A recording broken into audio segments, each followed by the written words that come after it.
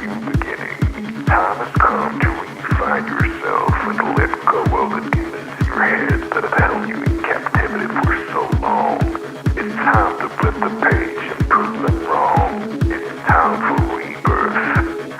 Yeah, time's up to say goodbye to all the haters, doubters, and non-believers trying to bring you down. In the blink of an eye, you'll realize that there's so much more to the book than the page you were stuck on. Finally, you will feel free to live a life you love living instead of the life you think other people want you to live. Remember, you're the highest authority when it comes to knowing what you want and what you love. So stop trading yourself for the approval from others. Ladies and gentlemen, weirdos and geeks, please repeat after me. I don't give a fuck.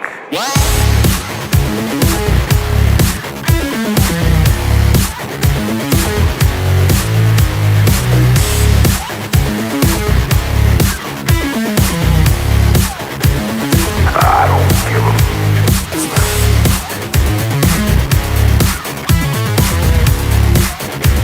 I don't give a fuck.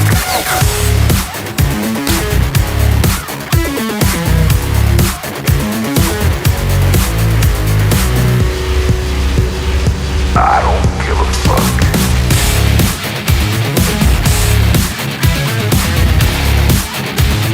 I don't give a fuck.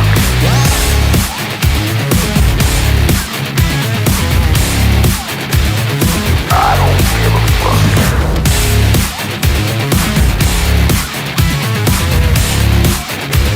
I don't give a fuck.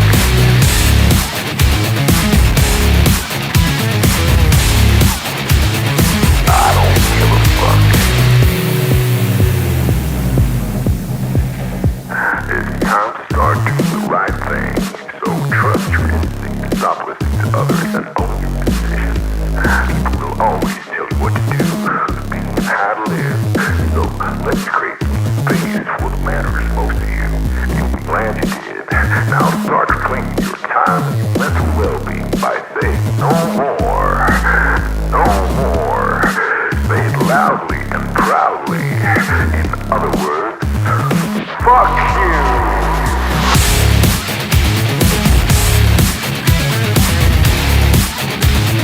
I don't give a fuck.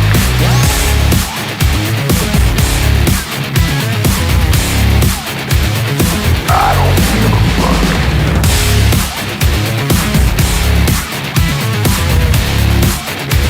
I don't give a fuck.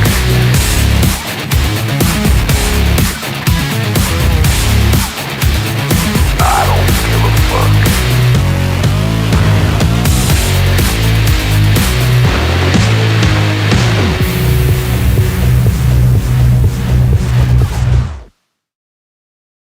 Target acquired. Eagle 1, first strike. You have permission to engage the target.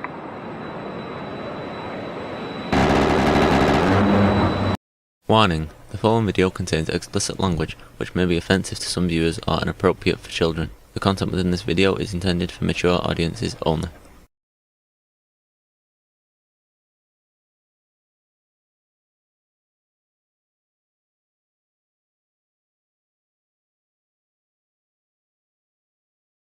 To incentives, right? Like you can put a certain type of incentive, and it can completely change the dynamic, right? You can put in collaborative incentives or competitive incentives or toxic incentives, or anything in between, right? Like you can design it, but like it's interesting that sometimes it's really unexpected mechanisms that will have like wildly different outcomes, right? Than you would otherwise predict. So I like that. Like I think game mechanics is like a good small low stakes way of testing that. But because you can see it. You can I mean, obviously, this is true of the state. This is true of governments. This is true of corporations. And marketing and things of that nature. But again, there is something isolated about video games where you can kind of you can see just how much small incentives can have a large impact in cultural change. board games too, right? That can happen. Like some board games like have more toxicity. Like when you're playing them, like it Monopoly? encourages more Like Risk. Yeah. Like who here hasn't had a girlfriend get drunk and play Risk with you, and then you betrayed her, and then she walked out of the house and tried to disappear into the bushes somewhere, mad at you because she thought that you loved her, but you do love her, but not so much that you won't betray that bitch and take over Africa when the time is right. Oddly specific. Very oddly specific. Not speaking from personal experience at all. Not speaking from having to go through a bad part of town at 1 o'clock in the morning chasing a drunk girl because you made a mistake and took Risk too seriously. That's really funny. But no, I'm totally with you, friend. I think you're really hitting on something there. That first of all, I didn't say hi to anyone yet, and to the audience, we're just waiting for a few other people to come. I think like 2 others, and we'll be good to go. But hey, Lactoid Scott, Corey, my good friend Bam, Yo. and Grid. Happy to have you. But yeah, just the idea of game mechanics having these different outcomes, right? Like you can, it's interesting. Like I think it's interesting what people will do for like status, right? Now this is a little different from what we're just talking about, but just like the things that'll drive a person to like to do antisocial behaviors to gain more status, right? Like even in like extremely low stakes environments, it's something I've always found like super interesting. Can you give an example? What do you mean? Yeah, sure. Okay. I brought this up before on stream like a long time ago. But what got me thinking about this is actually a Star Wars novel. And it was basically Luke Skywalker explaining why Jedis like have the right to just like lop limbs off, whatever, because the Force, and someone was responding to him and saying, "Oh, that doesn't quite make sense, right?" And part of that conversation was talking about how when individuals don't scale their efforts to the rewards, right? And so you could see this in in a department store, right? Or fucking CVS, right? Like, hey, I want to be not the manager, right? But the assistant to the manager. And there's someone who might be a favorite. And so I'm going to try to sabotage them, right? Just to be the favorite of the manager, right? Not even an official title. I just want to be the assistant to the manager. And this is the way to do it, right? And you can see vitriolic behavior and the most for the least of things, right? Doobie. So I wish Doobie was reputation management, right? Is what we're talking about. When Doobie gets here, which hopefully be soon, Doobie actually knows a lot about this. Because about how women operate in the workforce. Got it. Yes. Politics. So you'll see that in the Politics Discord server, where people will do incredibly vicious things, just to become a mod, right? Or just to be Doobie's friend because Doobie's the head of it, right? And people just want to be near him, have status in the community. It's crazy.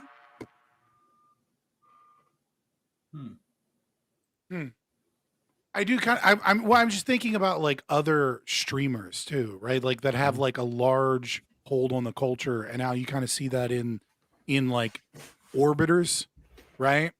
You see, when you look at Destiny orbiters or Hassan orbiters, or weirdly enough, I'm trying to think of a right wing example, but I can't think of a right wing example where they have a lot of orbiters. Andrew, I guess Andrew Wilson, Trump orbiter. Well, yeah, now we're in a different space when we're talking about that, right? The cult of MAGA isn't the same thing as the. You have the whatever it's podcast relevant, and the fresh and fit guys, same people who circulate on those. No, yeah, you were really? Fucking yeah, yeah, for dude. you, man. Oh. Hell yeah. Telling them whores to stop being stupid and shit. Hell yeah. You get them. Hell yeah, dude. What a loss. But yeah, you do. Hell yeah, dude. DM me when you're on so I can watch that one because I'm not watching an 8-hour podcast regularly. $10 super chat from Grassroots Hegemon saying, the old drop at 10K stack in the wilderness and RuneScape strategy. I see you, Fabian. Listen. We don't talk about elders. We don't talk about what happened with Ultima Online. We don't talk about Star Wars Galaxies. We don't talk about RuneScape, and we don't talk about EverQuest 1. Okay, those were the old days, and we were toxic, and we were an asshole. All right. The old days of the MMOs, we don't talk about that shit. Did you ever do? We certainly don't talk about Dark Ages. Mic check for you guys. Things like that. Can you guys hear me now? Trimming scam? Did you ever do Mic check. I'm trying to think. I never played old school RuneScape, so I played RuneScape like as a little kid. I did a lot. I did a lot of shit, but it's been 20 plus years. I was about to say, did you have a girlfriend on RuneScape that was probably a man? No, I never had any of that. Oh. I probably did at one point. The person kept calling me sweaty as opposed to sweetie. I was 11. Well, were you that's sweaty back then? It's kind of legit though. I wasn't. No. I used to love RuneScape. Sweaty's kind of a fucking compliment these days, though. Like like the sweats or sweaty gamers, like the people that go like extra hardcore. Yeah. It's try hard, but it's like, but like people don't use it like try hard, right? Like when people say like, oh, this person's sweat or they're sweaties, it's like sometimes it's seen as a compliment. Is almost as much as it's seen as an insult. Like, oh, this is what the sweats do. You don't have to do girlfriend was that. ahead of her time. It was clearly a misspelling. Yeah, I was about to say, honestly, RuneScape was like a different level. Like, to me, I felt like it taught children like what hard work looks like. Because I remember fishing for lobsters like 6 days trying to get to swordfish. Mm-hmm. It's a dedication. It is not a quick process. It taught me how to type. Wood cutting. I can see that. So much. Yeah, the old ones are far can't really mute them down. I can still hear them, which is really only see that in like MMOs now. But good to see you guys out there. I was not into really cool. Those type of games, so I missed you that. You never one. got in a RuneScape? Oh my god! It was I've seen other people. I only when I started. Everybody's Twitch, having a good night. I actually made a good debate friends tonight. who were into Subject RuneScape, matter is and awesome. I was like, I'm really into it. Watching them like stream I just the want to game hear what everybody's right? openings are. And I'm like, holy shit. This is so funny. And it really was. as always, it's really hard for me to grip in these RuneScape debates. So if you guys, remember, there are some games I think that are send like us some cash, send us some money. The popularity of it really is mostly nostalgia. Done tonight. It's gonna be fun. It's gonna be a good and then there are games that are like really really good, and the nostalgia is there as well.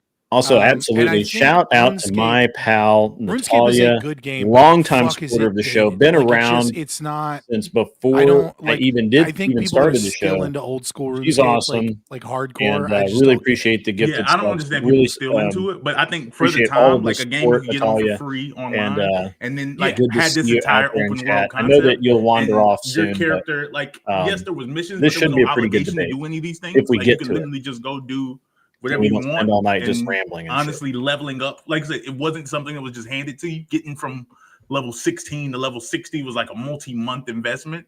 I don't know. I think it was like, if for the time, it was pretty impactful. Bro, who's this mentally ill person? Hold on. It's just like, you have to be more specific, Scott. You had to be there. You weren't there. Which specific I wasn't mentally ill person? It's all of us. Probably.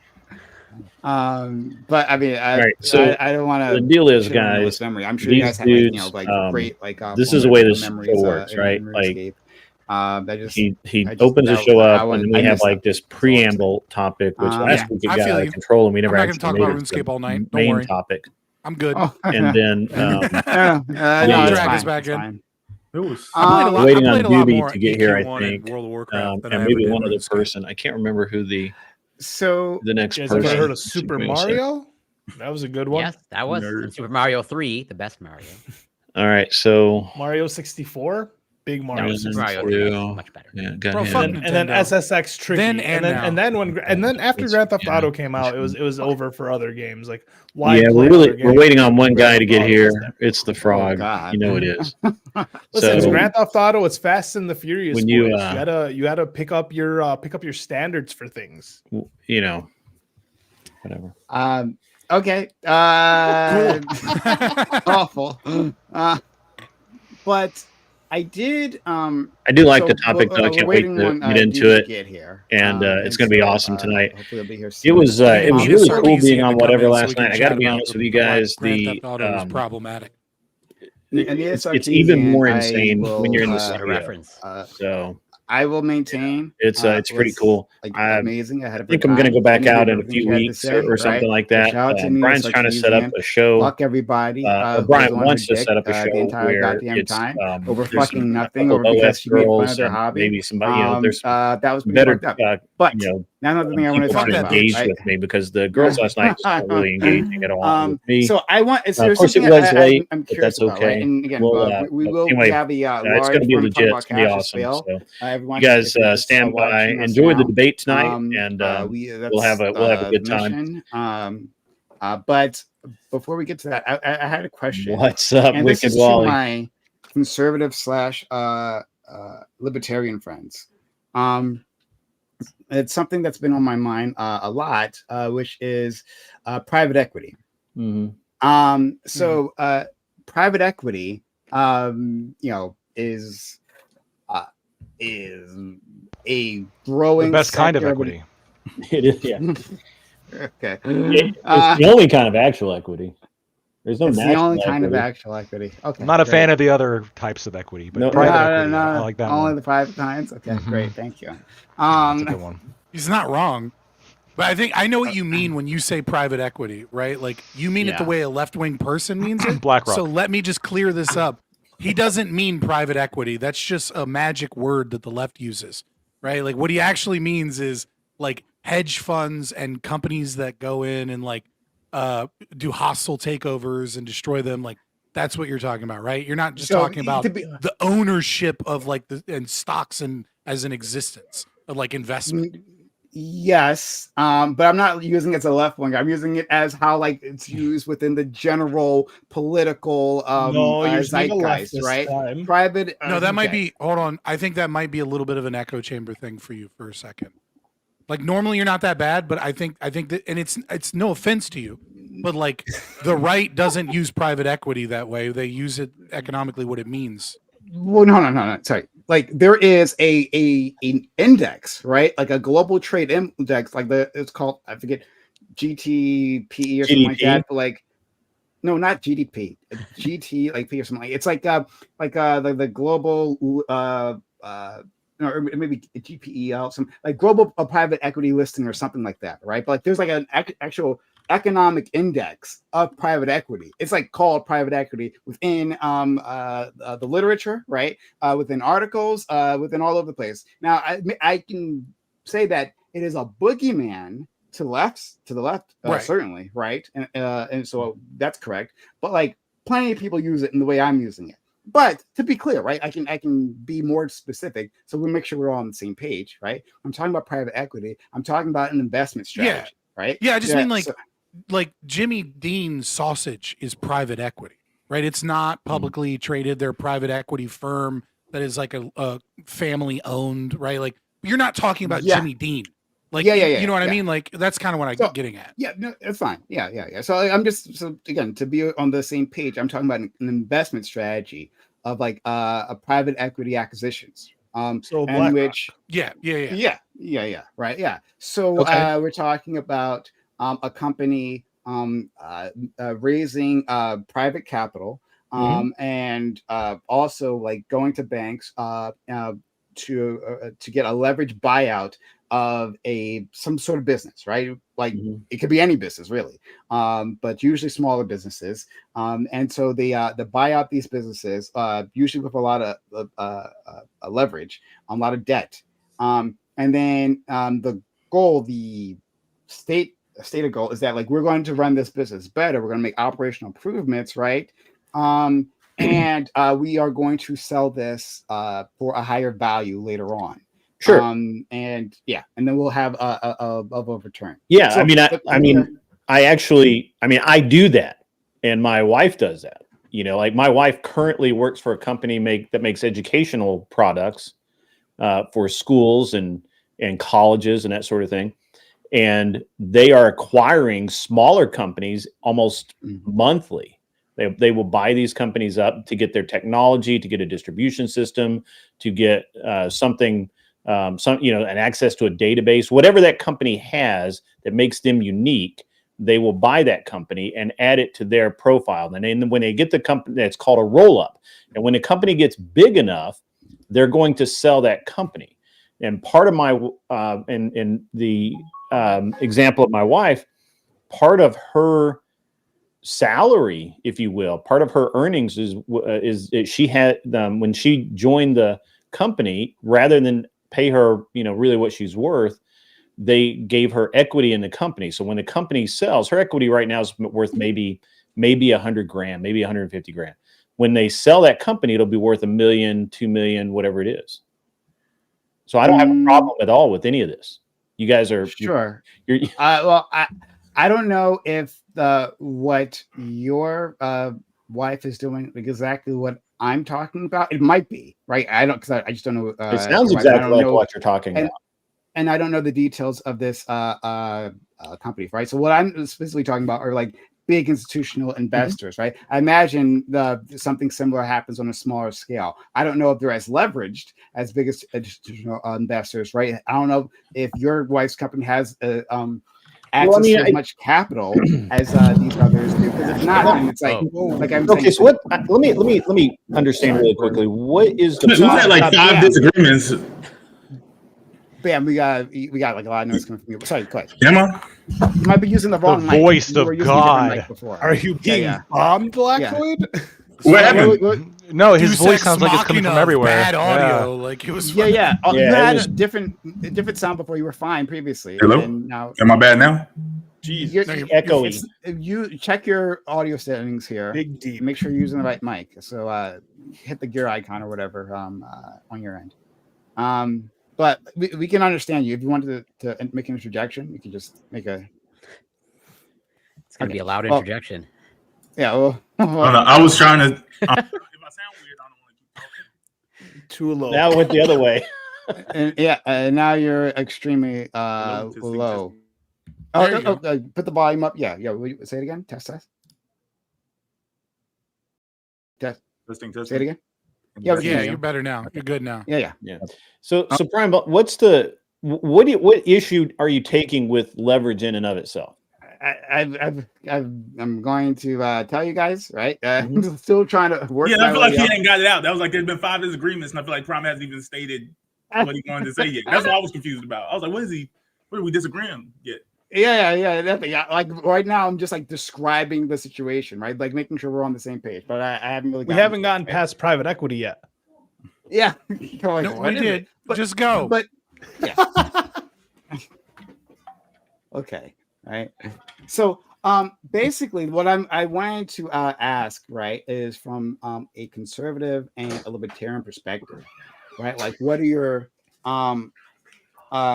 thoughts on this particular like investment strategy, right? Like and its outcomes and like not just like simply economic with in terms of hey, does someone actually make a profit at the end of it, right? That's one thing, right? But also like its effect on businesses, its effects on communities. Like I got a lot of questions about like, is this a strategy that we should be encouraging, right? And I don't want to do this not from a like a leftist perspective, right? I'm not doing this from an anti-capitalist perspective. Like that's like something else. So I'm going to do this like from a like internal critique. That capital is good and wonderful, right? But just like talking, but focusing more on like of the options that we have available, right, to for mergers, acquisitions. What options exactly? Because I feel like we're going to have to define some things pretty clearly. before we do that, right? Before we do that, we will go down. Bam, you have something you want to say? Yeah, well, I know the question's for them, but I was saying just for clarity's sake, can you ground what you're saying in an example? And you don't have to use real companies. You can say when company A does $100 million, whatever. Can you ground it in an example just so we know what we're talking about? Thanks. I will do exactly that. I appreciate exactly that. Yeah, and I'm glad you brought it up because that's where I was. Wait, Prime, real quick. Just if you could adjust the tone of the way that you're speaking, because it's getting really hard to understand. Like maybe turn up your mic, whatever it may be. But just like continue. No, you're great. No, I'm just messing.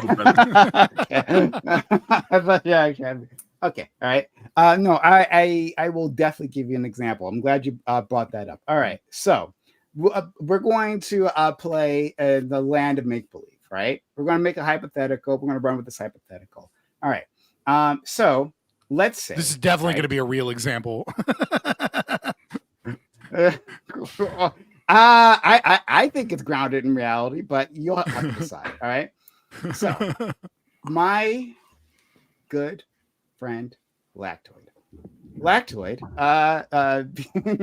the consummate capitalist. Damn, that's a big ass thing of water. It's so big. It distracts me every time he does it. Every time I watch. Because he's so sweaty. See, this is American abundance. Okay, this is what capitalism gets you. I can drink all the water I want. Actually, no. Canada has way more water than the United States. It's like a small waste bucket. Snow doesn't count. Shut up. I got cheap ass water. I don't live in fucking California. Okay. So my good friend Lactoid, right, being the consummate capitalist that he is, decides to start a business, right? And he like thinks and thinks. He's like, what could I make money off of? What do I know? And he goes, Eureka, obviously, right? I'm going to start a dildo company, right? So a Lactoid, creates Lactoid Dildo Incorporated. I do know what women like. It's a good point. Indeed he does, right? It's dildos for gay men. No, they don't sell specifically gay men dildos. Yes, they do. It says gay guy dildos. What's okay? So I gotta find a company real quick. All right, we'll find one for you. This is your company. Our buttholes are male. Okay, whatever. Worst business owner on earth. I don't know much about that. Realdick.com. Gay realistic dildos. Extreme restraints, dildos and butt plugs. Dildos made by gay men for gay men. Boys shop. How are you going to wear FUBU and not know what FUBU means? Boysshop.com. Fucking machines, huge dildos, anal toys. Shop the best gay male sex toys. I only have fucking machines and fleshlights, butt plugs, prostate vibrators, all right. Huge anal stretching toys. Your algorithm's a lot of people are about to get some weird Instagram ads after watching this fucking video. Enjoy those IG ads, boys. I only have the mental bandwidth to understand one minority community at a time. Right now, it's black people. I appreciate it's black people. It's very limited. He's trying. He's trying. It's a lot to grasp. It's a lot to grasp. Doing a number on your brain. And we appreciate a lot to grasp. Sounds like a great gay dildo company. You'll need more than two hands.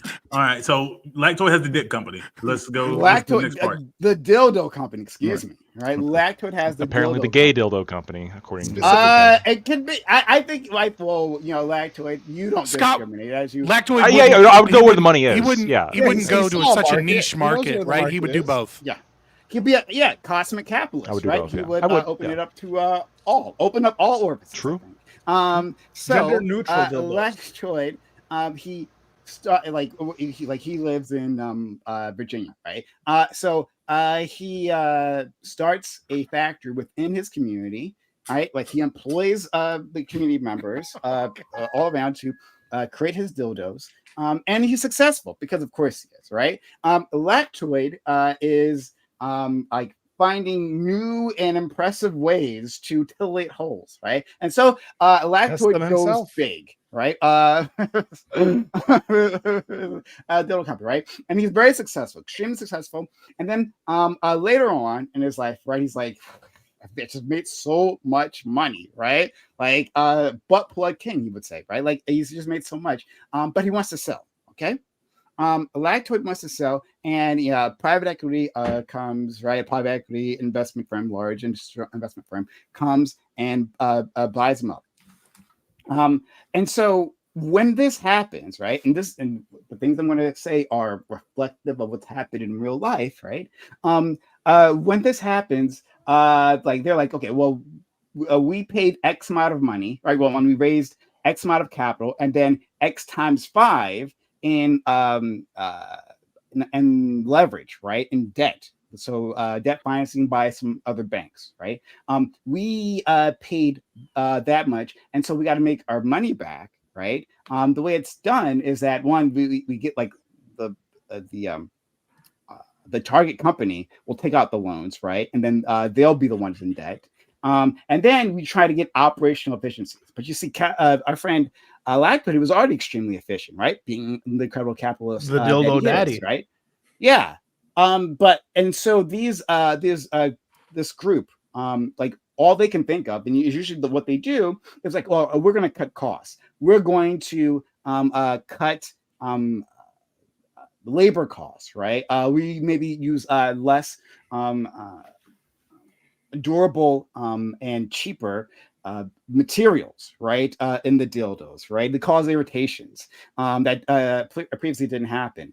And while we can boost on paper, right, revenue, we can boost on paper revenue, and maybe we raise prices of the products, and well, you can't boost you can't boost revenue on paper. Boast is what I think he meant, right? No. He means boost, but boost revenue, raise revenue. Yeah. You can't do it on paper. That's fraud. That's why I thought he meant boast. Like on paper, you can. No, hold on. I know what he means. I mean, you could. It's called fraud.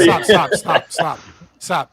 Because so that Prime can get through this, what he means is by cutting the costs of production, right? You will have more profit, not per se more revenue, assuming prices are the same. And when he means on paper, what he means is it's high time preference thinking, because as he said, maybe they cause irritation, maybe the quality of the product has gone down. Right, so in the immediacy, you're getting more profit, or by raising prices, you're getting more revenue, but you lose competition in the long term because your quality of your product suffers, etc. So on paper, it's like revenue's gone up, profit's gone up, everything's great. Well, only the American government can get away with that. So maybe instead what I should have said, like, a private company can't get away with that because it'll come out in due diligence.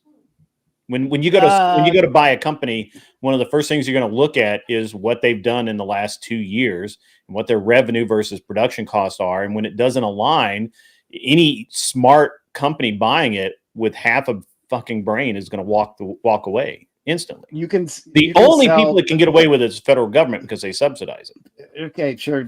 People buy junk assets all the goddamn time. Like, I don't know what you're talking about. Like, people buy junk assets all the time. We make mistakes, but what you're talking about is very easily detected. I mean, I look at companies all the time, and I would find that instantly. Like, they'd be like, I didn't say that it wasn't easily detected. I didn't say that you couldn't find these things. I'm saying a separate statement, the statement that I actually said, right, is that people buy junk assets all the time, right? It's the only thing I'm saying. But in any case, right? So I'm not trying to belabor this point. The point is that the incentives change, right? So Lactoid had a connection to his community. Right. And Lactoid, right, like he understood like the things that give value to his customers, give value, and like how to run his business in a certain way. Girth and elasticity. Maximize productivity. Exactly. Right. But for the private equity, their goals are different. Their incentives are different. Their incentives are just to like say that this company is more valuable, and then so like when it's time to offload this asset, right? The numbers back it up, even if the company is doing less in terms of customer satisfaction, in terms of long-term health, in terms of growth, right? If these things are doing worse, it's fine as long as we can get it off our books. And so basically, now I'm going to wrap it up, right? What I want to ask all of you is like, isn't this a a set of perverse incentives for capital, right? Like the only reason they can buy these Blackwood's company, right, is because there's a bunch of debt, right? They do it through debt financing, and they get Blackwood's company to buy to make the loan. So Chuck, in Blackwood's Tennessee, that's exactly fraud. Profitable, but now it's underwater because now it has to service all these loans that the new owners are forced to buy. Right? Well, let me give you a real world example of that very thing. Don't let me please. I mean, if you want the answer to the fucking question, I'll answer the fucking question. Hold on. I want to say the question. I'm going to say it, and then I would love to hear what you have to say. I would really, I want to hear what all you have to say. Anyway, no, you don't. You don't want an answer, Prime. You're just sitting there preaching. I will give you the fucking answer. I can give you a real world example. Motherfucker, I want to say the question, and then I want the answer. Right? So listen. You've asked the question. No, I haven't. All right. No, I haven't. I spent the entire time describing it. I spent a long time doing it, but I spent a lot of time describing it. Okay, great. So, so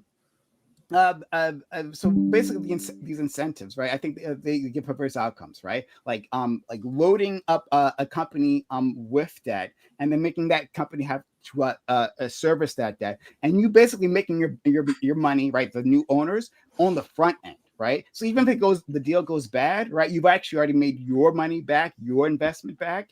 But the company, right, the target company is now saddled with debt. Hopefully they can finance that, right? That these individuals, they don't actually care about the product. He doesn't understand that it's fraud. He thinks this is how now we're talking about Lacto's amazing dildos. But it could be plumbing, it could be dentistry, it could be whatever it is. These people don't actually care about and don't know necessarily anything about the product. It's just widgets, and we've got to increase profits, increase revenue somehow. We are belaboring the point now. and it's a dumb point. I will hold on. I'll do it if I want to. Thank you. Okay. Right. Thank you. So in any case, what I want to know is when we were talking about these incentives, is like, should we be looking at is it worth it? Right? Is this a good thing to our economy? Is it making our economy worse? And I have other examples for that too, but I'll leave it there. Yeah, so most of what you described is called fraud, and you don't front load in as a buyer. You can't front load in profit. No bank will allow that to happen. I deal with companies. I literally buy companies, and that's not how any of that shit works. Now, I will tell you, I'll give you a real example of something similar to what you're talking about that actually is how this shit goes down. So there is a company called Topgolf. You may have heard of them. It's you go there, you have a party, you can play simulated golf and have a driving range, all this kind of shit. They spent billions of dollars building this company. As a matter of fact, Callaway was so excited about this company that Callaway bought them, and it actually became Callaway Topgolf. And the problem is that during all of their construction, they went about $1 billion, $2 billion in debt. I mean, millions and millions of dollars per facility, and they really weren't. And now back in the COVID times and coming out of COVID, and people just had a little bit of extra money and a lot of extra time on their hands. Topgolf was banging. It was full all the time. But once that kind of went away, it slowed down. Callaway has now split. Topgolf is Topgolf. Callaway is Callaway again. Callaway walked away with effectively no debt. Topgolf has all of the debt, but it's been split off into another company, and it will now either live or die on its own, and Callaway will not be affected. Now, it's a little bit of shifty financing there to make that happen, but I don't think it's not really exactly what you're talking about, but Topgolf will either live or die based on whether or not the public wants that company to exist. The other thing is that Topgolf was too easily duplicated after 3 or 4 years, and technology caught up with it. And so more than likely what's going to end up happening is it'll end up being sold off or broken up and sold off into smaller bits by the whatever conglomerate owns it now. I'm not really sure who owns it, but most likely it's going to be a break-even sort of deal. I don't know that they'll actually lose money, except in the individual facilities. But overall, I think they'll probably come close to breaking even. And that's kind of what you're talking about, where they're going to do, they did it kind of a leverage buyout, and they moved all the debt to Topgolf, which is where it kind of belonged anyway, because the Callaway was profitable. They bought Topgolf, and then Topgolf was dragging them down. They got rid of the albatross around their neck. I don't know that that's exactly what you're talking about, but that's kind of how this works. Is that nobody goes into a company and buys a bad company. Like nobody does. I didn't say that. That's literally not what I said. And I don't know why you bring load in profit. You just I didn't. Hold on. I said specifically. He said about a good company. Yeah, like Lactoid runs an excellent dildo company, right? And I won't have you slandering his name. So of course it's a great company. It's a fantastic company. And you said like, hey, you can't load up these companies. You can't front load profit get in these companies. But like that's what they do, right? They put the company, the acquired company buys or takes out the loan. Like that's part of that's the leverage buyout, right? From private equity. Like that's like just one Google search pulls that up. Like, what are you talking about? So the way that you can front load profit in is if you have a company that is asset heavy or has a lot of cash reserves tied up somewhere that they're not using. Now you can then liquidate that, and that could become profit.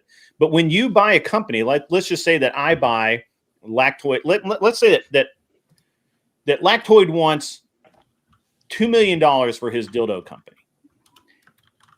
To buy that company, I have to come up with $200,000 cash to qualify for an SBA loan, which is the best I'm going to get currently in the market. They will not loan the whole thing, right? I have to come up $200,000, and I'm probably going to have to come up with more than that. Plus, I've also got to prove that I can operate the company. Now, let's say that Lactoid has been very,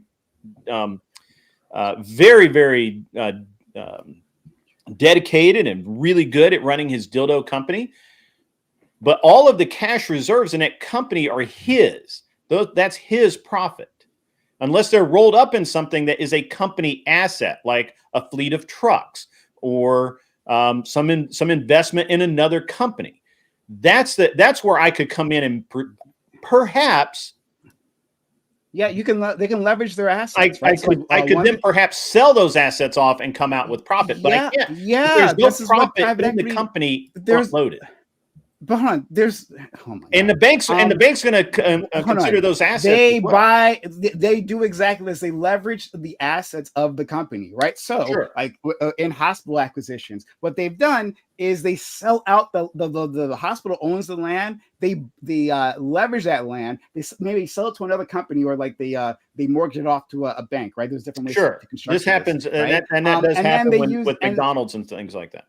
Yes. You can structure a deal where the assets of the acquired company that you're just getting, right, are immediately leveraged into debt financing.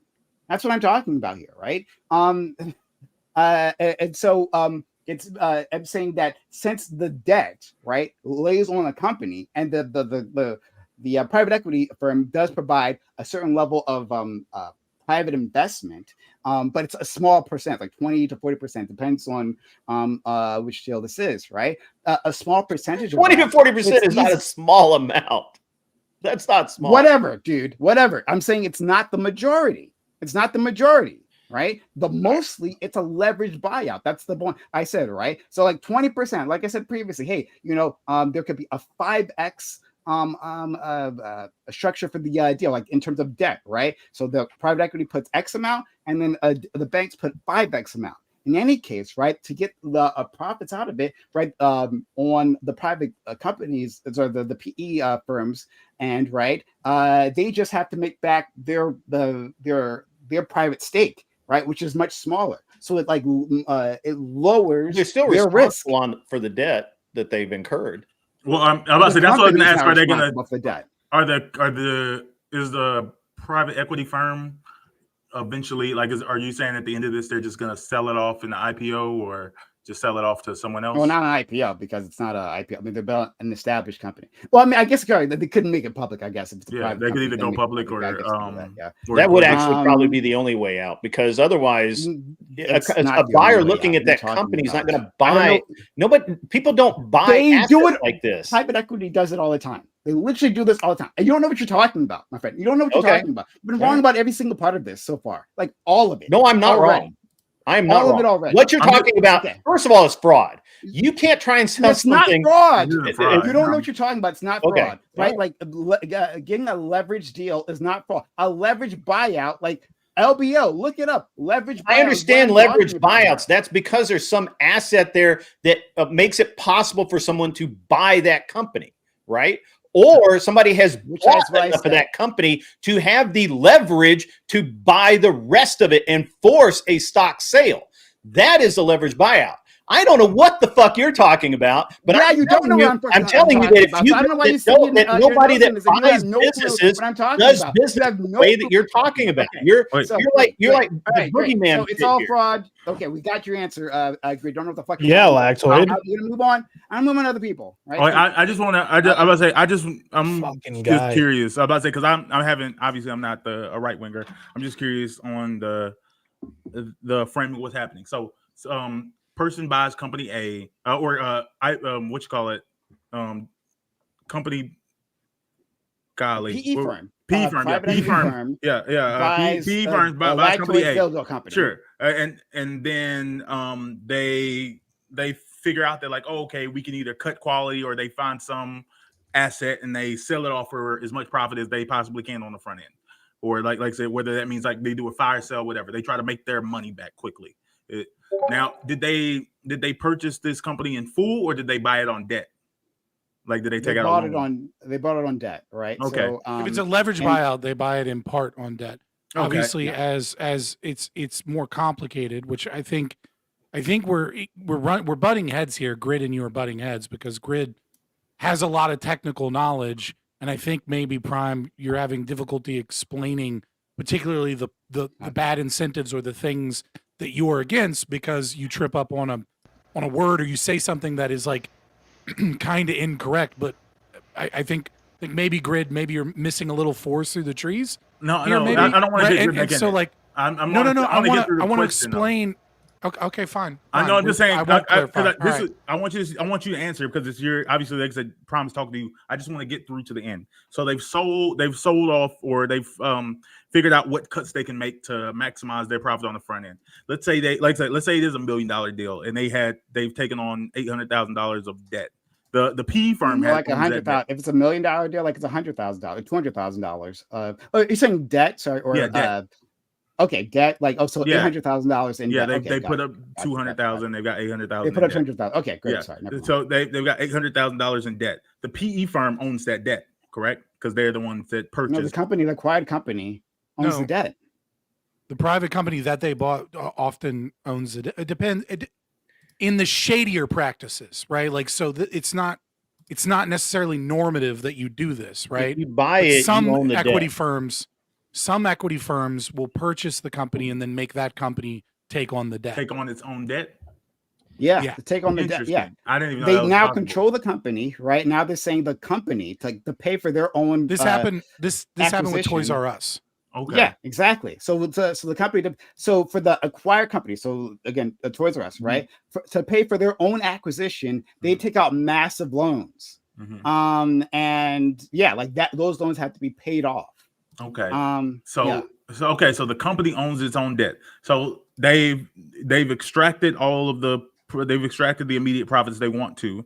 Are you saying that if the company goes under, the PE firm doesn't have to be concerned about any of that debt falling back on them, or does the PE firm have to figure out how to sell off the company to someone? Even so, I want to throw that to Scott because he may have a better idea. So my understanding, and I could be wrong here, right? So my understanding is that if it's a leverage buyout in the way that I've been describing, like Scott said, there's multiple ways to structure this deal, right? It doesn't have to be the case. Yeah, we're just describing the one acquired company does it. But yeah, I'm talking about a very specific example and a very pernicious example, I think, right?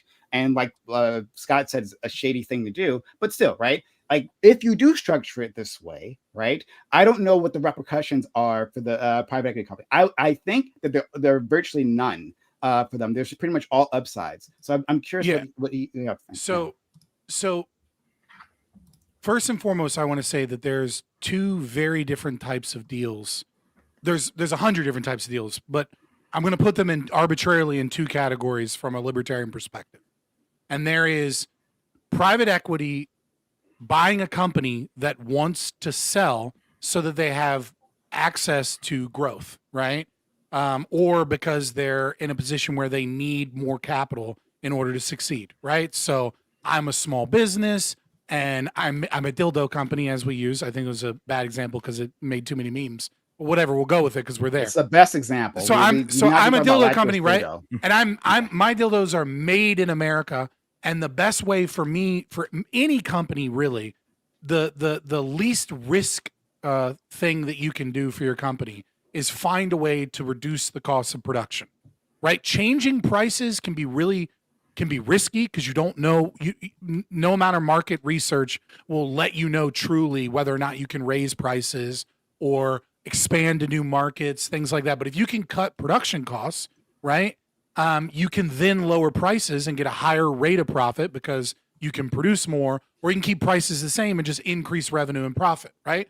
But a lot of times, let's say I'm a small company and I know that the best way to do that is to move manufacturing out of the United States. But I don't have the capital and I don't necessarily have the ability to get a loan right now. But some other company wants to come in and says, you're doing great. This is good. We're going to purchase some percentage of your company. And that's going to give me access to bigger companies. It's going to give me access to lawyers and people that, socialists that work with the government that make business easier, because that's the best way to make money in America is to be more socialist, not more capitalist, right? Or just the money to move a factory over to China, right? That's type A. Type B are companies either struggling or, mildly stable that don't want to sell, and private equity can get a combination of other private equity firms or banks or whatever to do a leverage buyout where they're purchasing part of this on debt, and then they can forcibly buy a company from people that don't want to sell their company. As a libertarian, this is anathema to free market capitalism. This is as anti-capitalistic as you can possibly be, because I don't want to sell it to a company that I know is going to gut it. And that's what happened with Toys R Us. And so I think sometimes we maybe confuse these two things, because one is good for the company and good for private equity. And let's be honest, that's most of how private equity is working, is that they're looking to find good companies that need capital, because now their capital investment is going to cause that business to grow, and then they can sell that company for a profit without any risk. Now, the other side of this, like the Toys R Us deal, is where they do things that I think should be absolutely illegal. I think it should be illegal to buy a company that doesn't want to sell in the first place. But another thing that I had to look it up, but the companies KKR, Bain Capital, and Vornado Realty Trust, they came together and bought Toys R Us. And what they started doing is they started selling Toys R Us's assets and then to the parent company, then transferring ownership of land to the parent company, and then leasing that land and putting them in contracts that were longer than the sale of the company, and then started charging the capital assets of Toys R Us management fees to do this process.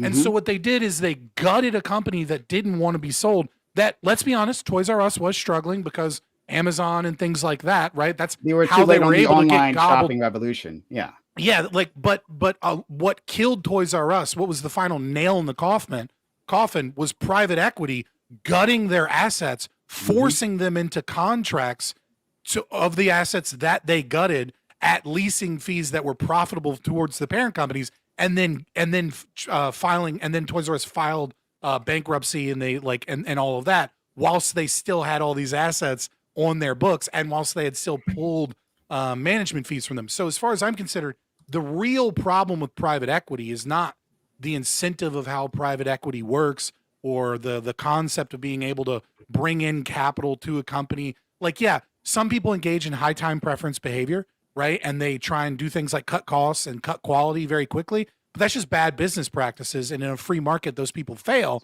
because they're bad at doing private equity. But the people that do hostile takeovers on leveraged buyout and then do shit like that is kind of what Grid was saying. I think it's tantamount to fraud. Okay, I'm okay with saying I don't know. Like, I'm okay with being the person up here that doesn't necessarily know everything's going on. So I'm learning right now.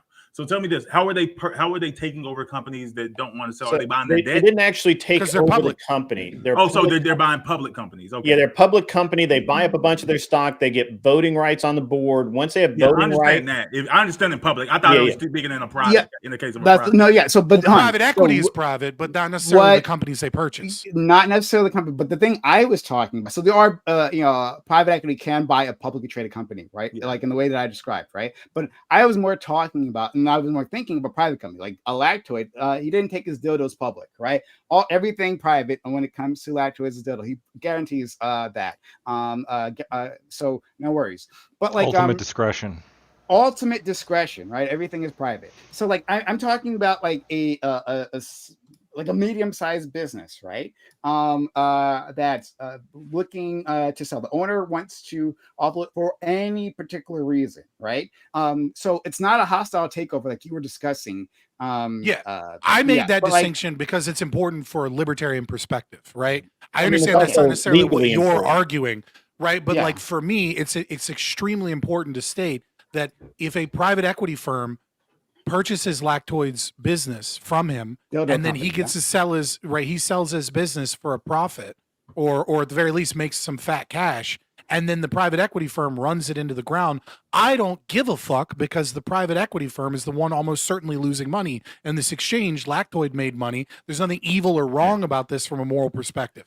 But if it's a hostile takeover of a publicly traded company, I take issue with that. I don't think companies should be forced to sell stocks to people that they don't want to sell stocks to. Okay, fair. But so let me explore that with you. Oh, and Lactoid. So I'll toss this to Lactoid, but like Scott, you can answer it later on. Talking about like, I guess I won't say moral, right? I won't talk about, I guess, morality, because I think that's going to take us to a weird place, right?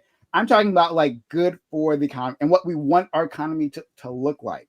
So, like, I think a healthy economy involves like workers doing productive activity, right?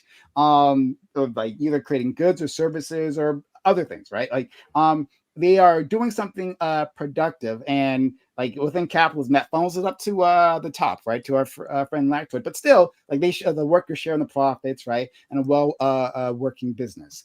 And they go like for a common goal, right? It's to the benefit of the workers, right, the laborers, and the benefit of the owners, right, for the business to run smoothly to continue. But private equity breaks this chain. Right. So like Lactoid in my example, right? Like I said, he cared about his community, right? Like he cared about his customers. Like he had like a customer loyalty program, right? If he bought like 3 like jumbo sized dildos, right? He would send them nudes to use the dildos with. You get a 4th one free or something, right? You get like a discount like for these things. Like these were things he did to like build customer loyalty. But like to increase profits, like in the short term, private equity gets rid of that, right? We get rid of that. We get rid of anything of the things that made laborers' lives easier, right? Maybe we cut break days or days off, right? We like slash that to as far as we can, right? Before these are benefits for our workers, and now we're taking that away, right? But all this happens because they don't give a fuck about dildos, right? Like they don't care about that. It's just an asset on their balance sheets, and they're just trying to increase the valuation as much as they can before they dump it. So what does dump the economy and good for the consumer? Yeah, because I think that's what we keep talking about, the earlier parts of it, and maybe Lactoid can speak to what does dumping it mean? Because somebody, where does that? There's no stock to dump. There's nothing to dump. Hold on, it's fair. Listen. If private equity comes in, right, and they don't give a fuck about the art of dildo craft. Okay, but they need just the wanna make machines that profit. make the dildos. This is actually what Right. happens. Private Right, equity will buy a company for a technology, a manufacturing I process, just want an to know where this IP, debt is going. and then We're talking about they different take that parts of out it. and they'll Right, dump the rest. but regardless of that, right? I don't disagree with that. That's probably how they're operating because it's more valuable to gain those things. But let's just assume that any company comes They in, don't do that. like they have one of two things when they come in. They can either increase the, they can either improve the business or they can engage in high time preference behavior, which is what you're saying. If a capitalist is engaged in high time preference behavior, which is what you're describing when you're saying, let's quickly reduce quality and, reduce, cut wages, things like that give us an immediate benefit. A company that does that in a non-fraudulent free market and isn't engaged in hostile takeovers, right? So what that company does is lose money because in the long term, those things are negative to the consumer and negative to the Agreed. economy. And then those companies collapse. Those companies Agreed. lose money on those deals. However, if they come in and they say, what I want to do is I want this business to grow so that I can make more profit, which is all they care about is profit. If all they care about is profit, then the correct decision is to lower costs in a way that doesn't harm workers, make a means where the price equation for labor is accurate to the market, or maybe even better to get better workers and increase the quality of the product. So even if someone comes in and they have zero fucking incentive towards the art of dildo craft and all they give a fuck about is profit, well, the best way to make profit is to engage in behavior that meets the needs and desires of the consumer, which is good. That's right. But okay. So I'm going to toss this to Lactoid because I think there's a break within that logic that our friend Scott was talking about. But like, I want to hear what Lactoid says. Maybe I can explain. Sure. Here's the problem that I think you're trying to describe, and you can correct me if I'm wrong. Have you got? I'm a boomer millennial, right? As I think a few people in here are. Do you recall in elementary school and middle school playing coolmathgames.com? Do you remember this? Mm-hmm. No. Okay. On Cool Math Games, I guess you're not old enough. On Cool Math Games, there is a game called Lemonade Stand, and in Lemonade Stand, you have 30 days to make as much money as possible, right? And you make lemonade. It's got to be, if it's shitty lemonade, you're not going to get customers. But there's a reputation scale, and you can boost your reputation by selling really good lemonade at a fair price. And so the hack is you max out all the stats. If you put in the most sugar, the most lemons, the most everything into one cup of lemonade, it's just the best lemonade ever. And everybody wants your lemonade, right? You get maximum reputation gains per lemonade. Except, so the game is you can make the most money by building the most reputation just by doing this. Except on the last day. Because the last day, you don't actually need your reputation. You can have, what you then do is, the customers already think your product is good, so they're coming anyway. You make the shittiest piss lemonade possible. You make it as cheap as possible per cup, and you balloon your profits on the last day because you only got 30 days to make profit, right? You balloon your profits on the last day. You kill the reputation of the business. Like if this, if it went on past, the next couple of days, there's more customers coming to, drink your pee water. But on that day, they trust you, and they're coming to buy what they think is good lemonade, but it's shitty lemonade. Is that the problem you're trying to describe, Prime? That these equity firms come in, make things really shitty, try to extract as much money at the end as possible, destroy the reputation of the business, and then walk away?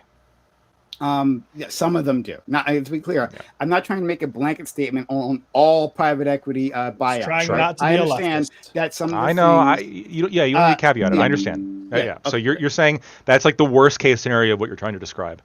I can accept this probably does happen in certain situations where there's firms that perhaps they see an opportunity for a quick exit and making a fuck ton of money. They don't really have as vested of a vision or interest in the company's long-term success, and they just want to take it. Yeah, like toy dildos, right? Like you said, like I meticulously craft my dildos. They're the perfect dildo. But then the dildo daddy. Yeah, but then XYZ one. I do not do. And then equity firm. That is a front loading profit. That's not front loading profit, right? But have they paid off the debt? Yeah, and somebody's going to pay off the debt. I mean, well, they can with the profits they use from killing your business, right? By either they're going to come in, they're going to rapidly cut down their workforce, they're going to reduce the quality of the services, rely on the reputation that the business has built up over time, sell off the company's assets, right? Try to like in that short period of time, and I will grant the profits as much as possible. I've seen that happen, and then take a larger share. Yeah, I can grant you that I've seen that happen. Eagle Products, who make connecting rods and pistons and engine parts, change the like banner? that. They moved. They moved up. Just because it's like really not doesn't good like for the the banner. I mean, look, I hate sure, the banner, but if we're gonna have a banner, people hop into a channel with a stream title about a topic and a banner about it, and then we're talking about private equity. I like it. All right, we'll do it this way. All right, go ahead. But yeah, so I'd have to redo my UI to hide the banner. No worries, right? It's easy to hide I think this is a lot more descriptive. But yeah, so there are different types of buyouts, right? Yeah, and you can sell junk assets, right? You can there's all kinds of ways to get these things off your books. Sell the company in a whole or in parts, right? You can like sell off all assets that aren't already leveraged. You can do so many things. We all saw Margin Call, right? I haven't seen that one. I mean, we can just think about McDonald's. McDonald's has made such a name with a brand. Like it sounds good in like capitalist idealism to speak to what was saying about like, oh, the best thing for a business to do is to increase the quality of their product. But speaking to what Lacto was talking about, I didn't say that. Which I do acknowledge is if you have the brand for it, you can slowly dip quality, and people they notice but don't notice, but they're just gonna keep going. And that's high time preference behavior, right? So we can see this, for example. Well, no, right, but no, that's not what high time preference behavior means. It means high time preference behavior means that you're engaged in making decisions in the immediacy as opposed to thinking about the long term consequences of your decisions. Even in the long term, there's no consequence to those decisions. Is what I'm saying. No, but like we can see this. We can see this with companies all the time, right? So a great example. I know we're streamers, so there's probably a lot of gamers here, especially in the audience, right? Especially in Twitch, right? Alienware PC. When Alienware was making gaming computers, they were the best like OEMs you could get, right? Nobody made better pre-built gaming PCs than Alienware. And then what ended up happening was they kept trying to cut costs, so they started making closed designs where you couldn't really see in it. They got bought out by Dell, and then Dell made them put in like power supplies that weren't like cheap Chinese shit power supplies that weren't like modular. They stopped making the aesthetics of the inside of the PC look good. They use cheap ass RAM. And now what you have is you have a company that still exists. You can still go buy an Alienware. But nobody, not that many people buy them. Because iBuyPower, CyberPower, small businesses, all these other places exist where you can get a better quality product for a better price, and you can't get AMD from them because they have all these like backroom fucking deals with Intel and Nvidia, and they're shit computers, and the business has suffered. Sure, but you're talking about like things that don't have the same brand power as a McDonald's. Again, do you think McDonald's? No, okay, sure, McDonald's had bigger brand power, but in the gaming PC market, Alienware was the king. Sure, but nobody better. That's a new market, though. In the scheme of like history, like I don't think that you can. These aren't arguments against what I'm saying. This is silly nonsense. I'm saying that the brand just wasn't strong enough. Like you're saying that, like, oh, like gaming PCs. The brand was as strong as brand. I think there was for gaming PCs. Sure, but you're talking about a new industry. There is no like long time. The gaming PC industry has probably existed in reality like a decade. No. Yes, you don't have Alienware's been around a couple decades of like actual big gaming. That's not like we were talking about. Alienware was back in like. I don't care about that. Why are you goalpost shifting to new market?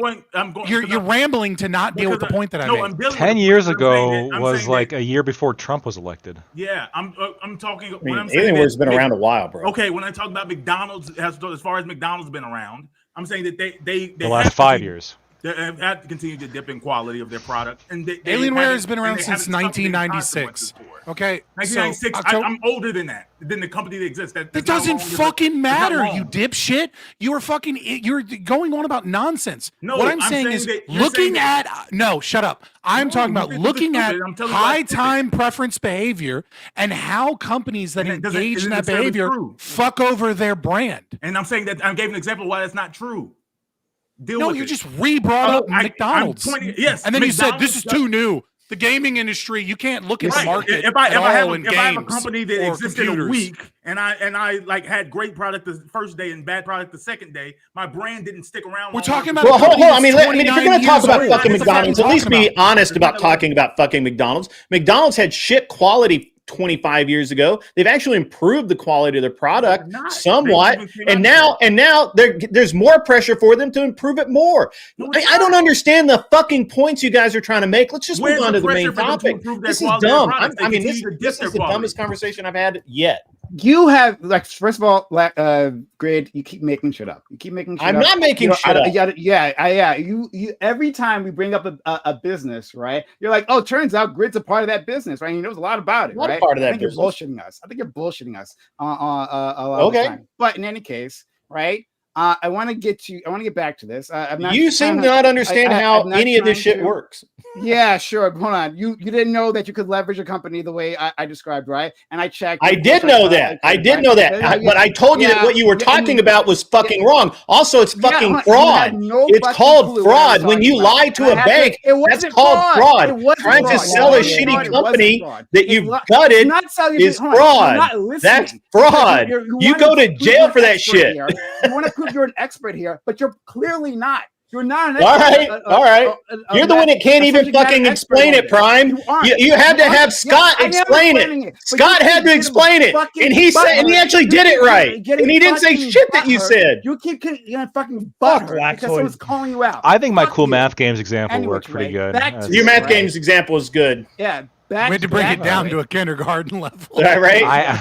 For the conversation to make sense. But what I wanted to talk about, so back to it, right? And so in the real world, businesses last more than 30 days. That's why that trick doesn't work. Right. Because day 31, you fucked up. Not really. Yeah, you destroyed. I mean, I don't know how long did Lehman Brothers last after the 08 crisis or the 07 crisis? Not very long. But even then, right? Like if you have socialism, that's not the market. Get out of the company. Sorry. Guys, if you're trying to get out of the deal, right? Like in a short amount of time, right? You're not. That's what I'm saying. Like for some of these deals, you're not planning to be here for 20 years, right? And like maintain this brand, right? You're planning to get out of here in maybe 5 years or like whatever, right? 2 years, whatever however the deal is structured. So like the point is to like boost profits as much as you can, right? Or sell as much assets as you can, right? This can happen. Make your money back. So this like happen, yeah. And so and this has been has shown itself in all kinds of, and I think, pernicious ways, right? You're right. I am tired. I did get some sleep on the plane, but I almost missed my plane. Fucking Brian. For instance, he didn't keep me there. We chatted right? This is a big until thing I literally arrived at the airport at 4 o'clock. Just buying up like small practices everywhere. I boarded my flight at 5:10. I checked the bag, went through, returned the rental car, checked the bag, went through security, and then went to and boarded my plane within an hour, 1 hour. Like in an area. And so, like, yes, and I did get sleep on the plane, and I am really tired. And I just don't have any. I don't have any room for bullshit today. Or either one private equity or a few, right? And so, like, choices are actually decreased, right? You don't have choices in the market. They're all being told, hey, to improve your business, right? These are the things you have to do. And that often involves like a degradation in care. And so, like, do you think this is positive for the economy? Again, I'm not talking about morals because I know your moral compass is different from mine, right? I'm talking about, do you think it's a positive addition to the incentives for our market? Sometimes it is, sometimes it isn't, right? I mean, I think we would all be pretty naive to say that you can't make money fucking people over in America. you can make money fucking people over in America or any country. Of course you can. And so in situations where, they are, again, trying to crash the product in a way that just generates the most amount of short-term gains, depending on what they spend that money on, that could be negative for the overall economy. That could be, yeah, sure, that could be bad. But it also, in many ways, it could be good, right? Like private equity, believe it or not, I'm pretty sure, correct me if I'm wrong, but if I'm not mistaken, I think private equity actually just saved Red Lobster. Like they are out of that process now, and they're doing better than they were before. I remember Red Lobster. They put an Indian in charge, and that dude knows black people. He's like, we got boil bags. All right, come back, and they're fucking. They're cooking. Well, and then the other thing here is so there's a story again. I got this from a documentary interview from Warren Buffett, where he was approached by Lehman Brothers, and he was asked to bail them out before the government. And Lehman didn't get bailed out from the government. I'm pretty sure. I think they actually did go under. A couple other big banks like AIG did get bailed out by the government, but Lehman was particularly in dire straits. And they went to Warren Buffett and they said, "Hey, can you bail us out?" And Warren was kind of open to the idea. And then he took a look at their balance sheet and just saw how horribly they're getting railed by these subprime loans that they had given out. And he said, "We just can't do it. Like it's not responsible for me to give money to you and help you out in the situation." And there are guardrails, right? Like, yeah. Perhaps Warren Buffett maybe could have been like ultra predatory or like try to just do something along those lines, but I don't know if he would have even been able to. I think that a lot of businesses that are looking for private equity are businesses that are on the verge of dying, right? And so yes, you're just like the ICU probably has a pretty high mortality rate, but that doesn't mean that ICU doctors are worse than general practice doctors. It just means that the kind of people that go to an ICU are almost going to die. Just like the kind of people that go to private equity firms, the kind of companies that go to private equity firms are disproportionately in distress. They're heavily indebted. They're suffering from low, either low profit margins or their liquidity crunch, and they, otherwise they would die. And I think private equity oftentimes gives them a solution out when otherwise there wouldn't be one. So I looked at Red Lobster. I'm sorry, just to ground this. I looked at Red Lobster, and it looks like Red Lobster ended up private equity caused their harm, and I guess also made. Oh yeah, it was a really bad deal for them because it's showing. It looks like in 2014 they were acquired by Golden Gate Capital. But what in 2014 what they did was they sold all of the real estate underneath the restaurants to make the deal work. Toys R Us. I'm not talking about 2014. I'm talking about the second round. Yeah, in 2024. Yeah, I I was grounded, taking it all the way through. Yeah. So they sold. So all we the got real both estate, examples with one company. Both examples with one company. Yeah, which ended up increasing. Like basically, it caused them to file for bankruptcy because all the restaurants now had to pay rent for the property that they used to own, which led to them filing for bankruptcy. But they filed Chapter 11 in 2024, but then they were acquired in September 2024 by a second private equity firm, and I guess so far that's been positive. But I don't know I don't know if this second company also plans to, send them out to pasture, or if they're just doing a temporary boost or what. I mean, these things get passed on to different hands, right? And so payday loans exist. Yes, there are some distressed companies that go to private equity, right? There's also promises private equity does, we can assist you, right? Because they position themselves, and there's a thing that PE firms absolutely do. They position themselves as subject matter experts, right? We've seen this before here. They position themselves as subject matter experts on the sector, right? And they have different brands, right? When they're approaching a business of this, right? We're a dentistry group, right? And we know how to empower dentists to do the things that they love best, right? So you don't have to worry about the back end in terms of the office or anything like that, right? Logistics. We're going to be handling all of that, right? You just take a few suggestions on our end, and then sit back and profit, right? You want to take you out of the day-to-day grind of running a business, right? And do the thing that you love most, right? Plumbing, dentistry, or whatever, right? So they do that, but they're not actually subject matter experts, right? These people, again, they don't necessarily care. These are econ grads, right? These are hedge fund managers. These are, or at least, or at the very least, they report to them, right? Even if the front company itself may have people who know a bit more, right? They report to these individuals. Let's see. And so that dictates like the decisions that come down, and we see testimony from the people who've sold their businesses, right? Like I was under the impression, right, that they cared about like what I was doing and like things would get better, but like things are only degraded, right? Like we had to fire a few workers, and because we're so low on staff, right? We can't safely service as many people as we do, or as we used to, right? Or maybe we're forced to take a lot more appointments and like degrade quality for each one, right? These are the things that happen. Sorry, go ahead. Well, I was just going to say, there's a wonderful interview of Steve Jobs that I think describes exactly the behavior that you're talking about, but I don't know if it's like a fundamental difference in the way that libertarians view economics through Austrian. Hey, everybody, welcome right? back. But he speaks about ICBM, in this, like, right? And about echo how chamber bullshit ICBM right now that could have is been irrelevant. Windows, could have been Apple. They don't want like they to, had all of the technology. engage with they had reality. a head start. So. They had the brand IBM? recognition. Sorry, IBM. I don't know why. I was very confused. I'm sorry, Fred. Intercontinental ballistic missiles is a good way to fucking have power in the tech industry too. The North Korean company. I know that. It was like the military invested in making IBM. computers. So I'm like, it was IBM and another one. And what he describes is a process of when businesses forget that so what he talked about is when you have a monopoly, right? Which is essentially what IBM had. Because they had a monopoly in the market, as the way the left uses it, right? A majority market share.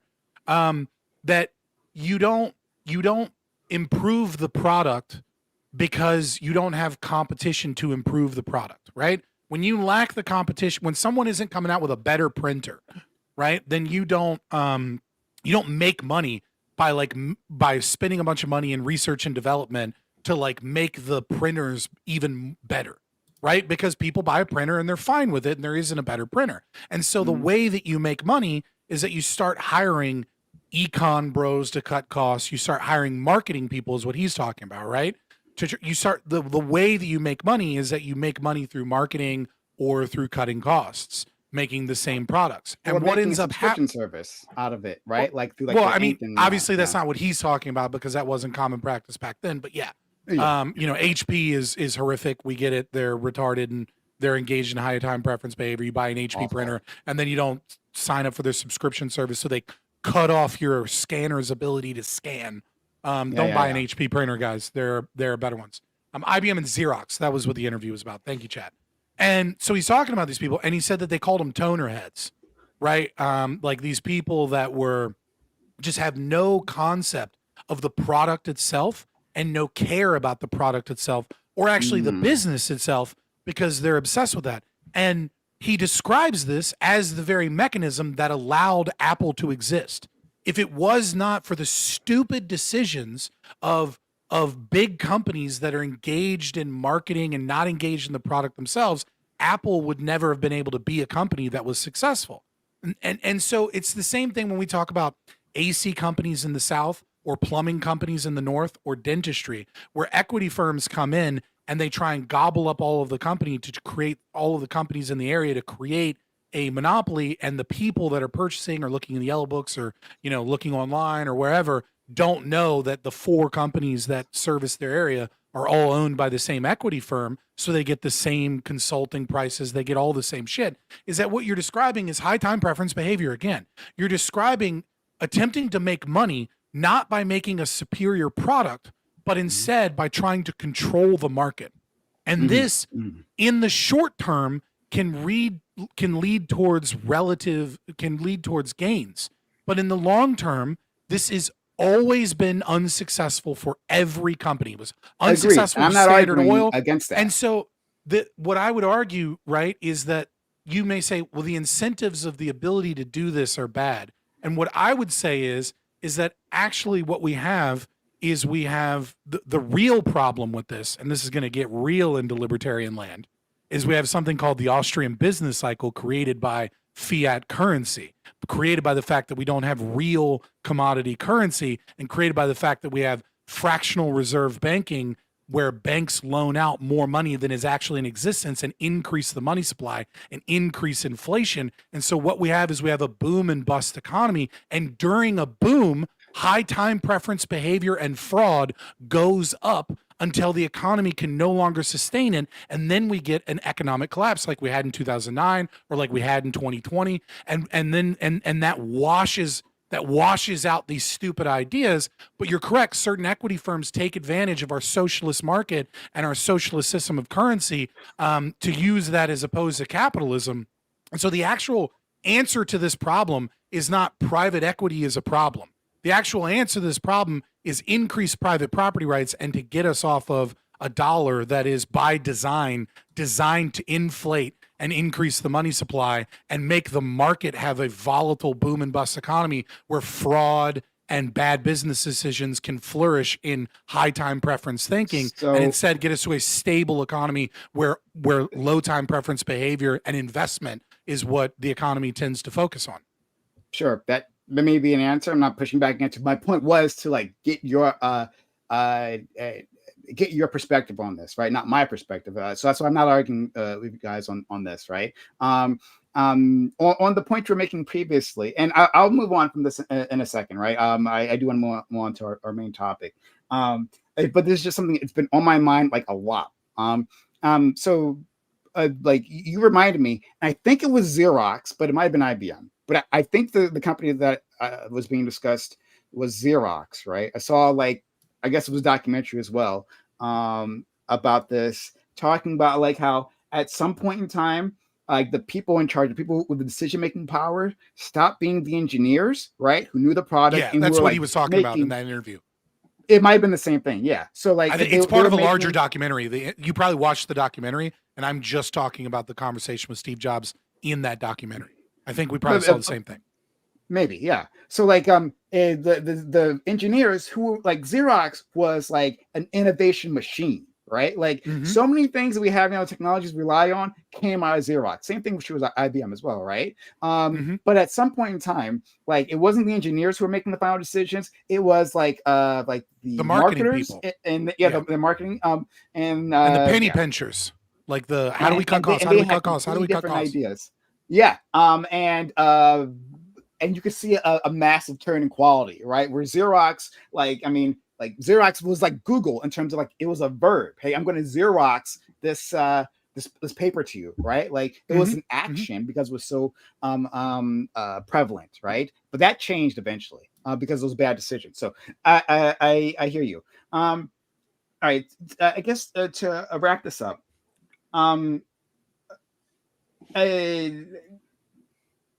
yeah, I didn't want this to be a discussion on morality, and if I made it sound like that, it's not exactly where I was going, right? Or even like talking about like necessarily banning private equity, right?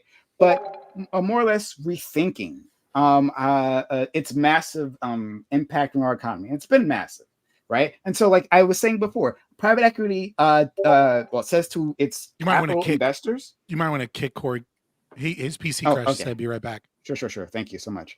Private equity. Let me see if I can. Kick from studio. Okay. Private equity says that it is a subject matter expert, right, to these companies. When oftentimes it simply is not, right, and it's not really its goal to be. And a decision it makes can be disastrous. We've seen this, for instance, in healthcare, right? We have. And you can go online. You don't believe me? You can go online and you can find testimonies from nurses, workers, right, saying, "Well, once private equity bought us, what they did was they cut quality. They cut the staff, right?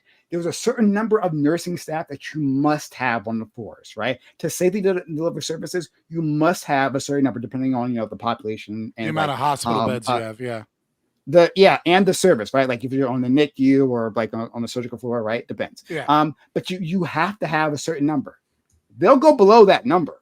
And it makes it very dangerous because you cannot respond fast enough, right? Or you can't go through rotations fast enough. It's a whole thing. High time preference behavior, and they gut agreed, companies. Yeah. I mean, healthcare is more complicated, so I wouldn't use it as an example because you have to talk about like pharmacy care managers, and like it gets really fucking, and it's the most regulated, most socialist industry that we have in America. And so it's just like it's layers of red tape and bureaucracy. Yeah. But I'm trying to be narrow in my criticism here, right? Like specifically like talking about like cutting staff, right? You can't cut staff here in the same way you can cut in other places, where you could cut in actually a dildo factory. You can't cut them in a healthcare setting, right? We see this in the real estate market where you can't grow either. It's illegal to grow your hospital in a lot of places. Yeah.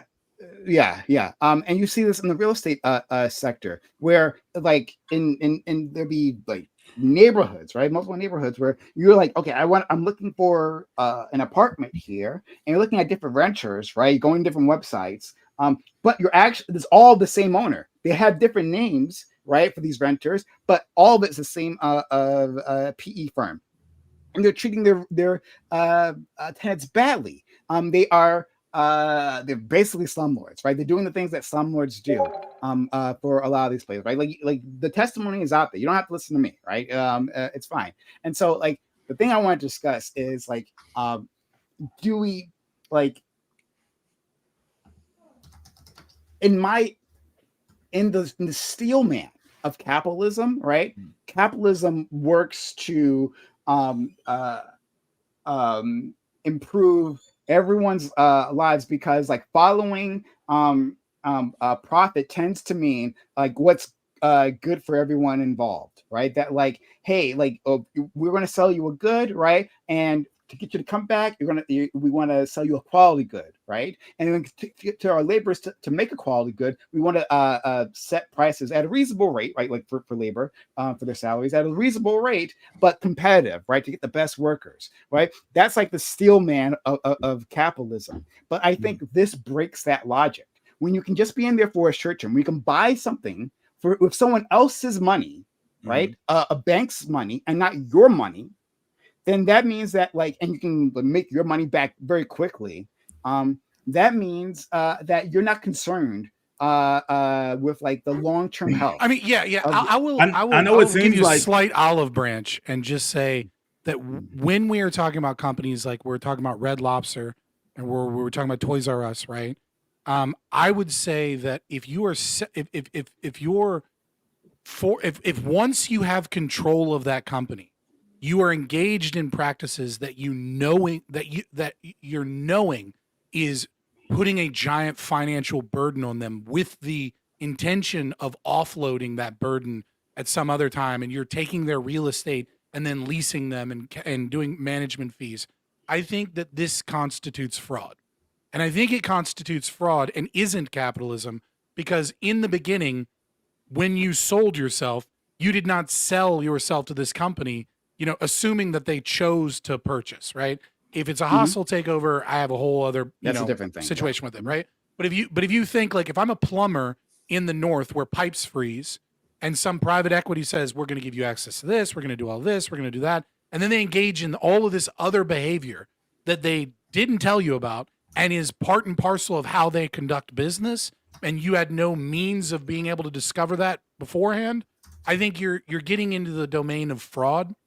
And that maybe the law hasn't caught up to this, but that we're no longer talking about capital being used as a machine to increase production. And we're now talking about a company engaging in fraud with the intention of gutting businesses. And I think this is probably a minority, almost certainly a minority of what occurs in private equity. But in those cases, like I would just say that that's fraud.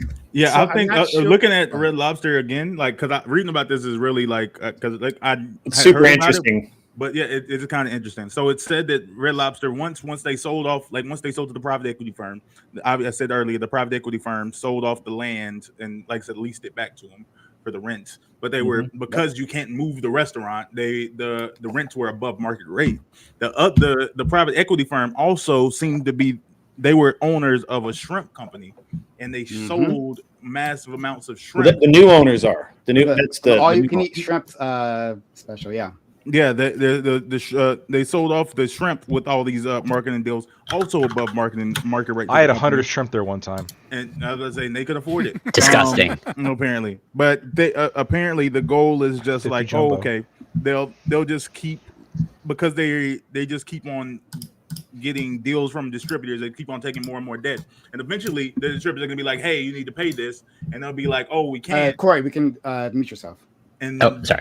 They can't pay it, but then they're just gonna end up saying like, "What? Well, what do we do?" And it's like, "Well, you can have this company." And they just tell you to It's like, I'm okay with a business doing all of the things you described that sound evil.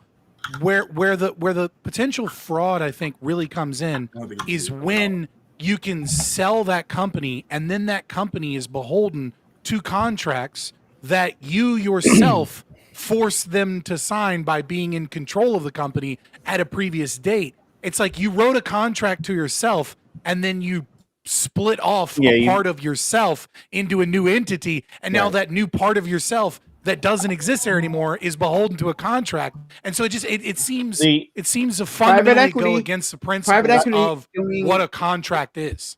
So private equity is doing transfers, right? Like something that private equity is doing is some firms they're selling the asset to themselves. They have like literally what you're saying, which is more little sense. They're like they have a separate arm, right? And they sell no. I just you're repeating what I said. Yeah, like I know. There's a problem with that. Yeah. So Scott, the interesting thing about Red Lobster is that when they made that happen, they were profitable enough to do it. I just want to finish my thought. Adjust it. I just want to finish my thought. I'm going to finish my thought. Thank you. Great. So there's that. But again, in terms of these capital improvements, these things aren't happening. So Bain Capital released a report saying that like only 6% of its growth came from capital improvements, revenue growth from the companies it was buying, right, within its private equity arm. We see that for these companies, 6% is outpacing inflation, and then. But the rest was because of their other practices, right? Like, okay. Yeah. Of their growth. My bad. Yeah. I thought you were saying they were only getting 6% growth, and I'm like, that's not terrible. It's not great. Yeah. I was like, that's not bad. They're engaging in a lot of shady practices, and I think it changes the incentives. I'm going to send you guys a video. And this guy is not a leftist. Don't worry. Okay. He's not a leftist. I guarantee you. He's a capitalist there. And he's talking about private, the state of press X the doubt chat. Oh my God. Okay. Whatever. I'm going to get 2 minutes in the video and be like, look at this fucking socialist.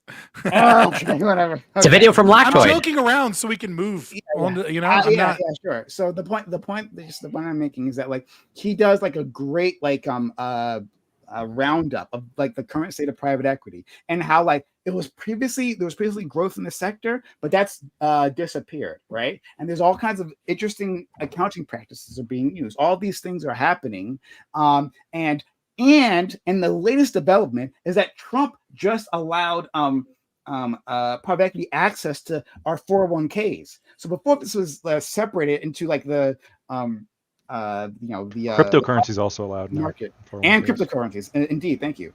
Into the private market, right? Like in terms of buying private businesses. But now, like there's a possibility that 401ks will start investing in these things, and it's possible that we're looking at a big balloon, right? That there's a balloon in the marketplace, and we're not actually addressing it, and then it's going to pop. And it'll be disastrous consequences.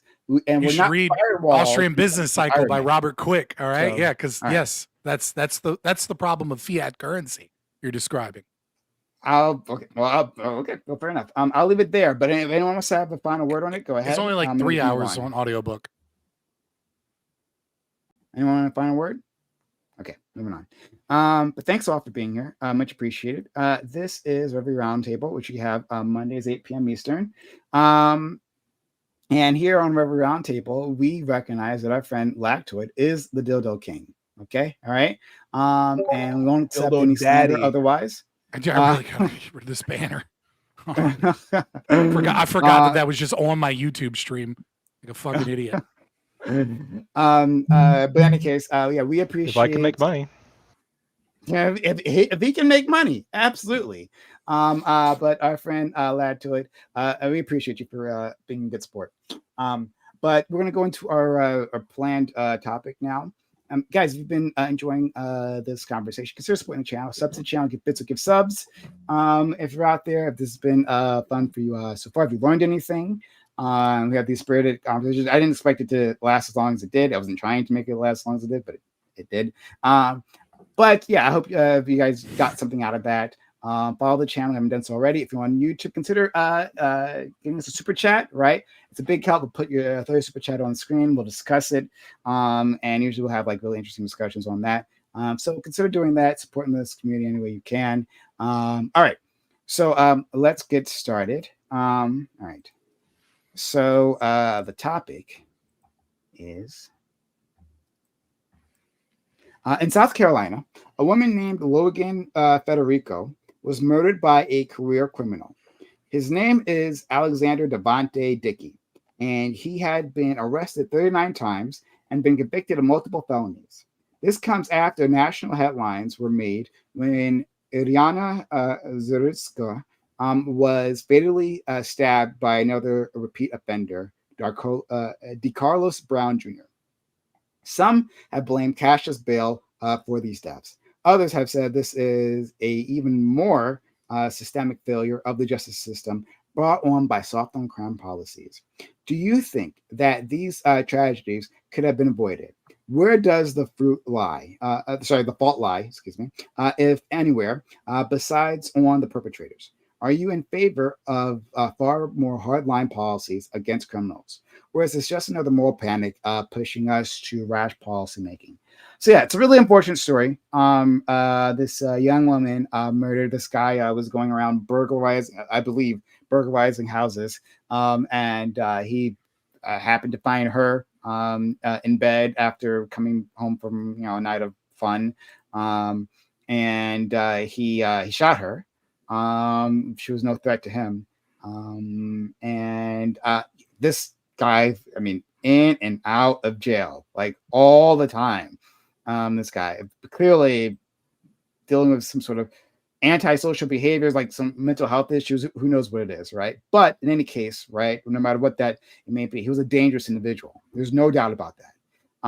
But he was roaming our streets, and we want to know is like, okay, so this happened, right? But well, no system is perfect. Is it really the justice system's fault, right? Or can we point to specific policies that have led us here, right? Is it cashless bail? Is that the thing that's done it for us, or is it other policies, or could this not really have been avoided? So I want to discuss that. Start my friend Black Twid.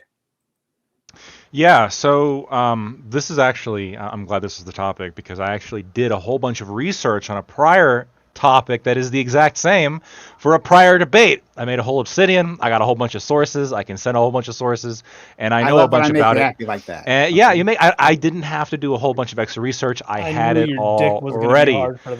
So I really appreciate that. Yeah. Well, I've got like two sources. Scott. Yeah. Yeah, no, thank you, Scott. And Scott, I mean, there's a few things in here too that when last time we had spoken, I took more of a look into and pulled some sources as well. So, the first thing to note is that, and this kind of like sets the scene here, is that most crime is committed by a very small group of people, right? So like, for example, like just one example, in New York, like a third of all crime is committed by only just over 300 people, 327, I think. And it's a third of all shoplifting in the whole city of, where residents are like, it's like 11 million. And then, during business time, when people come in from the outer surrounding areas, it's a metropolis, right? We're talking tens of millions of people. 300 people are committing crime? A third of all shoplifting. 30% of it, yeah. Yeah, 33% of all shoplifting is committed by only about 320 something people. And this is generally true across all crime, right? So, we look at murder, very small percentages of people do murder generally, right? But, repeat murderers are even a smaller group of people. Assault, rape, all that bad stuff. And so the question is, well, how do we address it? How do we kind of stop this from happening? And the data on this, there's a lot of data on what works and what doesn't. Cash bail is actually the only one that has mixed results. There are strong arguments against cash bail. Cash bail does seem to, it reduces recidivism by a modest amount while they're awaiting sentencing, but there actually appears to be some increase in recidivism following sentencing for cash bail, for places that have implemented cash bail. But when it comes to other policies, the right wing is actually pretty on point when it comes to a lot of their policies. Police presence consistently reduces crime. Heavy sentencing reduces crime. And a big part of the reduction of crime comes from locking them up in cages where they're away from the rest of us. DeCarlos wouldn't have been able to stab Irina if he was in a box. In this case, it wouldn't have been able to happen if this guy was in a box. And when you look at these cases where they have these dozens of crimes behind them, I think that it's perfectly reasonable for people to be upset that we have a system that where we clearly have identified these small group of people that are repeat offenders, that are causing most crime in this country, that are and serious crime too, that let them out. Let them out. They won't do it again. The 20th time is the charm, guys. 21, they're not going to do it again. This shouldn't even be a political issue. I think everybody needs to come together and say, look, if it's not going to be 3 times, it's got to be some number of times. And it can't just be felonies either. If you have if you got 10 crimes on your record, you probably shouldn't be getting out of jail. Like if you got 10 different instances where you just cannot learn a lesson, you probably shouldn't be getting out of jail. I think the studies show this was going to work. This will work to reduce crime. And for these anecdotal examples, it's going to work because you're not going to have these people out, right? If this DeCarlos guy was in a sane society, he wouldn't have been out. Sorry. Right. Thank you so much, Scott. Please, and thank you, Scott, for being so kind as to come up with the topic. Yeah. So I mean, I want to set cashless bail. I know it's the banner tonight. A little bit aside because I think bail as a system is a problem, right? I am against the concept of cash bail systems.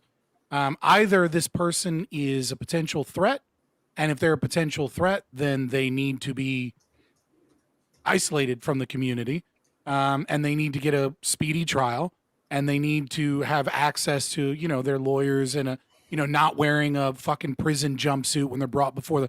Because if you've ever even been to traffic court, right, you'll see people that are clearly just got marched from the jail. No, they need to be in the same clothes as everyone else. They need to be in the same presence, etc. But if they are a threat, then or a potential threat or a gray area, there shouldn't be some amount of money that the state can extort from its citizens to then say that they're kind of not a threat, right? Because I think the entire system of, is that actually preventing crime? It doesn't. I just don't see. I've yet to see any evidence that there is a significant reduction in crime when people that are potential threats are let out, because if they don't come to their court date, they'll have to pay a lot of money. It's the people that are actually problems don't give a fuck about the bail. They just run away. And the people that aren't actually problems don't need this bond system where they're paying 10% and they show up to court. I set all that aside, right? Because I think the main crux of the issue here that I have is that, and I've thought a lot about this topic, trying to understand it from a philosophical point of view, trying to understand it from a historical point of view. And what it appears to me is that our founding fathers and our common law system developed over time in early American history because we had a high trust society, but we also had a lot of problems, and we recognized that the monopoly on violence in the justice system of the state has many, many potential flaws. And so it was designed with prosecutorial, oh God, now I can't think of the term, discretion, police officer discretion, and judges' discretion in sentencing and protecting those people from political attacks. Obviously you have to run for elections in certain places, but, not having the legislator come after a judge for whatever. And the problem is that that system doesn't seem to work when you have critical race theory and wokeness injected into it. Because what you see is that it only takes one point of failure from someone that refuses to see a repeat violent criminal as a problem to where no one else in the system is capable of adequately protecting society from them. You can have a woke judge that will let someone out. You know, I think I gave a ton of examples, and I have plenty more if you guys want them, right? Right. But for example, you know, Chicago protecting this serial puncher who is a person that consistently punched random women in the back of the head and spit on them, had domestic violence charges, and over and over and over again, the judge would give them a slap on the wrist, you know, and it was the judge in that case. But in other cases, it's the district attorney, such as this case in the Bronx, where this individual, let me find the example. God, sorry, there's so many of them. There's so many examples of you know, this violent killer who was had like did an attempted murder, right? They threw an Arizona tea bottle at someone. This was like their 20th felony. And they'd only served 4 years in jail after being sentenced 6 years. Threw an Arizona tea bottle at a guy because he refused to give him the beer on credit, on the promise that he would be able to get beer in the future. Then he went to his car. Then he went and got a gun. Then he pointed the gun at him and fired the gun to kill him. But luckily, the firearm misfired. And all of those charges were then, because the DA had the you know, the ability to do this. Oh, this poor person. We're actually going to make this all misdemeanors. And then then of course he went out and he killed some more people. And so it seems like my biggest concern with this, my deep concern with the monopoly on power and the way the justice system treats this, is that because the rights of the victim are not actually protected by the state, because victims are not getting the right of retribution and restitution for crimes, is that these points of failure are going to have one of two circumstances, and I think they happen, both are likely true, which is you're going to have a lot of people in America that when they see a black man acting erratically, they think to themselves, well, this person could be a violent murderer. This person could have 40 could have 40 violent crimes. Like, I have to treat this person like a threat. I have to be racist if I want to protect myself, because DAs and judges are engaged in anarcho-tyranny. They're engaged in putting violent people on the streets purposefully because of their racist ideology. And the only defense I have is to be racist myself. And I'm seeing this growing in the right. And it really deeply concerns me, because the right isn't going to turn towards libertarianism or common sense, controls on justice and getting us back to something that works. The right's going to turn to fascism, because that's what they do, because it's easier. Because the left, didn't want to play the game the right way. Instead, they want to play a game where they engage in tyranny, so we'll do our own tyranny. Thank you so much. Let's go to Grid. I'm listening. I got to take a quick pee. Sure. Well, it's hard to follow Scott as normal. He said a lot of really good things there, and kind of, created big holes in my opening. So I'm just going to have to kind of wing this one. Look, I don't think would shock anyone to understand or how corrosive it is to the environment that we live in when people who commit crime, things that society has said is wrong and you should not do, are not punished for doing those things, even when there's video proof and everything. There's no doubt that these events happened. It's or whatever. And when we have like the fellow in New York who was in Manhattan who was committing assault, and they would literally arrest him, and then they would take him down, and 2 hours later he would be right back in the same neighborhood and would commit another assault within a few hours. And he did that for a couple of days before they finally got tired of it and locked him up. There was just this weekend at TwitchCon, there was a young lady assaulted in front of everyone. Twitch's response, nothing. Just don't give a fuck.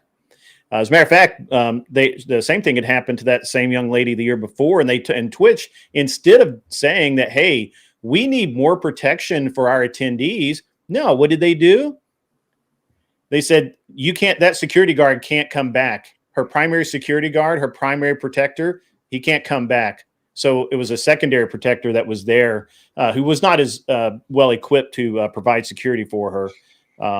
And so it all flows downhill.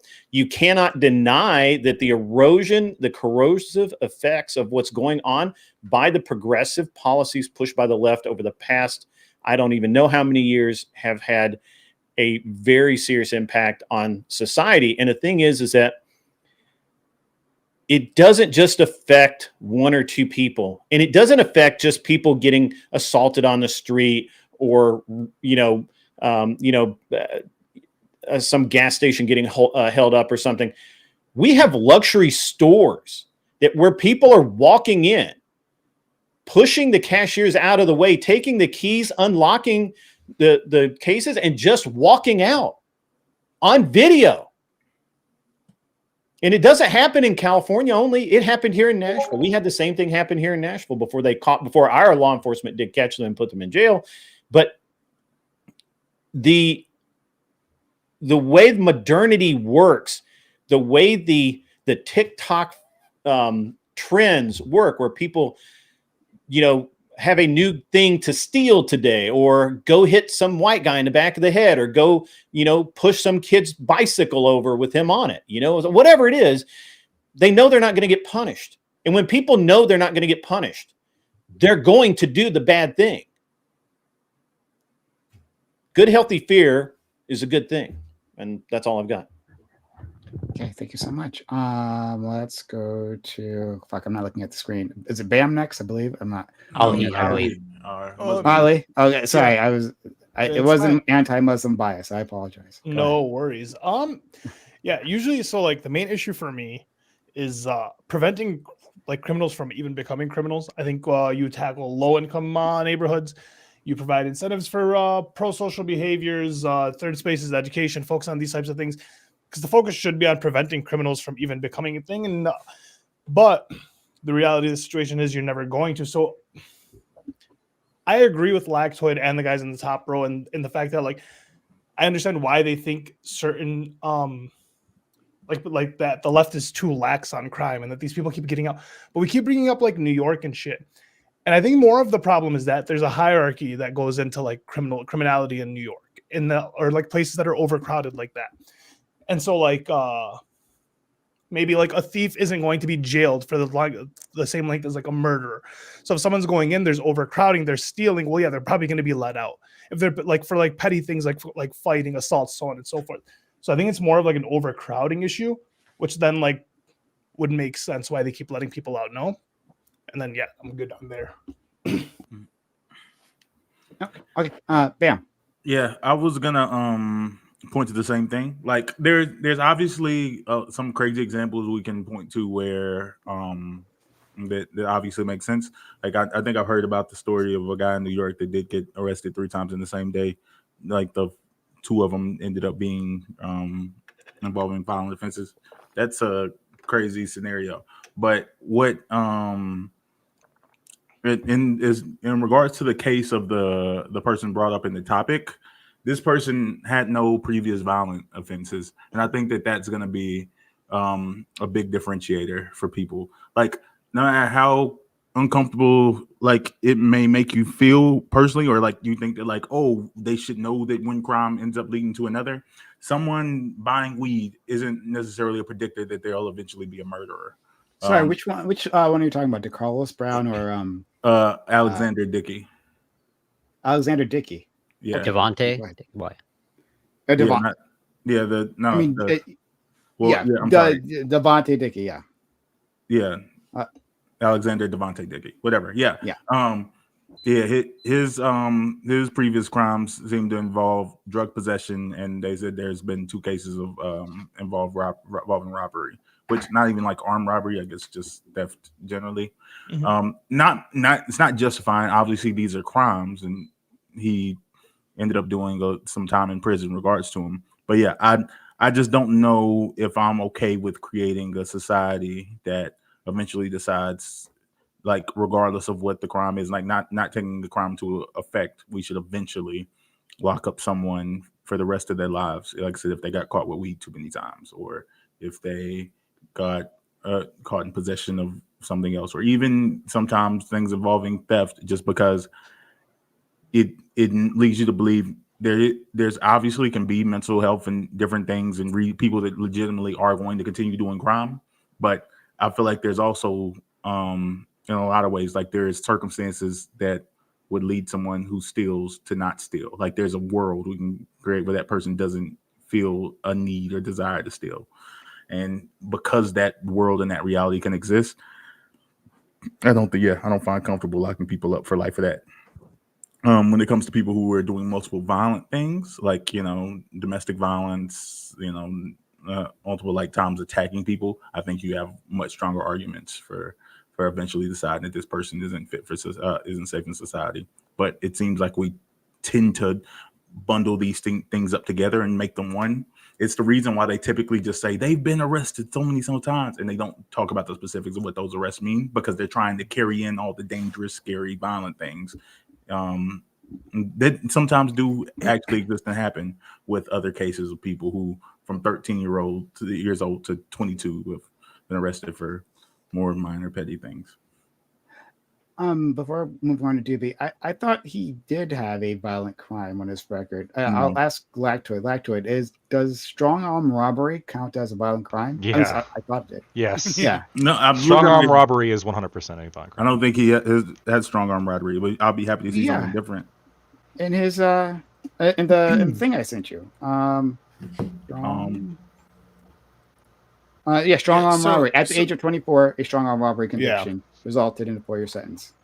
As well as 2023 had a burglary and third-degree first offense, and then unlawful carrying of a pistol. So we don't know if he used the pistol in that, because he was a felon. I feel like we don't know if he used the pistol in that burglary, because we don't have. I don't have access. That might to be that might be a separate charge. Yeah. I don't know, but I don't know if he's a repeat a violent offender. So I just know of the one definite violent offense. So, but okay, let's move on to our friend Doobie. I think we all probably know the solution to this, right? Really, I just think it's an uncomfortable solution for most people.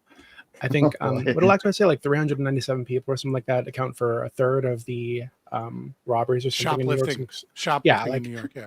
Like, so you kill 397 people, right? Execute them legally, of course, and then your shoplifting drops by a third, right? Which is beneficial to everybody in the fucking city, right? Like, this is, if these people have been put through the system again and again and again and again, and they're just a waste of fucking resources and time, there's no reason to continue going through the fucking cycle with them. Like, really, like, eventually you're either gonna get your shit together or you're not, and if you're not, then you shouldn't be in society. And if we can't exile them to an island somewhere, then just fucking kill them. Like, it's just as simple as that. I don't think we should put them in a prison for life, because I know Lacto's gonna say use them for labor, whatever the fuck. But all that has costs, right? I'm not. And I think some of these people, like, there is a benefit to closure, right? And if you have the closure of this person just not being around anymore, and the consequence of this thing that they've been doing is that they don't get to breathe our air anymore, right? I think this is a better way to disincentivize a behavior than anything else that has been put forward. And I think lefties just need to, like, own up to this already. The reality is that there are some people in society that are just not good, right? Doesn't matter how they got that way, right? But they are just not good. And you can deal with future people who might end up on that path by putting together programs or whatnot to help them stay off that path. But the ones that are currently there, if they're not trying to get off that path, like, at some point, you just got to get rid of them. I think we're just wasting a lot of time and energy and destroying people's lives, right? Wasting people's lives, resources on these scumbags. Oh, wait a minute. Okay, I know we don't respond during openings, but because Prime responded to me, I'll say, it looks like strong arm robbery is basically a person feeling threatened during robbery, but there's no weapon involved and there's no touching of another person. Are we consider that violence? Yeah, strong arm is when you threaten somebody. Like Actually, can I amend my you thing prove really that quickly? they feel threatened, like in order to extort them out of the money. That's strong arm robbery. But you didn't touch them, and you don't have a weapon for sure. Yeah, but if I say I'm gonna beat your ass if you don't give me money, that's violent. But but the person can feel threatened. Like, oh, if it's a woman, you could probably argue like, oh, he felt threatening. He said, but they got to prove that you reasonably felt threatened. He probably right? threatened somebody to rob them. This guy's with a long track record of criminal behavior. We don't need to leave that blew a woman's brains out and beat the shit out of her after being arrested 39 times. But none of them were violent. Bam. Certainly that might not have been, but it was. Well, the last one, again, you may kill somebody one day. Should we throw you in jail now? Bam. Strong arm robbery. In order to convict somebody of strong arm robbery, you have to prove that yes, the victim felt the victim felt threatened, but like that, it's obviously that it was reasonable. Free my homie Corey. Free Corey. I want to amend. Free Corey.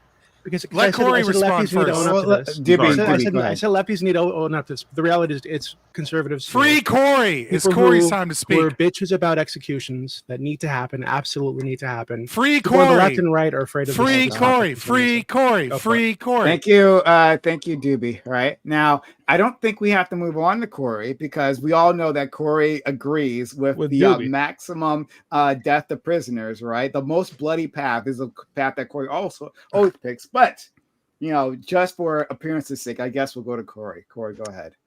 Yeah, never thought I would say it, but I wish I actually followed Scott's opening statement. It's a tough act to follow, but I'll do my best. I definitely do not agree with Doobie's approach. And one thing I'll say, and I might be wrong, but I'm happy to be proven wrong, but I'm not sure that the case of Arena, I might be mispronouncing, their murder... or Irina. Their murder is exactly, one-to-one with the murder in this case with the story. Since I could be wrong, from what I understand, the individual that murdered Irina was like actually mentally ill. And maybe Alexander Devontae Dickey is actually mentally ill. Well, I guess we'll find with the details. But I think sort of the mental illness, maybe at least for me, modifies it a little bit. I could be wrong, but I think they were actually diagnosed as schizophrenic, had a history of schizophrenia. And I think at some point there was an attempt to actually get them essentially, institutionalized to some extent. Now whether that changes that for anybody else, I guess that remains to be seen. But I think that changes the equation a little bit and might be a testament to how bad the United States is at basically treating mental illness, even though there's a lot of rhetoric around mental illness, and but at the end of the day, nothing ever actually seems to be happening. But all that being said, is could this situation have been prevented? Probably, but I'm sympathetic to Lactoid's position and Scott's position, and I guess Grid's position. But what I would say is also what I hear about the prison system, whether it's actually true or not, is like part of the prison system is like retribution, rehabilitation, and deterrence. And I don't see much rehabilitation going on in this case here. And so maybe there's more focus on rehabilitation. Whether you can actually rehabilitate a career criminal in this case, I guess remains to be seen. But I would more focus on that. But at the end of the day, like, let's say setting rehabilitation aside, should this person probably have been locked up, earlier and kept locked up? Probably. I'm sympathetic to a certain extent about that. And I will also set aside cashless bail since I'm highly skeptical. What I'll say is I haven't done a deep dive on the research, but I'm not quite convinced of its efficacy so far based off of what I've seen, but I haven't seen a whole lot. And I also, last thing I'll say is I appreciate Scott's position on the lo-fi music. I'll leave it there for now. Oh my God. Would it Blackwood, can you before you do that, and we'll go straight to you, Ali, afterwards. Sean, thank you for gifting a membership on YouTube. Really kind of you. Much appreciated, Sean. You're always a homie. And then our friend Fair Queen, who has changed her glamour picture, right? There's a different one from before. Very sad. Bro, I think those eyes in that picture, I feel like there's a lot of weird psychologists on Twitter that would be like, trust the eyes. What do these eyes say? What are you doing, Fairy Queen? Yeah. I'm Stop actually it. really curious as to what the eyes are like. Fairy Queen, you can just DM me. You don't have to like put in a super Yeah. chat. But like, I'm curious, like, what's going on in this DM my picture? Because boy.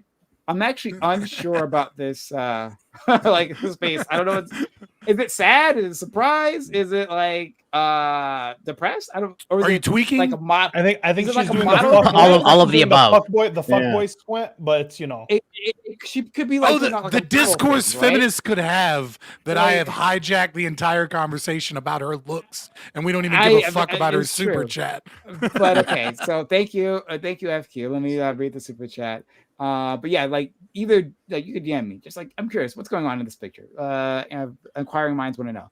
Since discourse about DeCarlos seems to center around mental illness and prison as rehabilitation, she predicted Corey before he began speaking. I wondered who saw the Netflix documentary about Ed Gein, who was put in an asylum for schizophrenia. Thoughts? I haven't seen the documentary on Netflix. I know what you're talking about, but I have looked into Ed Gein.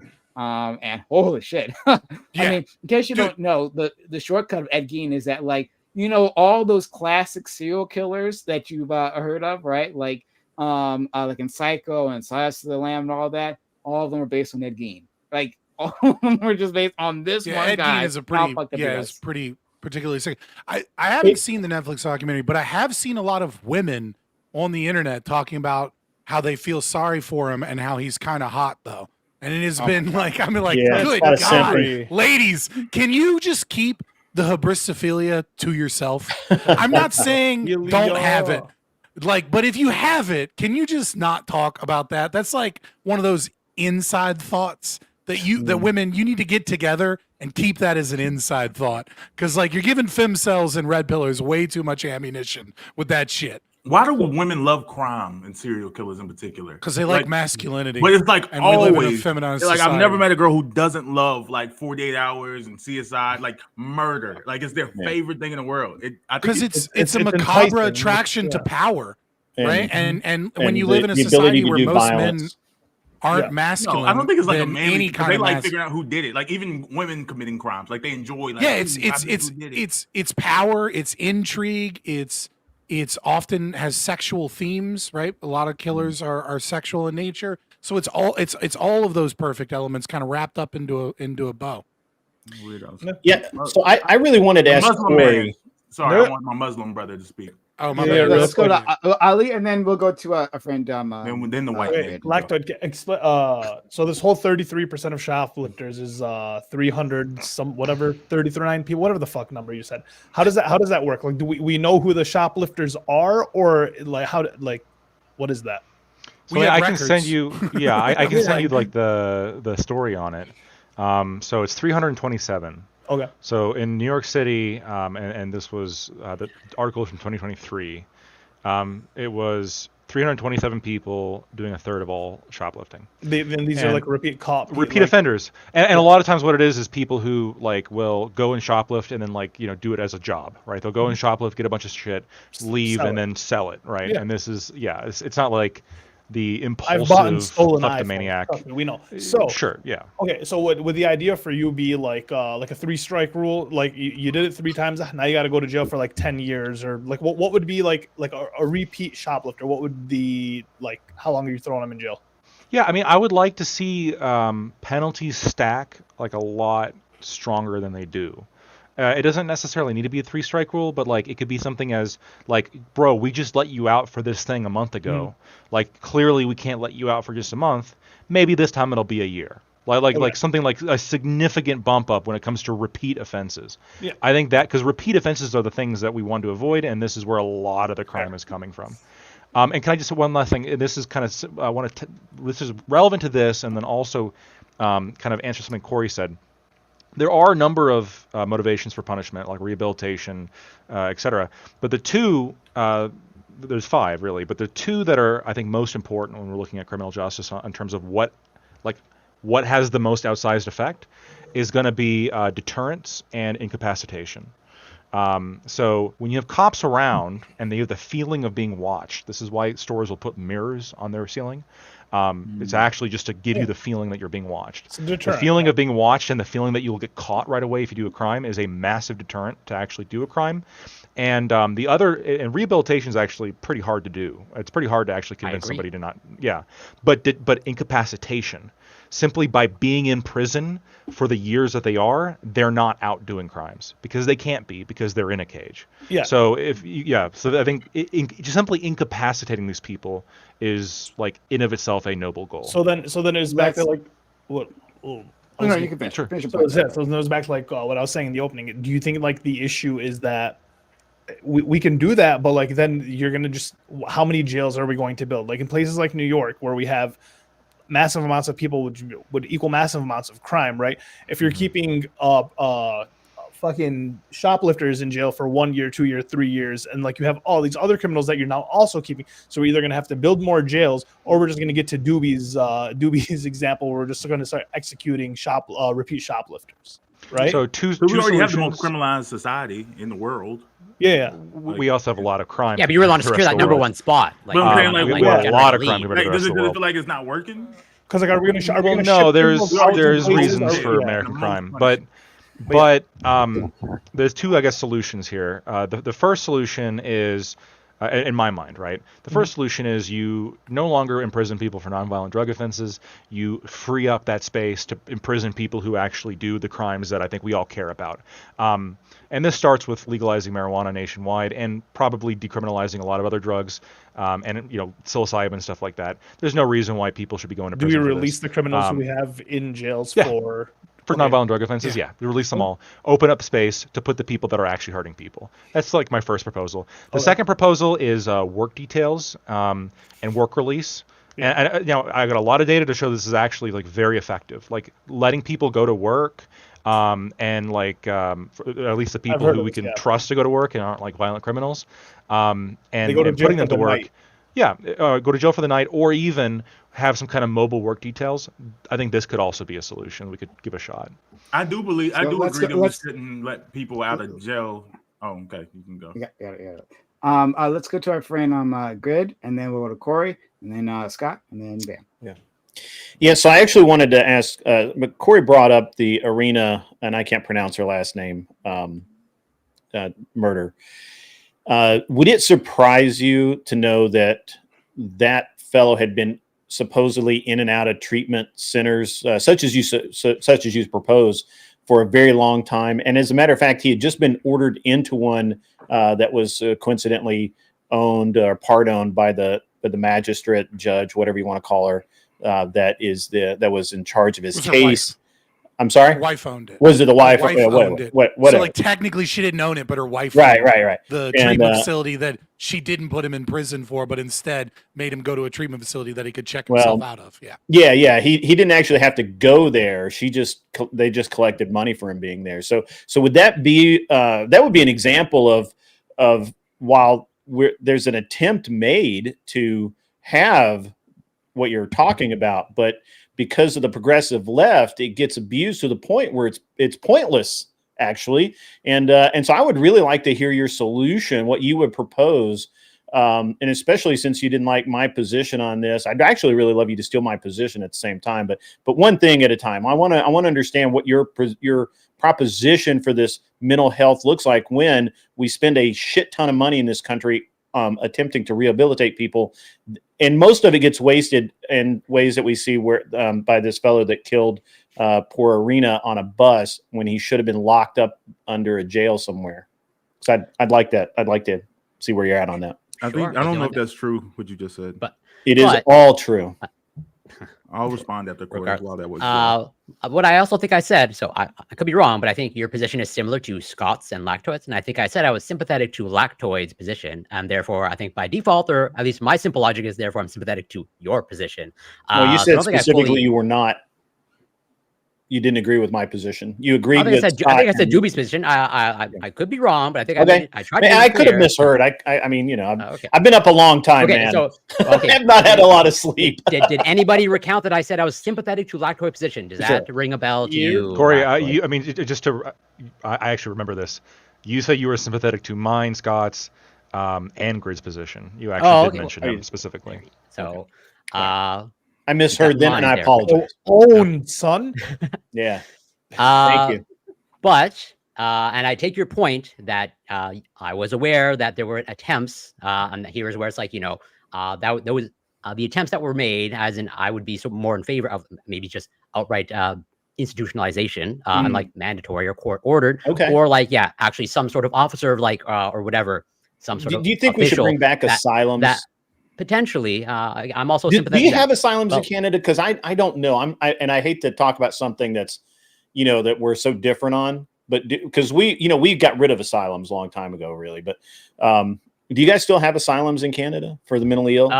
Well, I mean, we have people. I think we have essentially the same facilities that the United States does, as in like people are institutionalized. So not people that are like committed, but they like. As in if you can voluntarily commit yourself here in Canada. Right. I got you. Okay. But like, something along the lines potentially. Again, I haven't fleshed out all the details, but like something like I'm not asking who's like a hard position. I'm just saying, do you believe that asylums forcing them or like making sure that they're actually taking their medication, either administering it or actually seeing, pretty much like they do in the hospital of like, you're taking your medication, show me in your mouth and you actually like drinking the water, et cetera, something to that effect, something where they're actually regularly checking in. And like whether that will actually solve the problem, obviously hindsight is 2020, or you can't predict that you actually prevent it. But let's say I can see a world where something like that is preventable. If in fact the murder was ultimately driven by, or a major component was their schizophrenia, which, I would strongly suspect that it is. Whether it was the actual sole cause, I guess hard to say, but I would bet that, their schizophrenia being actually treated and effectively probably reduces the chances. Whether it actually fully prevents it, obviously, we'll never know. But that's sort of what it looks like for me, if that answers your question. Yeah, what you said doesn't seem because you made it seem like that he had been sent to numerous treatment facilities and they just weren't working. Seeing that there's a record of 2 treatment facilities. Well, that would be numerous, right? Numerous attempts, because it's one facility doesn't one numbers. I was about to say the first treatment facility. Came in, they diagnosed him, but they said that due to actual not having proper funding, they couldn't hold him longer than 14 days. It wasn't that the facility released him back into the streets. It was because we actually improperly fund things that they had to release him. And the second why was he put there in the first place? Because he was a violent criminal. Why was he sent to outpatient treatment?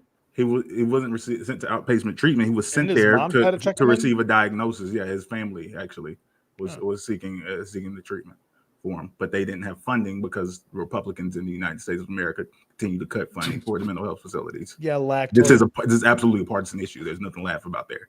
They do it every chance. It's hilarious. It's hilarious. It's absolutely hilarious. But yeah, the second blaming facility, the Republicans for fucking Irina's death because they don't care enough about socialist programs is hilarious. Lactoids specifically, but I wasn't going to argue. But if you think it's you should blame me funny, I think I would have made those cuts. Exclusively Republicans' fault because they specifically do that. After they died, that's exactly what people are saying. Like this person had schizophrenia. They should have been in a facility. Even Grit just brought up why wasn't he in an institution? Why? Because you don't fund the institutions. They don't have the room. these things yeah, must for follow. Sure. For sure, bro. There's nothing to laugh about. There's a fact. Just to be clear, as part of my research on this, hold on. Part of my research on this, like Trump actually is like in favor of like, in fact, this is pretty controversial amongst like the ACLU and some other organizations. He has an executive order on this, and he's proposed. The executive order was to redistribute resources to institutions, and his plan is to make it easier for them to forcibly, involuntarily commit people into institutions against their will, which potentially could, solve the problem. But there also is a kind of other concern of how much you want the government, grabbing you because they think you're mentally ill. There's some Kafka-esque concerns with that, right? If the government says that you're mentally ill, is that enough for them to put you? Well, some of them for sure, but like, you got to be a little bit careful with how far you go on that front. I'm pretty sure the big beautiful bill just cut $11 billion of mental health. There was Medicaid cuts. It's not clear that any of that's going to be from the Department of Corrections. A lot of mental health we're talking about in prison, right? So and in jails. We did get rid of the institutions, but we have a lot of mental health prisons and mental health like hospitals, secure hospitals that effectively function as institutions, and a lot of mental health care is provided in jails. I will agree. As part of my research on this, mental health care is like the only proposal that I was able to find from Democrats that actually has like it's backed empirically. Like mental health care does reduce crime, and there's just no denying it. It does. So, Bam, were you finished? Because I was. Yeah, I'm good. Okay. Yeah. Well, I was just waiting my turn. Oh, okay. I'm sorry. Well, I believe that was the order, but I'm waiting on Prime to. It was Grid, then you, then me, and then Grid went, and y'all went back and forth. I just wanted to and then Bam went. I did have a separate. No. Well, because Grid was addressing me. Yeah, it's fine. It's fine. Go, brother. So, I have a question for Doobie, where, if I remember your opening statement, you were essentially doing, a utilitarian calculus of like, okay, 300 and whatever. He was doing a pogrom on criminals, is what he was doing. But go ahead. And therefore, I think it's the moral thing to do. If you can execute roughly, 390 people and reduce crime by 30%, okay, that is like a net good. Okay, which I understand, and from your framing that makes sense. I'm curious how you factor this in, assuming it's true. Okay, so obviously depend on the crime and depending on which estimates you use, but there's X number percentage of people that get locked up or killed that are actually innocent. Let's go about 0.5%. And so presumably when you're executing about 400 people, I would say bare minimum kind of at least one is going to be innocent. Are you okay with that collateral damage? Yeah, that's fine. Okay. Of course he is. This is Doobie. No, hold on. Okay. I don't want to get into the No, it's just a bullet. He's willing to fight for one person. I don't know if I don't want to get into the. No, hold on. I am absolutely. So I don't want to get into the Israel-Palestine thing, but the reality is like just don't bring it up.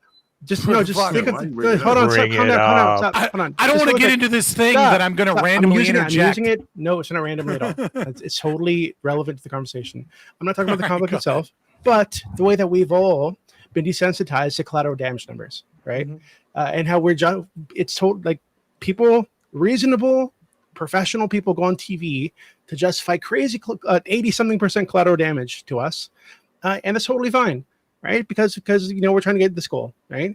And everybody's okay with that, apparently. Right. So then you're okay with Israel's collateral damage, hold on, right? No, hold on. Well, why not? Hold on. What you just told me is 1 out of 400. That is a much lower cost. Well, no, that's I'm willing. Conservative. So hold on. So I'm willing to take the risk to better society. Yes, one person of this 400 might be innocent. Yes, okay, that's fine. So I have a couple of things I want to say. Some are probably going to be crazy and some will be fine, I hope. I don't know. So the first thing I want to say is the 3-strike rule. I think one of the major problems we have here is that 1994 crime bill almost certainly worked, but it worked too well. And what I mean by it worked too well is that it combined non-violent crimes with actual violent crimes in these. And to this day, there's still many states that have 3-strike or minimum mandatory sentencing things or guidelines at the very least around drug possession, or they have laws that were built in the 90s to connect drug charges to a gun charge, right? And then thus make the gun charge a real charge or other things like this. And so I think one of the problems that we're facing is that as we begin to pull that back, we're not replacing it with something that makes sense, right? And what makes sense is if you commit 3 burglaries, that should be a fucking 3-strike rule, right? If you can't stop breaking into, if you can't stop, I didn't say that. Well, I'm kind of on board of that in someone's house 3 times. Listen, in the great words of the wise philosopher J. Cole, fool me once, shame on you. Fool me twice, can't put the blame on you. Fool me 3 times, fuck the peace sign, load the chopper, let it rain on you. Like at a certain point, if the camera goes black. He did the whole thing. That was awesome. That was so good. You know what I'm saying? Like at a certain point, if you can't stop violating people's rights and you can't stop doing so in an aggressive and violent way against their persons or property, you're a problem, and until we can figure out how to fix you, you shouldn't be on the goddamn streets. And so I think there's this issue where we've attached drugs in the 90s, right? Where we were like going after super predators and, we were like, trying to crack down on the crap epidemic and, disparities between crack and cocaine. There were a lot of issues that needed to be solved. But again, we're having this baby with the bathwater problem where we're getting rid of all of those things that had really negative consequences, but we're not keeping the shit that we should keep, which is repeat offender. You should not get arrested 39 times with 22 felonies and then fucking be out on a $5,000 bail. Like, that's fucking insane. You're a problem to society. Yeah, so that's number one. I think it just feels like we're not all the way owning our position. Like, I think Doobie always does the crazy position, but he owns it. I don't respect it, but I'm saying that, like, if you think theft is the problem, you should lock up all drug dealers, because theft is committed by people who are in drug addicts. I'm not a consequentialist. I'm not tying it's a second order. Correlation It's a second of one order crime to another crime. But I'm saying that, like, if you want to be effective at doing it, that you would just own it. Like, yeah. I disagree. This is the logic. This is the logic. But keeping it illegal can contribute to this problem. And by the way, burglaries are a big issue. Like, there's some studies that put like 25 to 30% of like burglary victims like develop PTSD symptoms afterwards. Like having your personal space violated. Like 3 burglaries, life in prison. I'm cool with that. But I'm just saying that, like don't preface it like I care about drug addicts. Look at all the drug addicts, like, but people who still should be in jail forever. You're just gonna put them all right. This is the same people. It is the same niggas. I'm sorry. With weed, hold on. Okay. I said legalize weed, and personally I want to legalize all drugs, but I said decriminalize everything else, right? Yeah, but I'm saying that, like, that's gonna be more effective. Hold on. That is a completely. Do you believe in that's a straw man of my. Hold on. That's a straw man of my position. Listen, I have heard plenty of stories and seen cases where individuals are, driving around with like a couple grams of weed and like a legally owned firearm in their car, and like laws associate that as a felony, and then take their gun rights away, and then they end up in jail for like 2 years, and then because they were like a father that had child support payments, they're now like 2 years in child support payment debt, even though they're in fucking jail, and like their lives are ruined because they fucking smoke weed and haven't harmed a single fucking person. Right? That's the kind of shit I'm talking about. Is that's a completely nonviolent crime that is not used to harm anyone in any shape. And we have those things on the books. I have to tell you, because, ladies and gentlemen, we had a serious crime problem that was associated with drugs. Yet another I agree with you, debacle, right? The crack epidemic was a serious fucking problem. Like cocaine was a serious fucking problem. We have a lot of like the marijuana even industry. A lot of that is funneled by cartels and gangs. Like, it is absolutely true that drugs and violent crime have a Venn diagram where they're highly correlated, and so because of that, I apologize to each and every one of you that fucked over a lot of innocent people that didn't do any violent shit because we recognize that correlation. And what I'm saying is that if we're going to stop crime, we have to separate those things. And at the same time, we have to look at the actual behavior that is bad. And if you're going to repeat that bad behavior, that violent behavior, at a certain point, we have to stop being like, oh, this innocent person, society failed him. It's like, I don't give a fuck if society failed him or not. He's failing society. Get him the fuck out of my society. No, I'm just saying that, like, there's someone doing meth right now. Like, that's absolutely going to get more meth. And if you get that person off of meth, they likely can be a person that doesn't feel the need to steal. Like, it's not inherent to them. I don't disagree. But how do you wait? How do you get that person off of meth? There's a fix for this. Hold on, there's a fix for this. Nobody is saying that you can't make treatment a part of the punishment. So if like somebody commits a crime and then like you look into it and you just got like, let's say it's like the first offense that they catch you on, and they see that it's motivated by drug use, okay, well now the punishment is going to incorporate like you have to go to like drug rehab, you have to piss clean, you're going to get tested, et cetera, for the next how many months. Like, we're going to bring that to be part of it, because I agree with you. Drug motivation is a big reason for for committing offenses, and we can address that. We don't have to criminalize all drugs. The first time and fails the second time and fails the third time. At what point is the meth the problem, or is it the goddamn person? I think it's almost always going to be the meth is the problem in like 99% of cases. Wait, probably but- the meth is probably the problem. Wait, So Ali, you had your hand up before, Yeah, I think, Ali. and then we'll go to Corey. Yeah. Wait. So then, for Bam, it really sounds like you're just like anti-sentencing for like theft, right? So like in the case, if the case like the electorate's saying is like correct, like that 30% of all the shoplifting is happening by the same 327 people, Mhm. right? At a certain point, like they've either racked up a high enough bill, or like it's just they're causing 30% of the shoplifting crime. Yeah, they should be jailed. No, like whether it be a 5 year. Are you saying like no sentencing? No, because it's I'm fine. theft, or I think I will. I would feel so much more comfortable with. I just think our jail system sucks. It does. Just like, I agree. and I think that's the thing. I think I would feel more comfortable with jail if we just figure out like everyone always starts a position is we're just not locking up the right people, or if we're And not there's a locking up street- for yeah, long fix enough. the system, then yeah, then and lock then up the we people. can Okay.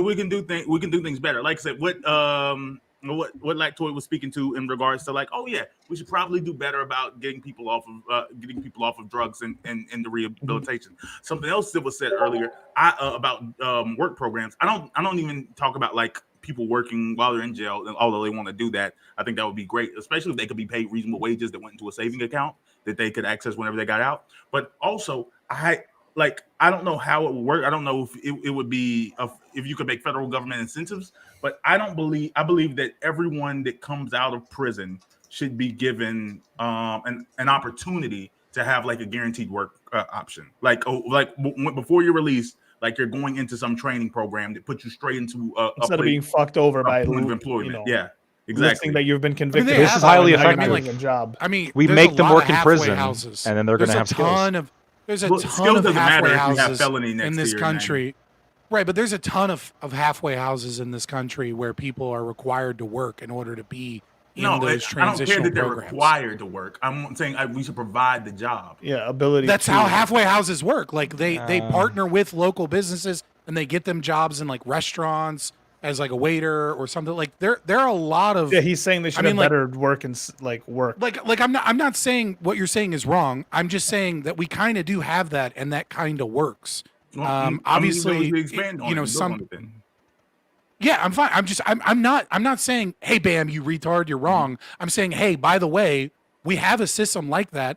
It's present in a lot of people's lives, and it does seem to work fairly well. Like, obviously, halfway houses, there's a lot of recidivism, but I mean, that's just the population you're dealing with. Like, there's nothing. Like, there's a certain percentage of people that are just going to fucking be lifelong criminals. But I'm sure some there people are a lot will, of people for that sure. go through and have those opportunities, and it does help them. But yeah, I know. But like I said, I just know so many cases of people who do get out and don't have work opportunities, and they do have a probation. They say they're like, oh, if you don't have, if you can't pay this money within 2 weeks or whatever, like your probation officer is going to throw you back in jail, and people panic and they turn back. Yeah, but like a lot of this too is just straight up laziness. I'm gonna be honest with you. I know it sounds we wouldn't be lazy fucked up. if we Well, hear me out out, because it's not. Because here's the thing: is that damn near every parole officer, if you go to them and say, "Hey, can I speak to the social worker about trying to find some employment?" And then they will literally, there are government employees that exist where their sole fucking job is to help people get jobs that are on parole or have criminal records or are, destitute or in some bad situation. And those people are in the same fucking building as your I really parole want officer. someone of you and a lot of people go, motherfuckers- nobody wants to hire me. And it's because they're not fucking Someone in my actually looking for a chat, some job. of the great I'm human saying beings that in I my don't- chat. well, I the need people I know you that to come out from prison, I don't explain think to that me doesn't typically be the case, how but it that's is anecdotal. I completely acknowledge that. society's But I'm saying that fault right now, to the provide system a we job have, for someone like who even broke the jobs that the these people fucking do end law. up getting are shitty. Well, like theory, it'll end in meaningless about jobs. And I 20 understand you're minutes gonna or have a difference so. in skill set.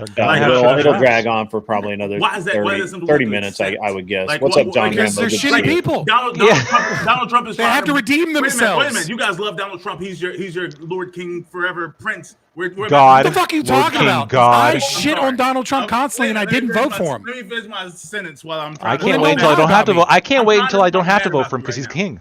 But like he's trying to do all these manufacturing things, like felon, like if you again, I don't think it's gonna work, but like felons should absolutely be doing all the manufacturing jobs. Manufacturing jobs pay well, but they're kind of shitty job.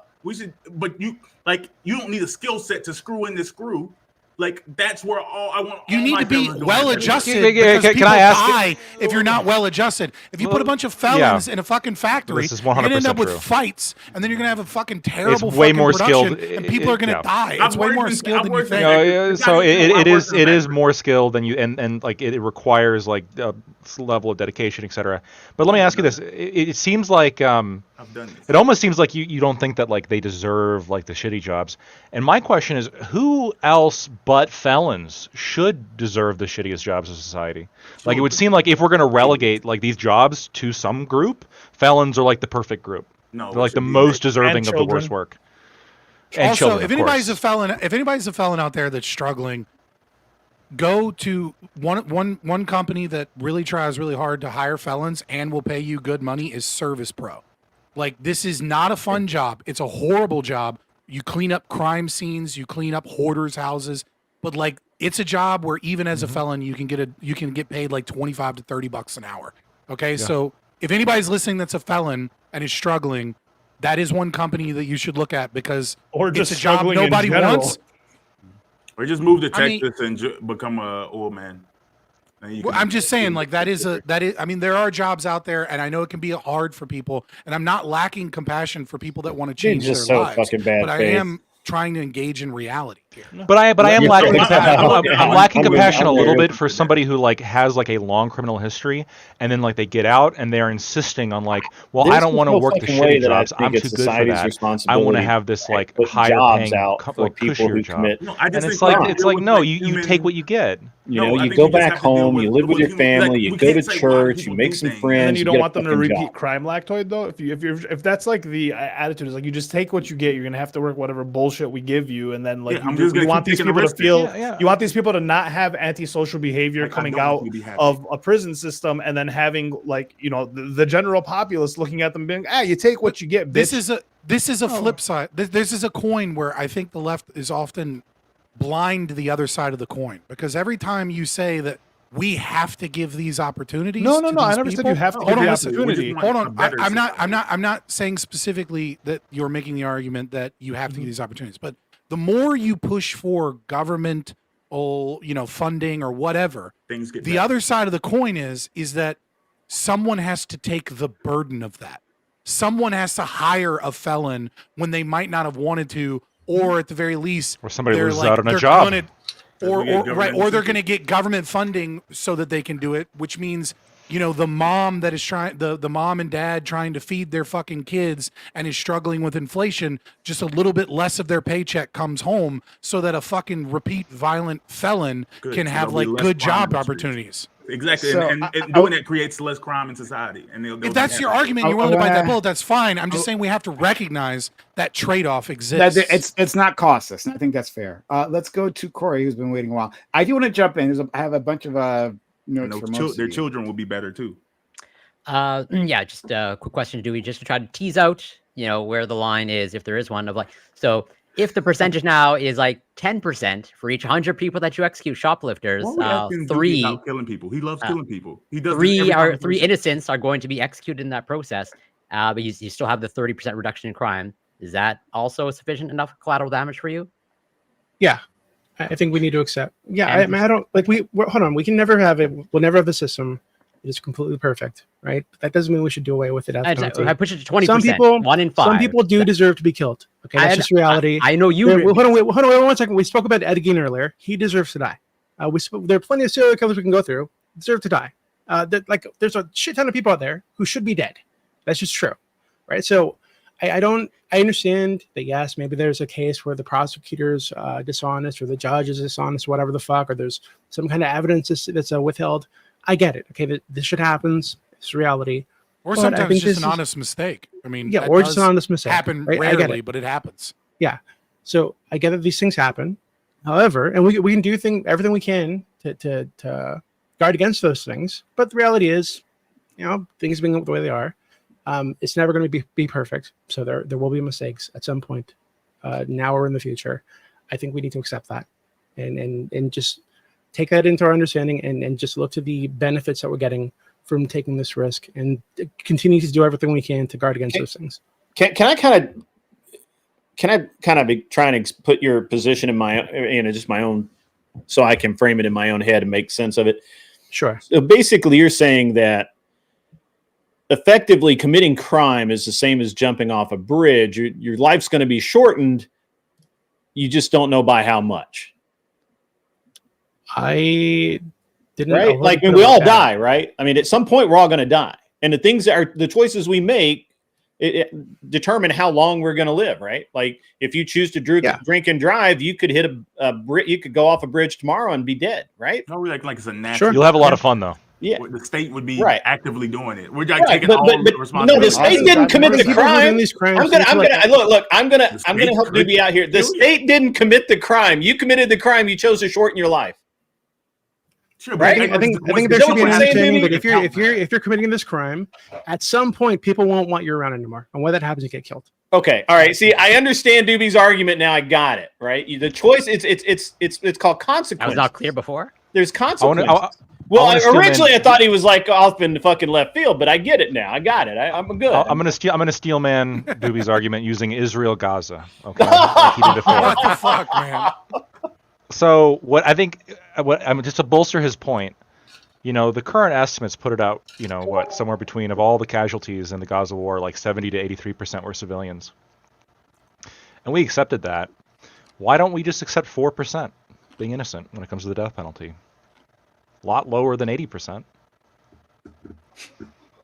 Yeah, did we all accept that? What the fuck? Like, I didn't get the memo that we American all society broadly did. I don't know. Do people still? Your taxpayers fucking democracy, taxpayer money. God damn. Do people still make the argument that like their reason for the death penalty is sometimes it can be wrong? Like, that feels like the middle school argument against death penalty.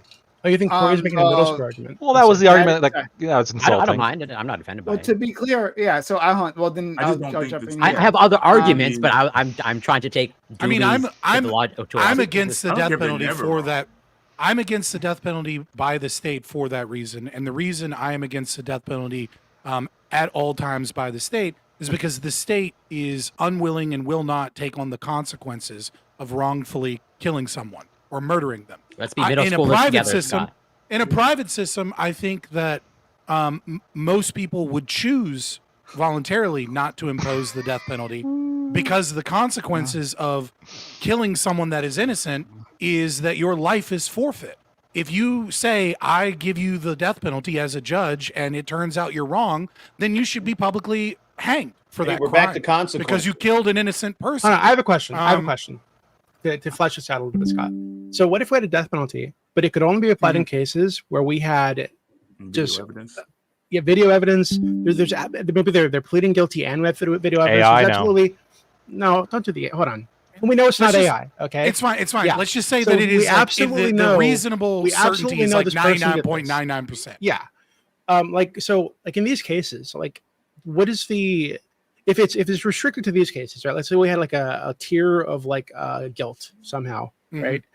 And it was only the death penalty was only available for people at this level of guilt, which is higher than the normal level. Right? There's absolutely no chance that it was not this person. Like what's the issue with having the death penalty then? I don't think we should my argument, like I understand your argument from a consequence perspective that like the likelihood that this person is innocent is essentially statistically irrelevant. And then on top of that, housing them and keeping them would cost us more money. Now the left will make this argument and some libertarians will make this argument that actually it's more expensive to kill, but that's only because we allow them like a ton of appeals and processes in order to kill them, right? If we got rid of that process, then obviously housing someone for another 20 years is additional taxpayer resources. And like the state in and of itself is full of contradictions. And so like there isn't really a right answer here for me, right? It's kind of like how do I get closer to liberty and market justice systems? And it is of my opinion that the state should never be allowed to kill, and that would get us closer to that market position. But I am sympathetic to the argument that in extreme cases where, like you said, it's statistically irrelevant, that maybe I'm wrong, and that getting closer towards a market justice system and spreading proper philosophy would be to just kill those people. I'm open to that argumentation, but as of right now, I'm still on the position that like it should be just no, the state the state doesn't get the right to kill people because I want to get rid of the fucking state. Yeah, I just think that I just feel like it's too barbaric of a response. Like, it's the same reason we don't like we took away stoning as a thing. I just don't think that Why is it barbaric? So some people deserve to be stoned. Like Ed Gein deserves to be stoned. Fuck him. Fuck yeah, his I'll go with family. that. I think that's a barbaric response. I don't care. okay. It's Lord, like just we're it's, I that's just a, kind of want to that's explore a this with you vibe. guys. Before you guys get into it, hold on. Before we, because I do want have things I want to say. Before then, we have 2 super chats. Let me hit these up. Fairy Queen, who's once again awesome. Like She moved to Dearborn, Michigan. Oh man, turn it back. Amazing turn of events She'll here. fit right in Love it. Quebec. Quebec loves that. Why is the conversation? I'm now embarrassed that Primus had more and not why do more people donations tonight than I have. Deserve? That is, or so what do people I have to do better tomorrow night, guys. This why is are terrible. we? What's up, abandoning Hurricane the Paro? concept How are of, you? Desert or deserve injustice. P.S. F you, Scott. That part's. I think she means dessert, like just desserts, basically. I think is what she was Oh, getting maybe at. just desserts. Maybe I'm not at all. I think for the that's what she was record. getting at. Yeah, I don't know. I don't think that but- people deserve things. Like, I mean, well, I guess some people can deserve some things, but I don't know. Like, I always felt like the concept that people who do evil things, but I've always thought the concept of evil people leads us to can lead you down a weird place, because if you believe that, like, oh, okay, Some people just are evil. Like, how much evil shit can you do before you're just an evil person? Is Hitler evil? Yeah, I don't know. It just feels strange. I'm not gonna own that position. Like, I'm telling you, like, it feels strange because if we believe that there's evil people, like we believe it's like, oh, okay, this is an evil person that's no longer considered human. We can do inhuman things to them. Well, they're human. Hitler. They're just like not. Hold on. It's the quintessential bad guy. No, Bam, I agree with what you're saying, right? I think that, Alexander Solzhenitsyn really kind of like hit the nail on the head, right? That the line between in Gulag Archipelago, right? The line between good and evil runs, through the heart of every man, and who would cut out a piece of his own heart. I agree with you. Like, there is a capacity for both good and a capacity for evil in rational actors, right? Now, there's some people that are so mentally defunct in some way that they're no longer rational actors. Maybe the killer of Irina is one of these people, right? Where they're just so mentally incapable that, like, they go beyond the ability to choose between good and evil. But I think it's also fair to say that there are some people who are essentially, maybe not completely, but essentially irredeemable. There are some people whose lives and trauma and behavior have been so ingrained that no intervention is going to be able to make this person functional in our society again. And I don't know that they are necessarily evil. They're broken. And we need compassion for those people. And the left's version of compassion is very often to take away accountability. And as Adam Smith said, mercy to the guilty is cruelty to the innocent. And I think what we have sometimes is a sense of suicidal empathy from the left that goes, oh my God, we need compassion for this person. I agree. We need compassion. And that compassion extends to others in society that may be affected by this person. And, like, we shouldn't just browbeat and be like, you're an evil piece of shit. Evil, evil, evil. Everything is justified to you. But instead we should say you're a problem. And it sucks that you're a problem. But, like, I can't just let you back out on the street if you're a problem. That's not compassion anymore. I agree and acknowledge that people are subject to the circumstances they're in. But I think because I know that people are subject to the circumstances they're in, it makes me hard to buy into things. Like, I have almost no doubt in my mind there's people with families walking around that we consider like normal, good, hardworking Americans that absolutely, like, if circumstances changed, they were in Nazi Germany, like in the 1930s, they would have been Nazi soldiers and they would have killed Jews without question. They just go with the flow, and there's things about fascism that they're already showing that they're like willing to kind of accept for what they consider to be a greater good. I think that's and there's a whole bunch of people that would have supported the Russian Revolution for communism, right? Yeah, like 100%. but if they were just there in that time, so that's why I don't buy into the concept. But bam, like I get what you're saying. Right? I understand. Like no, you know what was it? There by the grace of God go I. It's like kind of the saying. Mm-hmm. I get that, right? Clearly, the goat Clarence Thomas. You know what I mean? Don't even go further back than that. For that quote. Goat. That's crazy. Yeah. I'm gonna give it to Clarence Thomas. Yeah. Yeah. And I am sympathetic to this because I felt for a long time that if a few things had been tweaked in my upbringing, I would be a serial killer, 100%. Like they're just the way that I was raised. It's got all the hallmarks of serial killer, right? So I 100%. However, I didn't become a serial killer, right? Other people did become serial killers. Like there's Samuel Little. Maybe this is why I've always been interested in them because I wanted to know like what caused him to go. How close were you? Right? Well, I want to know like what was the breaking point that caused him to go. Uncle didn't get me. Like if he would have got my butt. Like Samuel Little went across the country for decades, raping and murdering women. He confessed to like 90 something murders, right? And he was fucking proud of it. He was giving like misty-eyed fucking interviews in prison, talking about the woman that he murdered and how he killed them and where he found them. And I was the first one that I drowned, and I plucked them like grapes. This guy was a fucking monster. Sociopath. But he was caught, and just put in prison. We paid for his fucking healthcare. We paid for his food. We paid for his little beanie hat that he was fucking wearing in the interviews. That to me is not justice. That is unjust as fuck. That guy should be dead. Right? So I don't understand. Like, so given that those people exist, right? Mm-hmm. Like, and I would consider that person to be evil. Right? They've ended up evil, you know, through some set of circumstances that were maybe out of their control, whatever the fuck. But this is what they are. I think at some level, like, at some point, you just got to get rid of this person. Right? They just shouldn't be around anymore.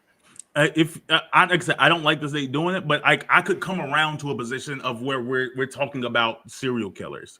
If we're talking about like people who. What about just regular sociopaths that just don't give a fuck who they hurt?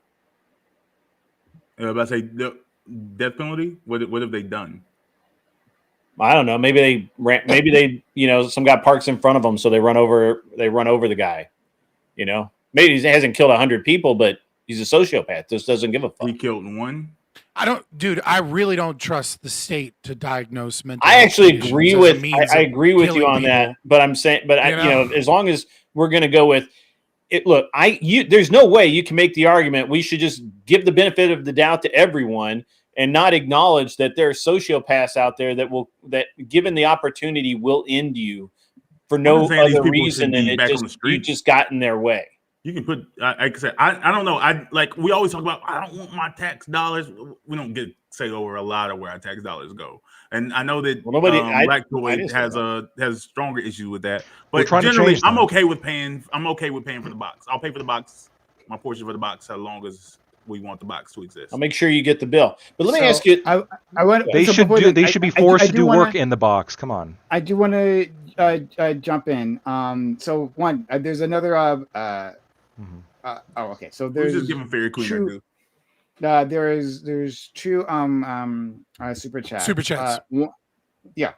One is from Alexander. When a $5 one. They're both from Alexander one actually. A $5 one, but he doesn't want me to read that one, so I'm just going to read the thing he asked me to read it instead. It says, killing innocent people in an active war zone where there are militants in their presence is not the same as a state executing innocent people they have captured and murdered disarmed. To liken the two is asinine and beyond ridiculous. I'm not exactly sure who made that claim. Oh, he's talking about Israel Palestine. That was me. Yeah, can me. Okay. I don't think that it is asinine and ridiculous, right? Because can I hold on? Are we moving on? Another $20 to tell me to read that other message. So thank you, Alexander. For the kindness. But yeah, sorry. No, but I already did it. Go ahead. Yeah, I don't think it's ridiculous. When you think about it, like, okay, so in a war zone, I understand it's like more hectic, more chaotic, but I mean, these casualties were racked up over a relatively long period of time, as Prime is an expert in, and Doobie's an expert in, and Ali is an expert in, and all of them will tell you all about it, and it's true. There was racked up over a long period of time due to deliberate actions of the state of Israel, and they were making the calculation with plenty of evidence on the table what these calculated strikes were leading to. They knew that by taking these actions to end the threat, it was leading to this level of collateral damage. And this calculation is what people who are in favor of the death penalty do as well. Maybe it's more reserved. It's not like in the hectic kind of nature of combat, but it's the same calculation, which is, I think these people are a danger to society. I think these people are, we have to figure out how to get rid of them. What is the potential, and this is not just with the death penalty, but with all punishment. If you're going to throw somebody in a cage for life imprisonment, you could get that wrong. Somebody could spend their entire life in a cage now. The calculation is, how do we end the threat, and what percentage of the time do we get it wrong? And for the death penalty, it's 4%. So roughly. I want to disagree with you, but also kind of agree with you. I agree that it's not nonsense to make that comparison. B, I agree that your frame of reference is true if you are looking at it purely from a consequentialist perspective, and many people do feel and view things that way. Where I would say that it's wrong is that the reason there is a substantive difference in those, and why we might accept an 80%, which is insane, citizen death rate or non-combatant death rate, or casualties, or whatever term you want to use, versus we would not accept that in our justice system, is because it is justified to blow up an innocent person. Absolutely, it is completely justified to kill an innocent in the commission of attempting to stop an aggressor, if that is the most effective way for you to stop that aggression. So, for example, if I'm a police officer, let's say it's in Ancapistan, so there's no state violence here situation, right? Obviously, the state complicates things from my perspective. But I'm a private security guard for a bank, and a bank robber, pulls hostages out and puts a gun to this person's head and is dancing around, and they have guns trained on me, right? So there's a couple of bank robbers, and the one that I have a shot at is holding a hostage as armor.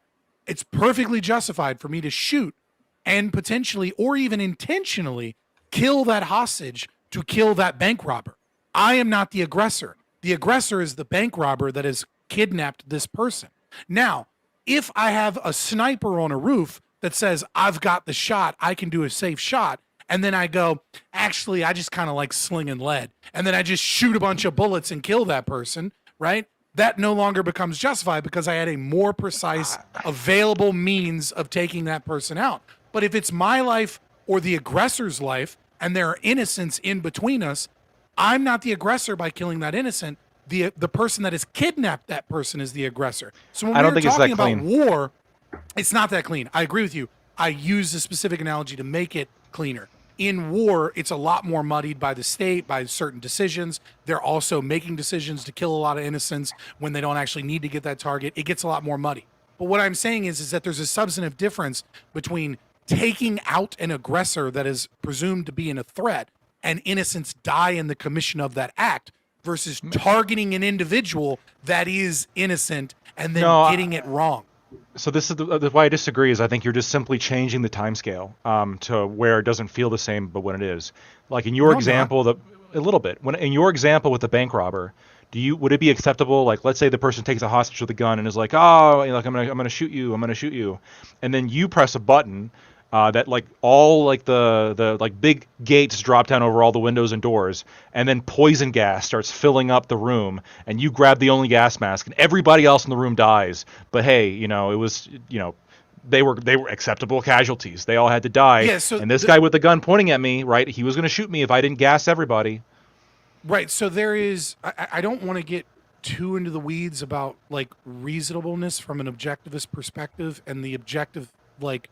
There is an objective answer here on what means were available to you to take out the aggressor, including innocents, and whether or not you engaged in a reasonable way to do that. So if you had no other option to get rid of these people and your life is threatened, then yes, that is pushing the button and gassing all of the hostages and also killing those aggressors to save your own life is just objectively true. You are not the aggressor. I don't think I agree with that. The aggressor is that. But I mean, it also gets to a certain point of like, well, how much can we scale it, right?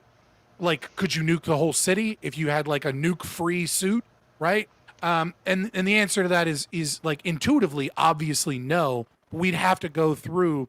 The answer is almost certainly no. This is why We'd Scott have to wants go recreational nukes. He's Typical making the case ANCAP. directly for recreational nukes. Hold up. Typical ANCAP bullet. You just got to bite this for me, Scott. Let's say the only way to stop the threat was to blow up the planet. Would you do it? I would say we'd have to go through the analysis, but I would say the answer is like with 99.99% certainty, it would be no, because there would be other means available of you to stop said crime. No, but in this case, you don't know. It's not about knowing. No.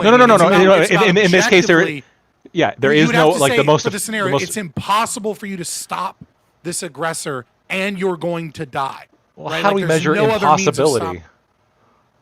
Again, that's why I said I don't want to derail this too much, and that's why I said there is a reasonable objective answer.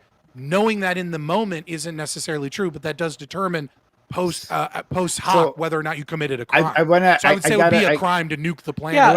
But these stats. But these stats are just estimates. Like, you could get every death penalty correct, theoretically. Right, but it's completely irrelevant to my claim. And my claim is that there is a substantive difference between casualties taking out an aggressor versus the state targeting an individual and then getting the thing wrong, that those are different things. I want to move on. So I am going to read another super chat that came in, but I do want to get in my points, because there's a bunch of points I want to get in, and we're running out of time. So I want to make sure I agree. It feels different, but I don't know why. Okay. So another $10 for Alexander Wynn, being a homie. Thank you so much. He says, some people may be beyond redemption. Their crimes so horrific that they defy forgiveness. But to weigh such justice by quantity instead of quality is an insanity. Okay, so let me jump off this. One, I'm more of a quality individual, right? Rather than stacking little crimes. And I think Bam was making this point previously as well, right? Like when we were talking about violent crime, like a series of violent crimes versus like a series of like misdemeanors or maybe felonies that just aren't violent, you know? Like if we stack all those up and we're like, okay, well now we're throwing this individual away, right? And saying like, well, they never get out of prison. As compared to an individual who's done like just a few like actually violent crimes. I think those things are different. And I would actually look at quality versus quantity there. Can I respond? Because it's literally in my notes from earlier to this. I got so much I want to get through. But you're free to do so later. Just hold on to that, please. It's just that if I don't do this now, I'm never going to get another chance. Okay, multiple things I want to say to all you guys. All right. One, I agree with our friend Grid previously when you talked about sociopaths. I think sociopaths should suffer. I am not against like retribution. Like that is not outside of my moral framework. For especially sadists, right? Those who enjoy hurting others, right? Who like take pleasure out of that. Those individuals, I wouldn't mind doing terrible things for them in the name of justice. But my problem with the death penalty is, as stated previously, right, which Bam was pushing back against. But like, I think, like I can't trust the state to accurately determine a person's guilt. What a middle schooler. Yeah, that. And if they are. If they screw that up, you know, the cost of innocent life, I think, is just too tragic. It's such an awful outcome that it just has to be avoided. But from my moral perspective, I have no problem specifically with the mechanics of the death penalty. But to our friend Doobie, right? You talked about how like, well, you would just use the death penalty for these worst offenders, but like. And I think someone else is making a similar point. So many of these worst offenders are just like mentally ill. They're like mentally individuals. Like I think that it's fine to use harsh punishment, even the death penalty, to dissuade individuals as a society to say like, yes, we as a group, as a country, as a nation, say that this particular crime is so heinous that we're going to eliminate you. I think that's fine. I think it does dissuade a portion, but we're talking about the worst offenders. Actually, that one group is the one group who actually doesn't give a fuck, right? Or is not thinking clearly enough to do so. Those people are going to do those crimes any which way. And so that's why I push back against you, Doobie. I'll give you a chance to respond if you like. And then I do have other points I gotta get through. But if you want to respond to that, Doobie. But are you saying so there's 320 something people that my wife is freaking out. There's 300 something people that commit like a third of the crimes in New York, the shoplifting crimes in New York. Are you saying that they are like mentally ill? You think they're mentally ill?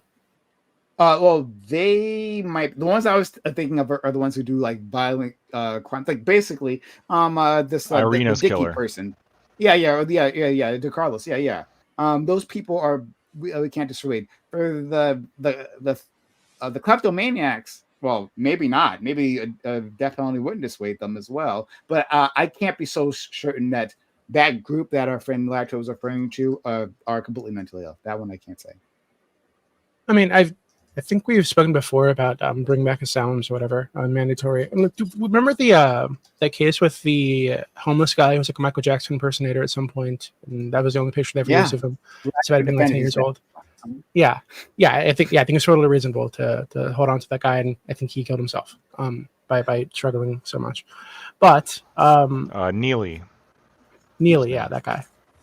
But wasn't Neely the Neely was no, Daniel Penny was the guy who Daniel Penny, you're right. Sorry, Daniel Penny was the hero who stepped in and who was prosecuted for his something kindness. Neely. Yes, and should have been in jail. Yeah, something Neely. Not worth remembering.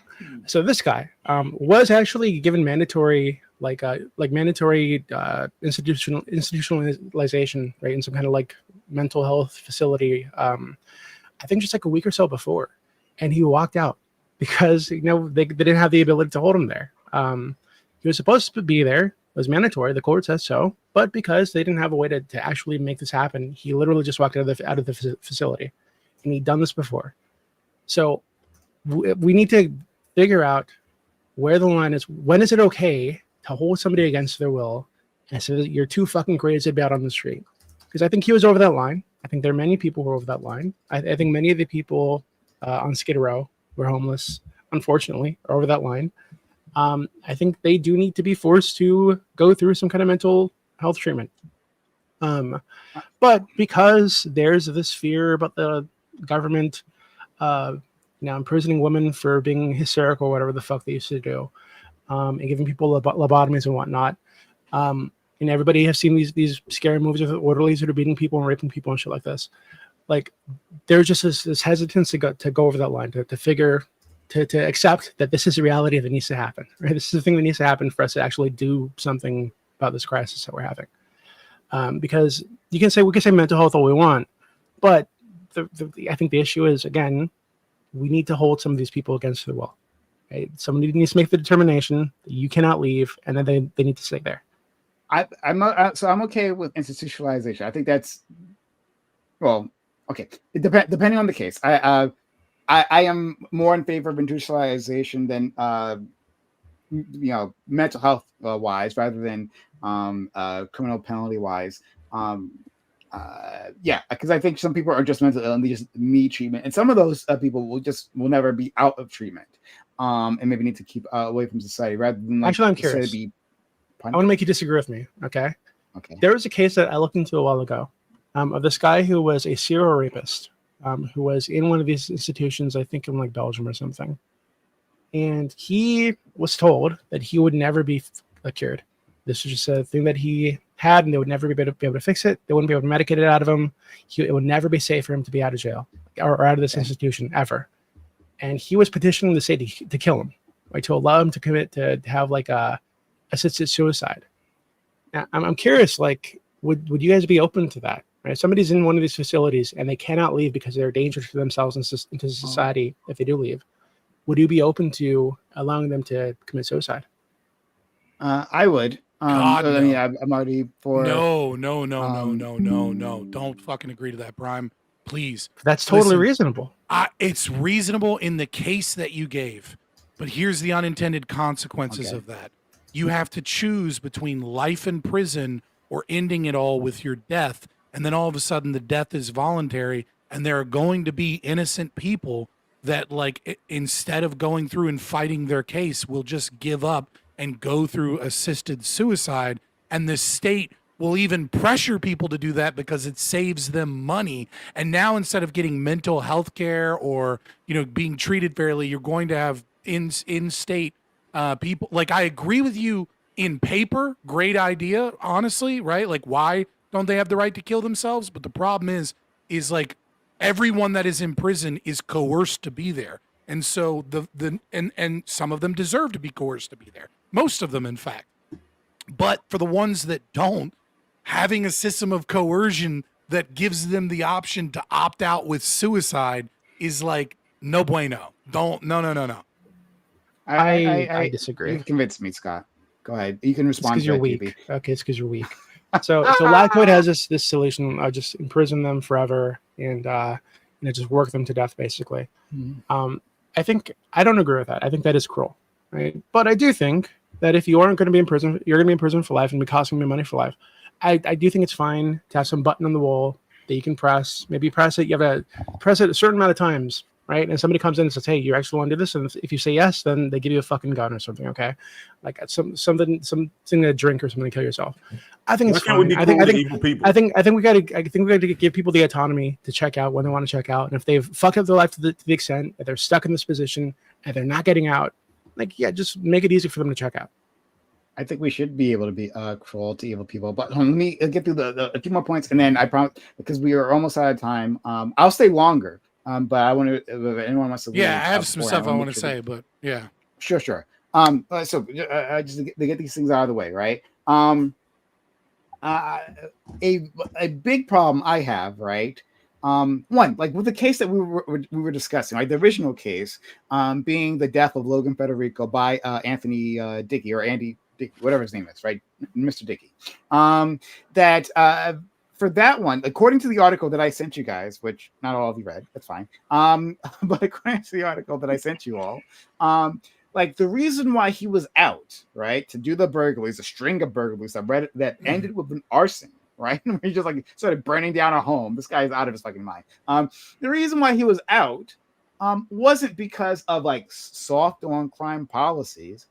It was because of a clerical error, right? Like he shouldn't have been eligible for the deal that he got for his last conviction. He should have been in jail. Like you're supposed to say that with a wink, a clerical error.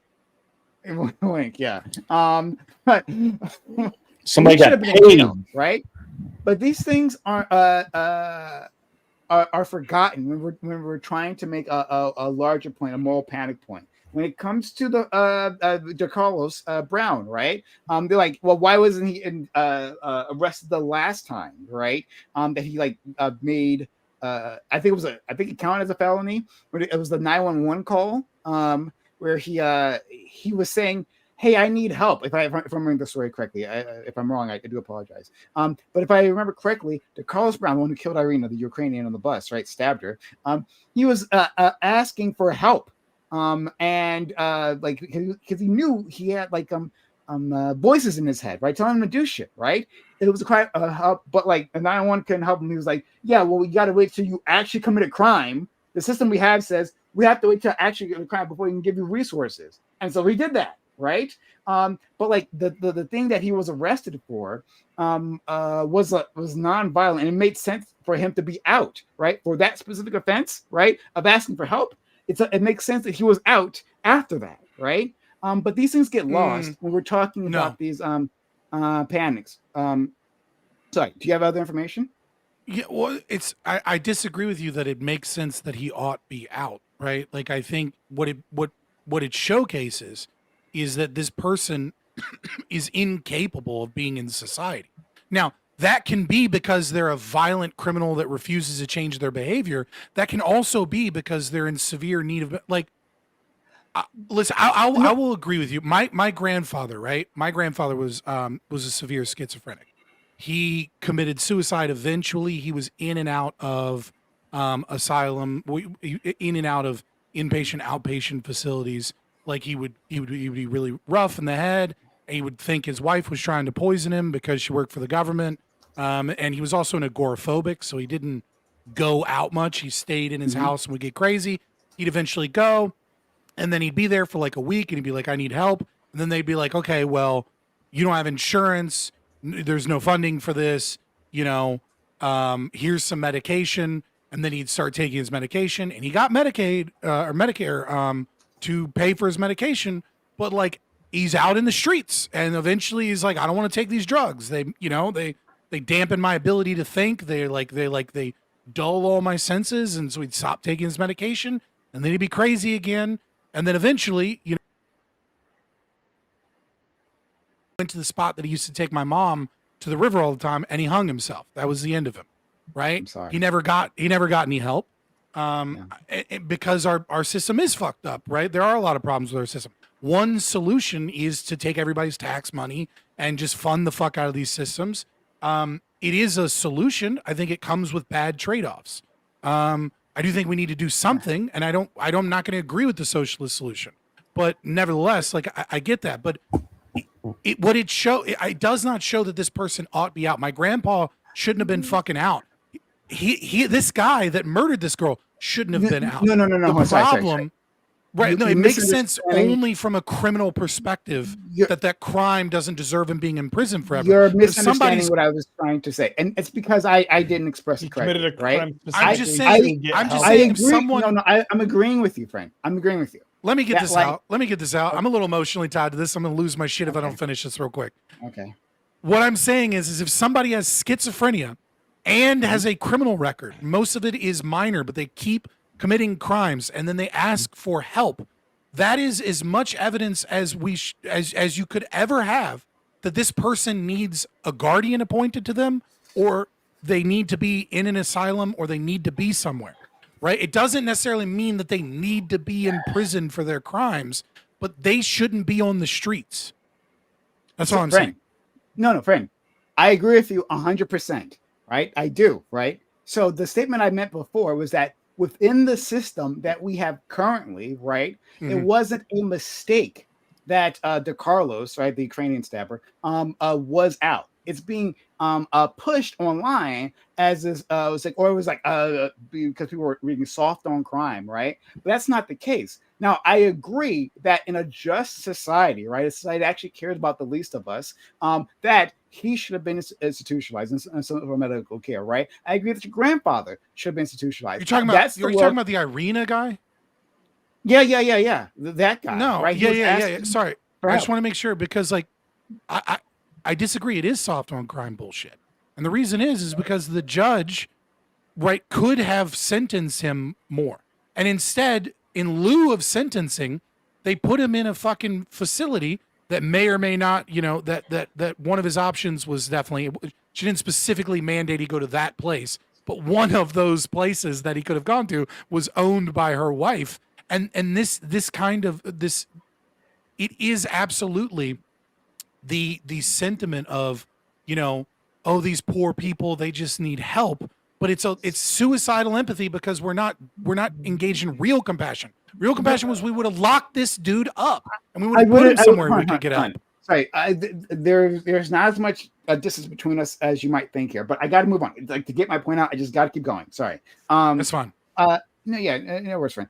So yes, I think that when we're the things that bring this to the national forefront, right, are these stories, right? We have two stories where attractive blonde women were murdered, and not surprisingly, they blew up, and in gruesome fashion, right? And I think I understand why, but still, right?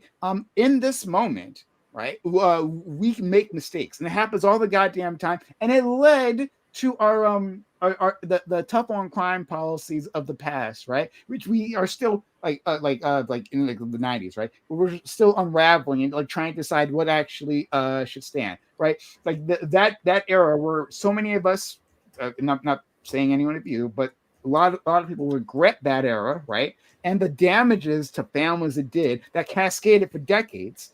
That was brought on by also a lot of extreme cases. Also, the 90s was more violent, true, but we're coming down off of a violent phase. But in any case, like in this moment, right? Like the thing I don't know to that do, we are actually, but the thing to do in this moment that all politics is engineered to do is to say, hey, now we got to ratchet things up, right? But literally, even in the cases we're talking about, right? Like it was the one we're talking, the clerical error. Clerical error is why this guy wasn't in jail, right? The Logan killer. The clerical error is why that happened. But that's lost. It's and so like this is what annoys me. Like this is when we had these. I mean, I gave a bunch of cases in the group chat, right? Like this is a pattern. Sure. This isn't just one guy with a clerical error, so it's not an issue. Yeah, hold on, guy. I'm not saying okay. I'm making a much larger point. A larger point. So I'm saying that one, there is a group of individuals who should be in jail. I agree with our friend Lactoid. And I don't know how to structure the system, right? Maybe Lactoid. I think Lactoid might have some helpful suggestions, right? But like when we're dealing with these repeat offenders who are career criminals, I think Dickie shouldn't have been out of jail. Let's say he's not mentally ill or whatever the fuck is, right? Let's say he doesn't have a Harlech story. Maybe he just likes doing crime or the fuck, right? Still, that guy should have been in jail. One way or the other, right? Even if there was no clerical error, right? Even if it was like the worst case scenario that you're painting, or Scott, right? I think he should be in jail, one way or the other. But I also don't want to design a system within the context of a moral panic for the worst of us, right? Rather than a system that actually takes into account that most of the times when these things happen, people are just like struggling, trying to get back on their feet, right? They're released from jail the first time, and they might want to turn things around, but they don't have a safe place to stay. They don't have access to a job, at least not very quickly, right? And then like the temptation of the street life is just too much. It's just much easier making that easy money rather than my contention is that it's not a moral panic.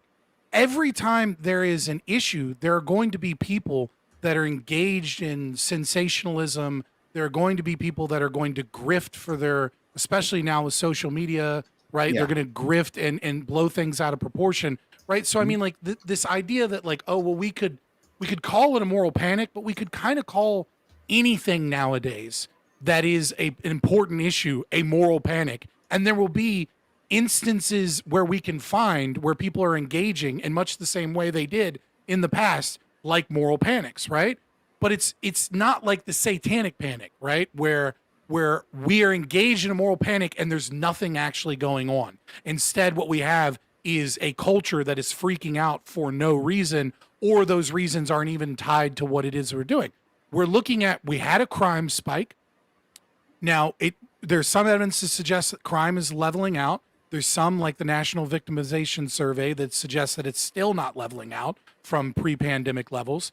We are seeing not just onesies or twosies, but we are seeing a lot of cases where individuals, like I showed you one kid, 15-year-old in Charlotte, that has 111 arrests, 55 vehicle thefts, and 45 break-ins. Now, a lot of these are correlated, right? So it's not like 55 and 45. A lot of these are break-in and then vehicle theft, right? But we're talking about, like, when we're talking about 3 strikes, dog, we are 13 times larger than 3 strikes, right? Like, but and this is becoming a pattern. 3 strikes to return, though, right? Like, I don't know that we necessarily, like, so, like, you know, like I agree that maybe 3 strikes was too harsh. I agree that we have a lot of bad things that were tied with this.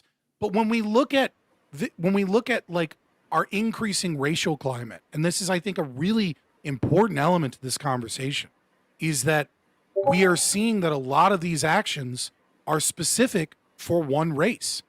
We are seeing, it's not all. I put in an example of like a white guy, right, that had like killed an old lady. Diversity. I appreciate it. Right. You know what I mean? But we are definitely seeing this, like, where there is this suicidal empathy that judges and specific DAs have of just in the sake of doing better and not ruining people's lives, they're putting dangerous people on the streets, and a lot of it is racially motivated.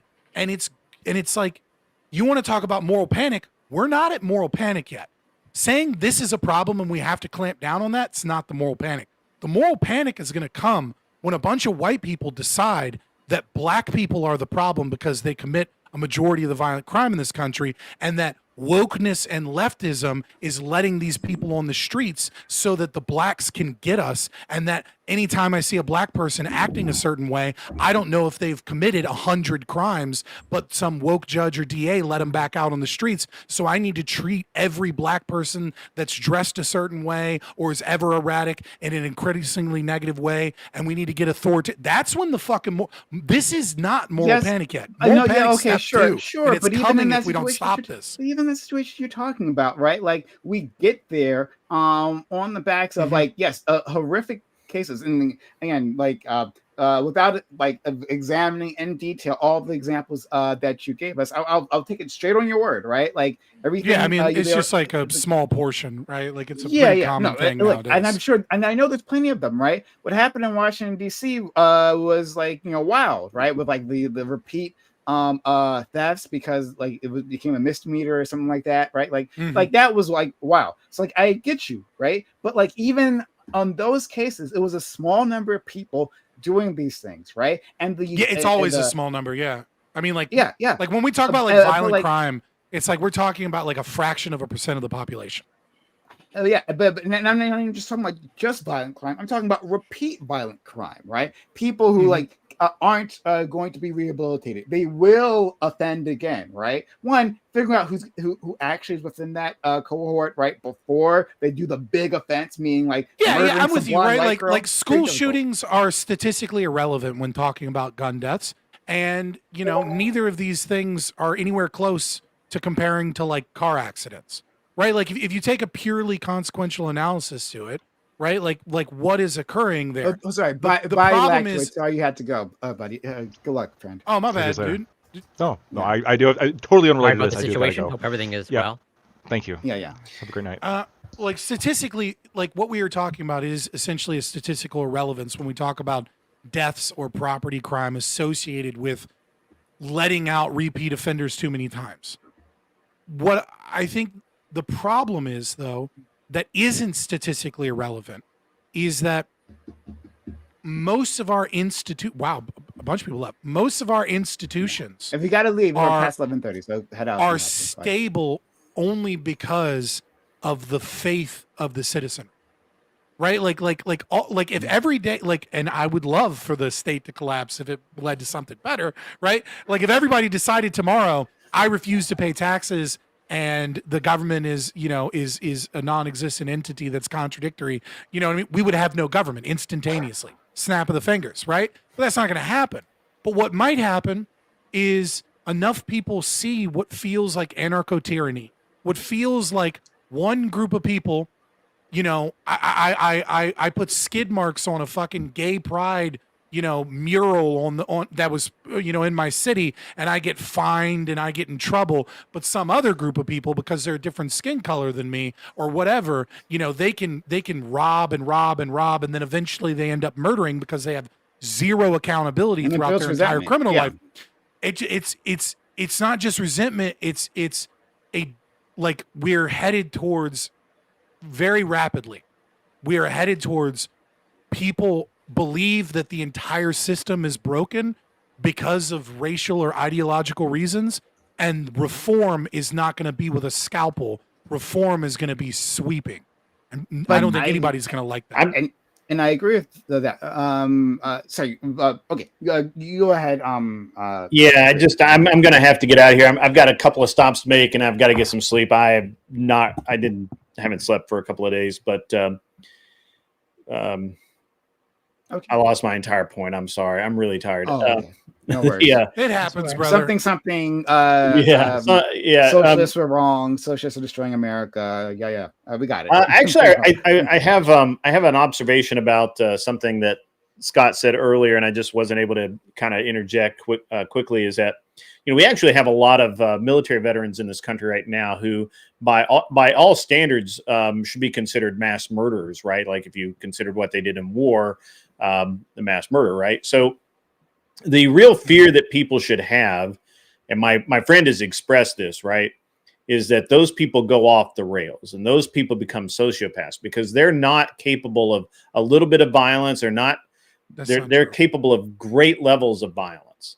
And we see this in other countries, right? And so we've been very fortunate, I think, in America. And this is one of those things where I would actually and normally I'm not super pro, like, just kill everybody kind of deal, like Doobie said, but I would swing more to the side of, if if you have a legit sociopath guy off the rails, there's no bringing that dude back. Like, just and we consequences are the product of the choices you make, and we're all going to die one day. So, I personally make good choices, so I live a long time. Other people may not do so well. Yeah, I mean, if we ever get like Minority Report brain scan things that show like 100% efficacy, then whatever, fucking waste them. I knew you were going to go Minority. My problem is it's just like,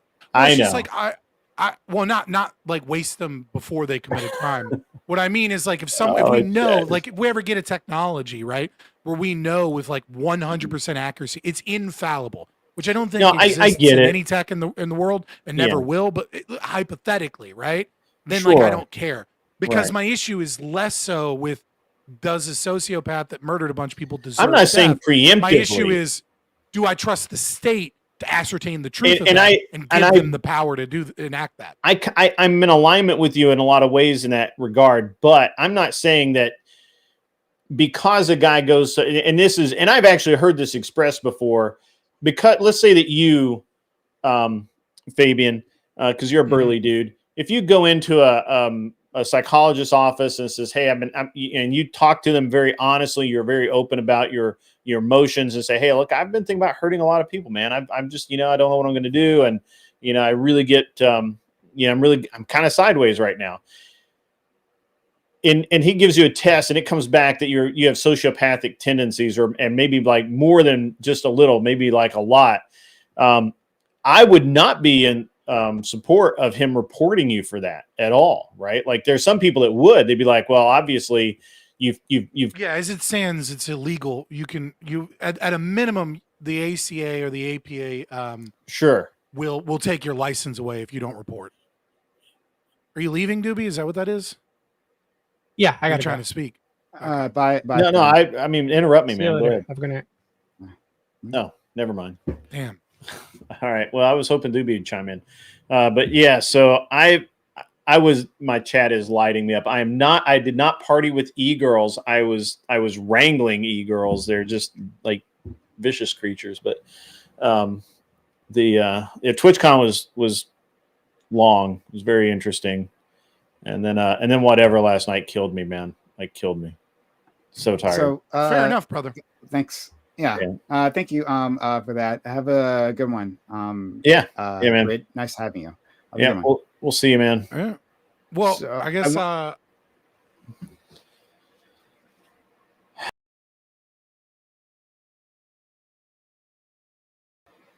why is that still up? There we go.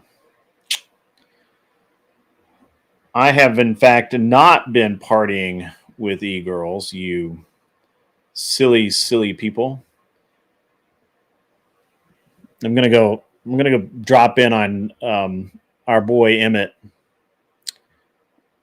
Yell at him for a minute.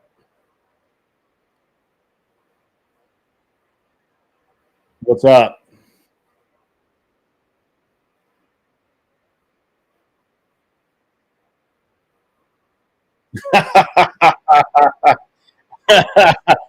That'd be funny. No, that.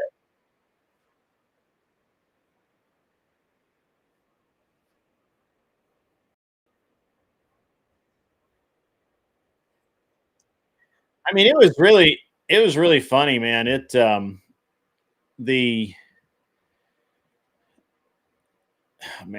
just a lot of work, because there's so many dudes at these events, obviously, and you kind of get a sense of who's trying to pull girls aside and get them away from their groups and stuff, and that kind of thing. It was terrible, man. It was terrible. Predatory, yeah, for sure. Yeah, dude. Yeah, 100%. They all made it home. So, I got to answer Smoking Spaceman over on my panel. Why do I do that? Why do I do that to myself and go on Prime's panel? I don't fucking know. He asked me earlier today. I'm like really tired. I was like, yeah, all right, I'll do it. And I took a nap.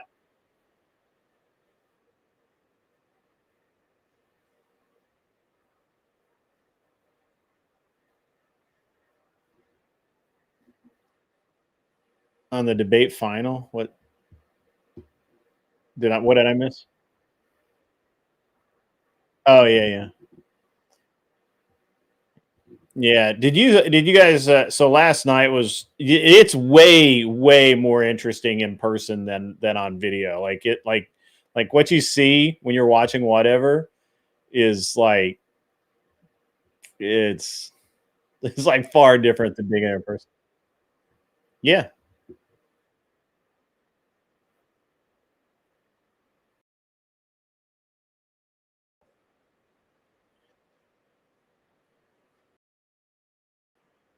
But here's the thing, though. Here's the thing.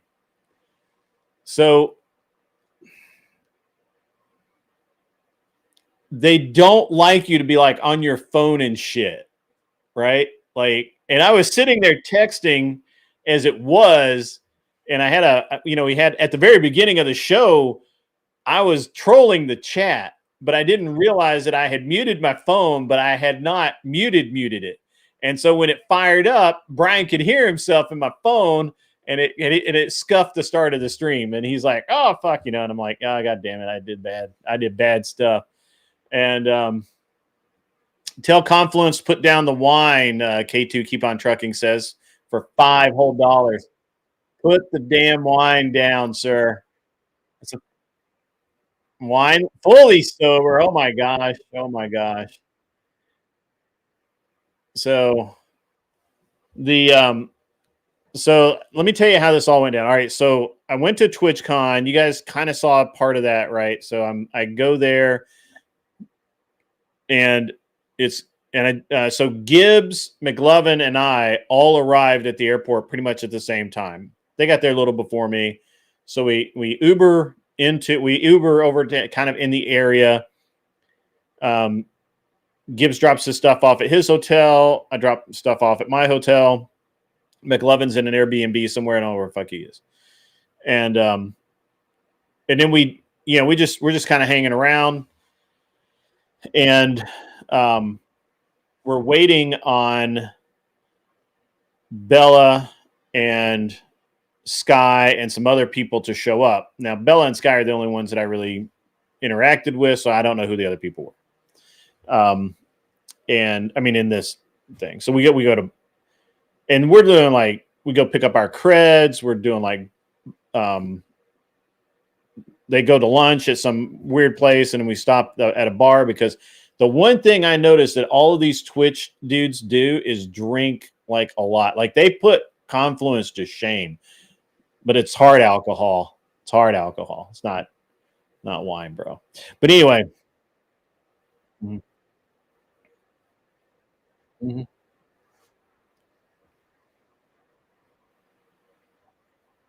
What's that? Let me flip over to that chat.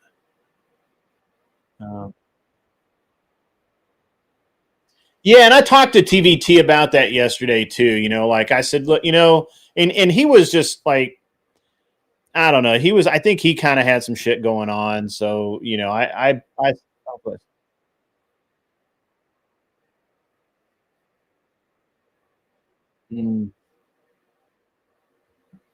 yeah, no, I think, yeah, anyway, I talked to him. I mean, if I've talked to him again, that's fine. He's a good dude. I like him. But we can get into that in a few minutes. But so the next day, well, they all went out to party. I go back to my hotel. I get some sleep. I get up the next day. I'm like, where the fuck are you guys? They don't answer because they're drunk. They're asleep. And I go to TwitchCon by myself in the morning, thinking they'll eventually get there. So he went after you again today. Wow, that sucks. Well, I'll talk to him again. I had a long talk with him yesterday, though. and basically everybody, I'll make an announcement on my channel when I'm actually awake enough to make a clear announcement. But so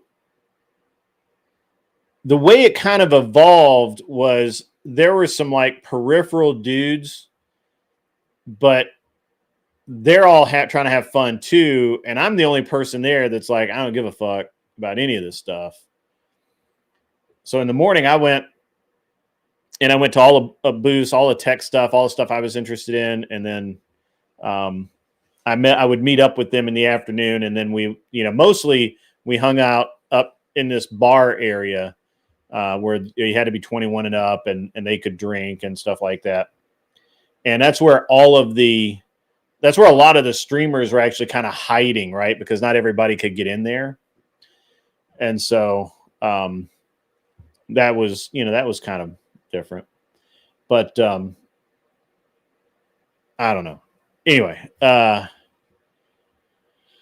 it was long TwitchCon. So that was my routine actually. And then anytime the girls would go somewhere, I would go with them. That's how I met XQC yeah, I met XQC. Yeah. Yeah. I mean, I got a picture. I think it might even be on my computer. Let me see. I know it's on my phone.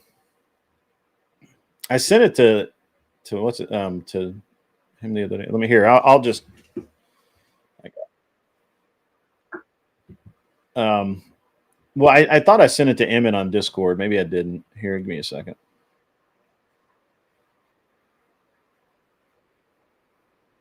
Yeah. Go ahead and share the XQC one. Yeah, you can share all the pictures. I don't give a fuck.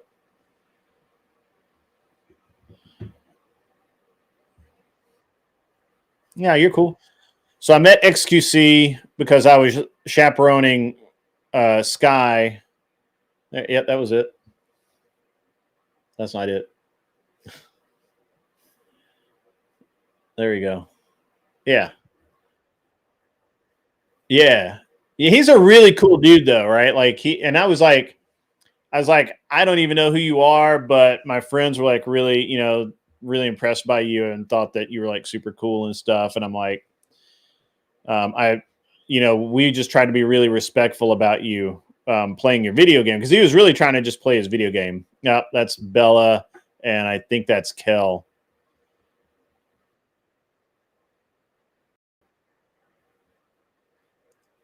Pardon me, that's not Bella. That's Sky. That's Guyana. That's Guyana. That's me. That's Gibbs.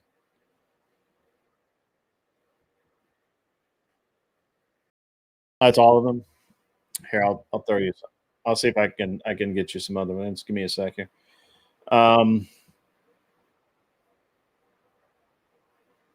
Yeah, man. Well, he was cool. He was just like, yeah, I get it. Because I was like, I don't know who you are. They say you're really famous. I don't know. I mean, you just like normal dude. So, but we wanted to be really respectful while you played your game. They said that you're really big, and if anybody found out, they just like mob you.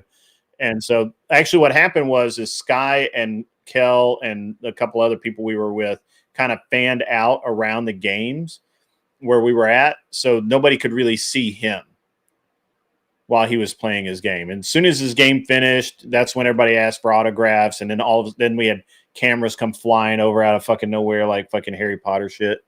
And, and then he got mobbed for like 5 or 10 minutes. And then the picture you see is me going to him after that saying, hey, we kind of knew you were going to get mobbed, but we did what we could, bro. I'm kind of paraphrasing there, but yeah, it was so that was cool. And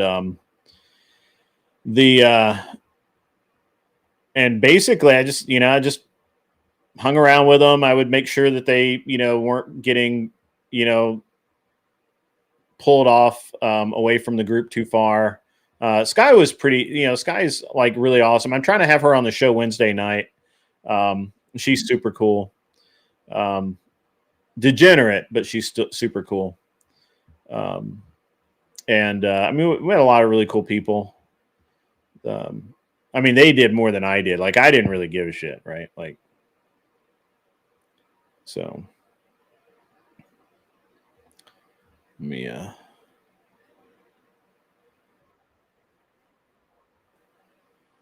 I mean, everybody was there. I mean, like, yeah, I mean, I don't know who are big names though, right? Like I met Coach Kurt.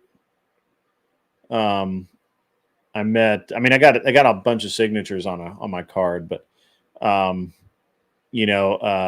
met a bunch of Twitch partners. I'm sure I met more people that were more famous than I know about. I met this dude from the UK called Bodie or Modi or something like that. Yeah.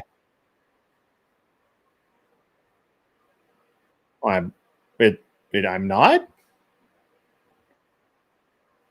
Oh, hang on. I thought I was.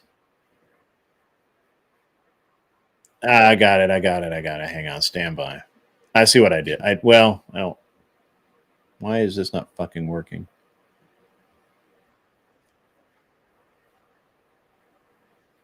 Dude, I am so tired. All right, so anyway, I'm like droning on here. So anyway, so the next day I had, same deal. They got there at like fucking noon or whatever, mid or 1:00.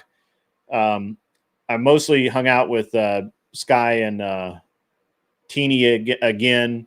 Bella was always off somewhere and standing in some line to do a meet and greet or something with some gamer streamer dude. And which was cool. But anyway, so I hung out with all of them. They had a great time. Are we up yet? Why is it not? There we go. Finally. There it is. Got you, bro. All right. So the let me throw this over to Discord really quick. If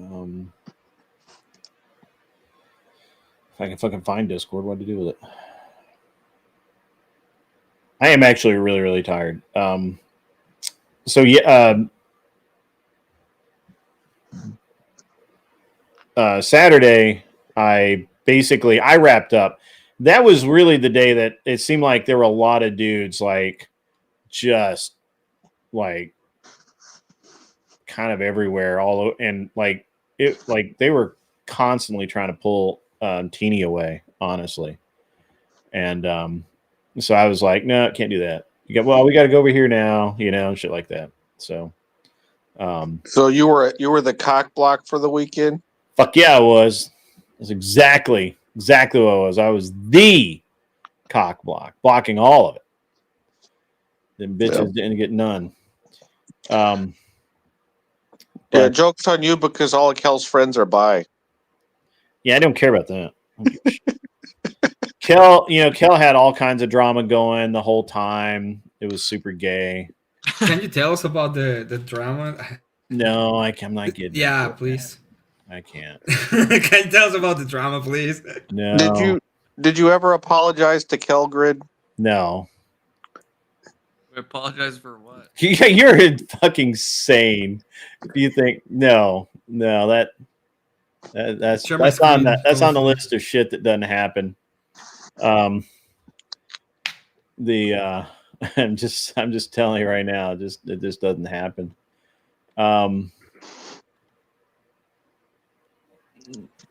That's from whatever. Oh, that's Popsicle Girl.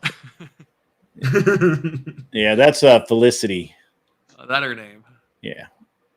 Maddie replacement. So. But Emmett's obsessed with drama. I mean, okay. I'm not obsessed. I just enjoy it. It's the drama kind of stream. Fucking funny. So anyway, after wrangling the e-girls, who, by the way, again, they were awesome. Like, they're super nice. They're, they would sign, people come up to them and sign stuff. They'd sign it. They'd take pictures, whatever. But the problem is like, I would, if I wasn't standing there, they would like try and pull them away from our group. And since I was cold sober and I don't give a fuck, none of that shit happened. So, and then I ended up once they had their stuff to go, so they could go to the block party.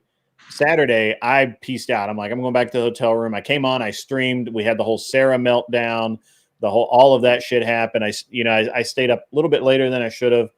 And then I had to get up, not super early. I got up like 7 or 8, went down and had breakfast. I had to leave to get to Santa Barbara. I had to go get the rental car and all of that. Made that out. All that shit happen.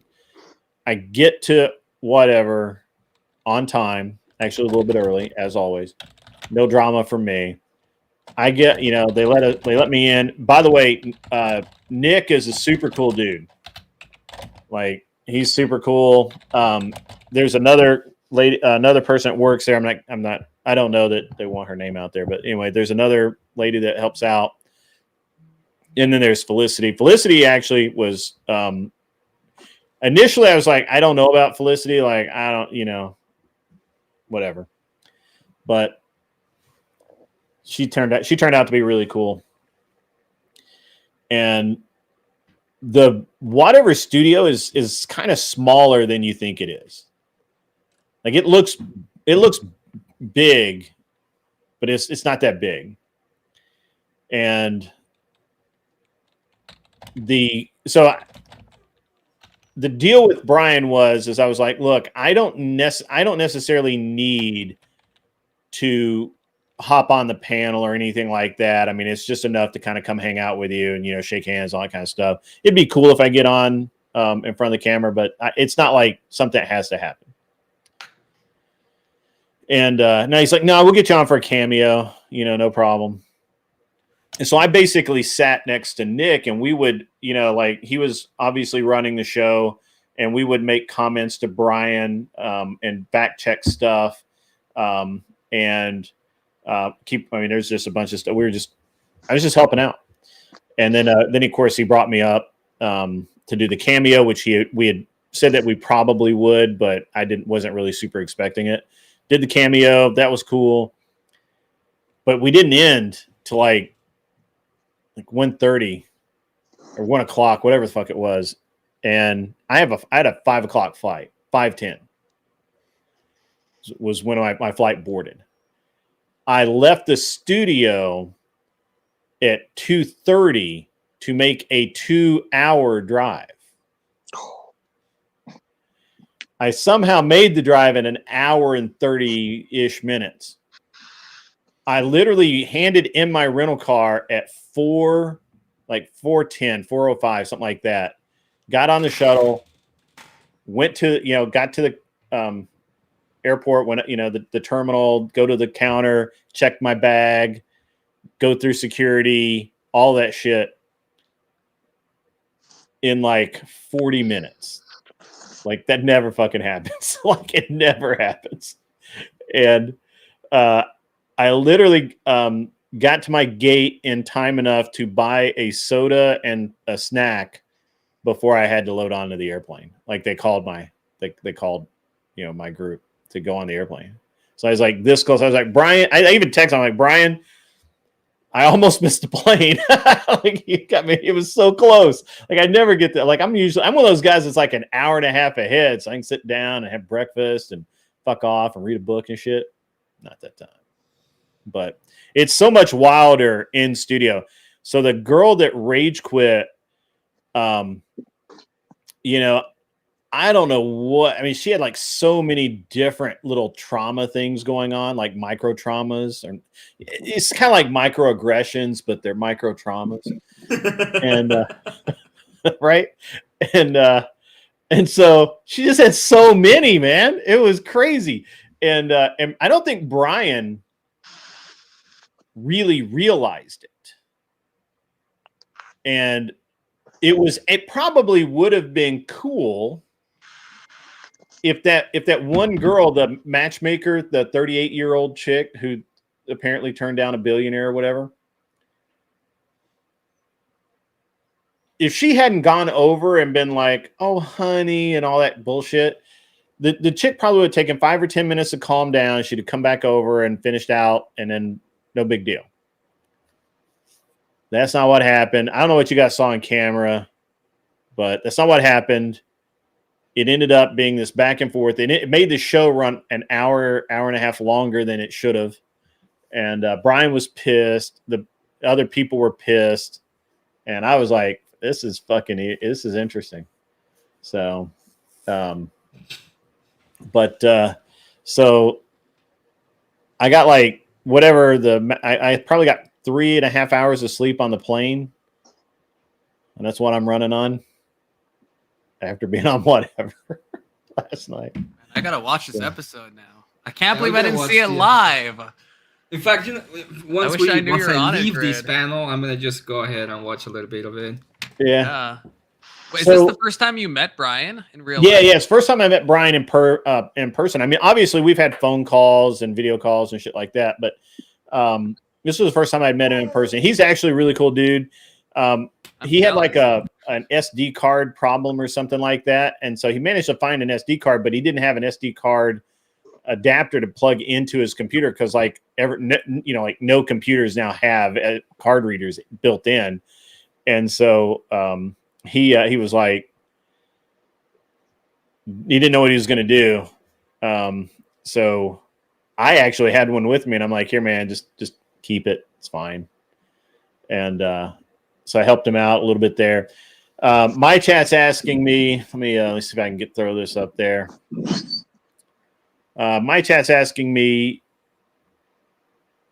how fat Brian really is in person. He's mastered the art of angles and lighting, but when he goes IRL, his skin suit itches on him. He's not that bad. I mean, he's very accurate when he says he's added a few pounds around the middle, and I assume that he's really trying to lose weight. But I mean, to me, he was just a regular dude. Like, he was really just having a great time. He's pretty intense though about very specific things. Like a lot of things, he's just like, yeah, whatever. But he's like camera angles. Like when you see him get up from the chair, so what he's doing is he will refocus the cameras. He will check the camera alignment, and he'll check the angle, check everybody's angle. I mean, he's got that OCD. He's got, well, it's not just it's just being he's really dedicated to his craft, right? Like this, honestly, I think all he thinks about is doing his show. Like a lot, like when I was racing, all I thought about was racing. I didn't really have any mind space for any other bullshit. I think all he thinks about is how do I refine the show? How do I make it better? How do I make it, I just think that's all that's the thing that is in his mind all the time. And so that, that was cool. And to hang out with Brian, I think Brian's like to me, he's a regular dude. I think he's a little concerned right now with the Charlie Kirk thing. And he's actually received death threats. He's actually, had people stalk him and shit. So he's being a little bit, he's a little bit careful. But, and his setup really is so simple, but it's so effective. Like he has this thing where he's positioned the table and he's got those things that block most of the sun out, but when he's got the natural light during the day, it works. And then as the sun goes down, he's got lights on the second floor that project onto the white roof. And it's like the lighting doesn't change. Like you don't notice it in video. And I almost really didn't notice it in while I was in studio, but I was like, how is this light staying this consistent? Right? Like lighting is something, if you're in a studio like I'm in mine right now, lighting is something you're always kind of tweaking and fucking with. And he's just like, it's just done. It's just there. So, but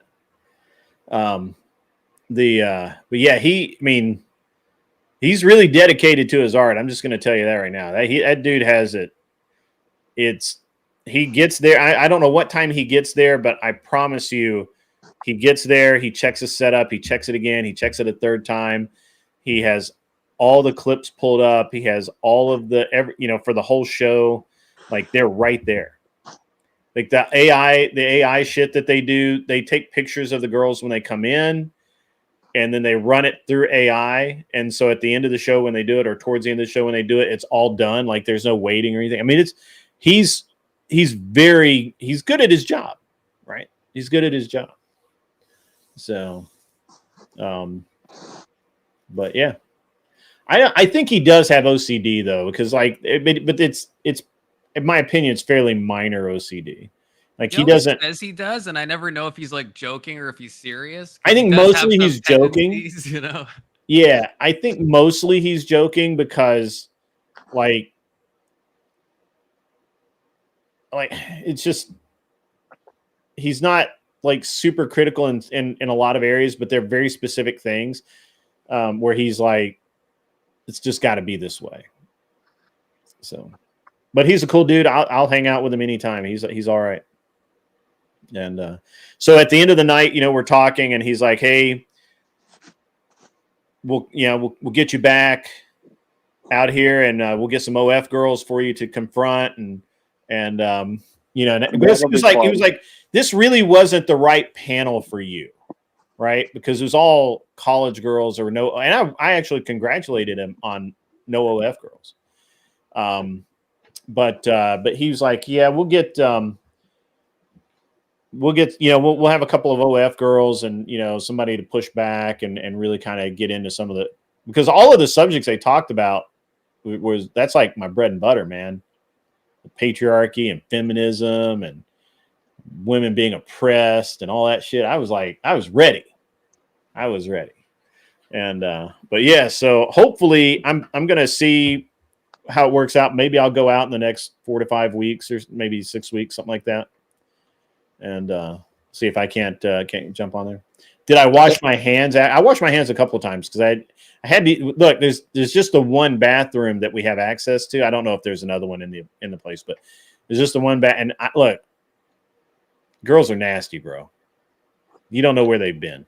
Grid, you got to do a better job of telling your audience that you're going to be there, though, man. I mean, you got to like blast it on. I told everybody that I was going to go to whatever. I said I was probably going to go to whatever. I didn't say I was going to be on. I did, but and the thing is people were like texting me, and I'm like, I don't know when I'm going to go on, and I wasn't getting like side eye or anything, but it was like it wasn't really like the thing to do to be texting. So in the middle of it, I have another thing go on, which I've got to solve. I was going to solve today. I was going to have to solve it tomorrow. But yeah. So yeah, it's do you think you will benefit from going on the show? I don't know. I think maybe a little bit. For me, it's all about the fun. Right? It's all good times.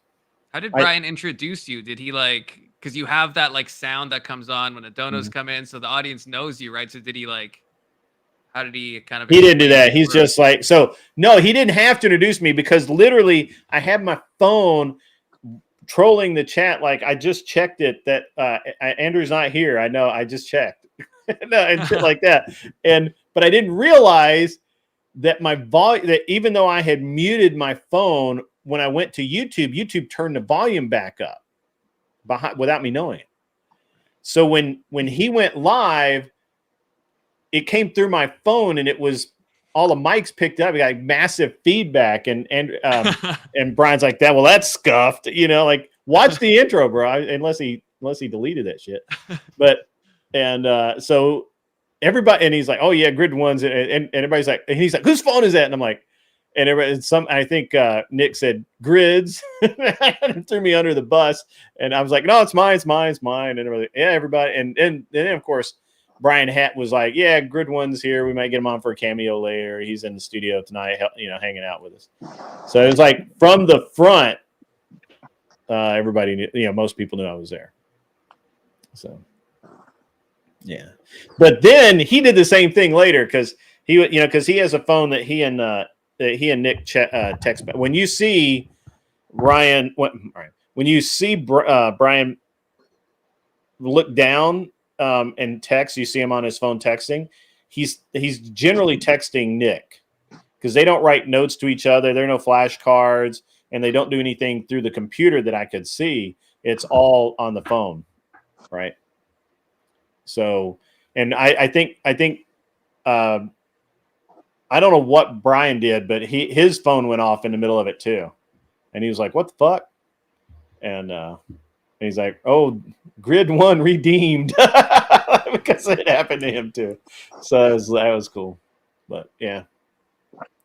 So, but yeah, man, it was a great time. I had had a lot of stuff, a lot of cool stuff kind of go on, and it was a great trip overall. I didn't accomplish all I wanted to, which is usually the case. I end up with lofty goals, but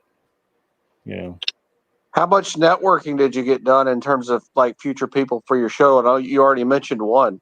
Yeah. So really, I ended up not doing a whole lot of networking at all. Mostly, I let Gibbs do the networking because he's just like he's bouncing around everywhere, right? Like he's talking to everybody. Now, I did I met Coach Kurt, and that's a pretty good person to know in the community. Teeny is a Twitch partner. She has a reasonable following. She's a good person to know, and. Overall, I think that,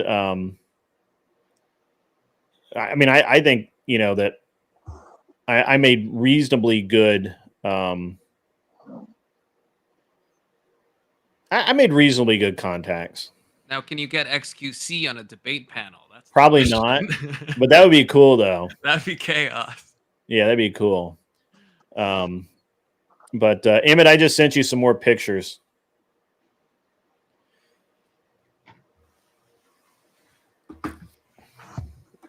I think I'm going to hop down, guys. All right, Agrillipus. It's good for some Agrillapocalypse. Agrillapocalypse. How are you doing, man? You doing all right? Yeah, man. I got to do school with the kids in the morning. And, I do too, man. I got to go soon. I got to go real soon. Yeah, but I'd love to stay, but I'm kind of starting to feel it. I'm tired. Well, thanks for being here. No I'm problem. I'm beat like all a you drum. guys. I bet, man. That's a lot of traveling, dude. That time difference gets you. A little bit, yeah. Yeah, for sure. All right. Well, good night, fellas. Peace. Have a good one. Yeah, I didn't meet any OF girls, Seth Spence. I didn't really plan to. I expected to, right? But there were no OF girls, except the one girl who had been an OF girl but was no longer. Now she was like a repo chick or some shit. I don't know. So a born again virgin. She didn't say born again virgin. She says she's born again, but she did not use the virgin claim. I think a lot of her I thought a lot of her claims were very interesting. Okay, I'm back. I'm sorry. I had to take the dog out. Yeah, no worries, man. I sent you some more. I sent you a couple more pictures. This is from the last day. This is when they wouldn't let me leave because they wanted me to escort them around to make sure they were safe when they went to pick up their credentials and stuff. So you were held hostage by the e-girls? Kind of. I was like, well, I'm going to leave. And they're like, do you have to go? And I'm like, no. And they're like, I'm like, okay. So that's Skyana with the red hair, and Teeny is the long dark hair. But I think this is the same picture. Well, there's one. It could be. I don't know how many I sent you. I sent you two that were different. Yeah, you sent this and this one.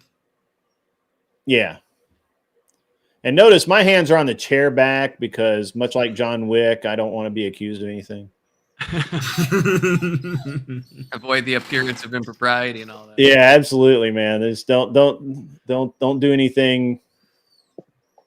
Wrangle the e-girls, but don't touch them. Makes sense. Yeah, wrangle them. Yeah, right. Hard to wrangle without touching in some ways. But no, it's not actually. you just command them. Next Use time, a shock collar. So how? I actually have a question. How old do you think Teeny is? 32. Girl on the right. Yeah, the girl on the right with the dark hair, long hair. 32. I was gonna say 19. 23. I guessed 22, but I was wrong. Emmett, you want to throw out a guess? 27. Closest. She's 28. Jeez. Oh. Yeah. Yeah, the e-girls are all grown up. Yeah. Wow. I know, right? All grown I thought up. they didn't age. Yeah. So anyway, and then yeah, I don't know. It was a long weekend, guys. It was,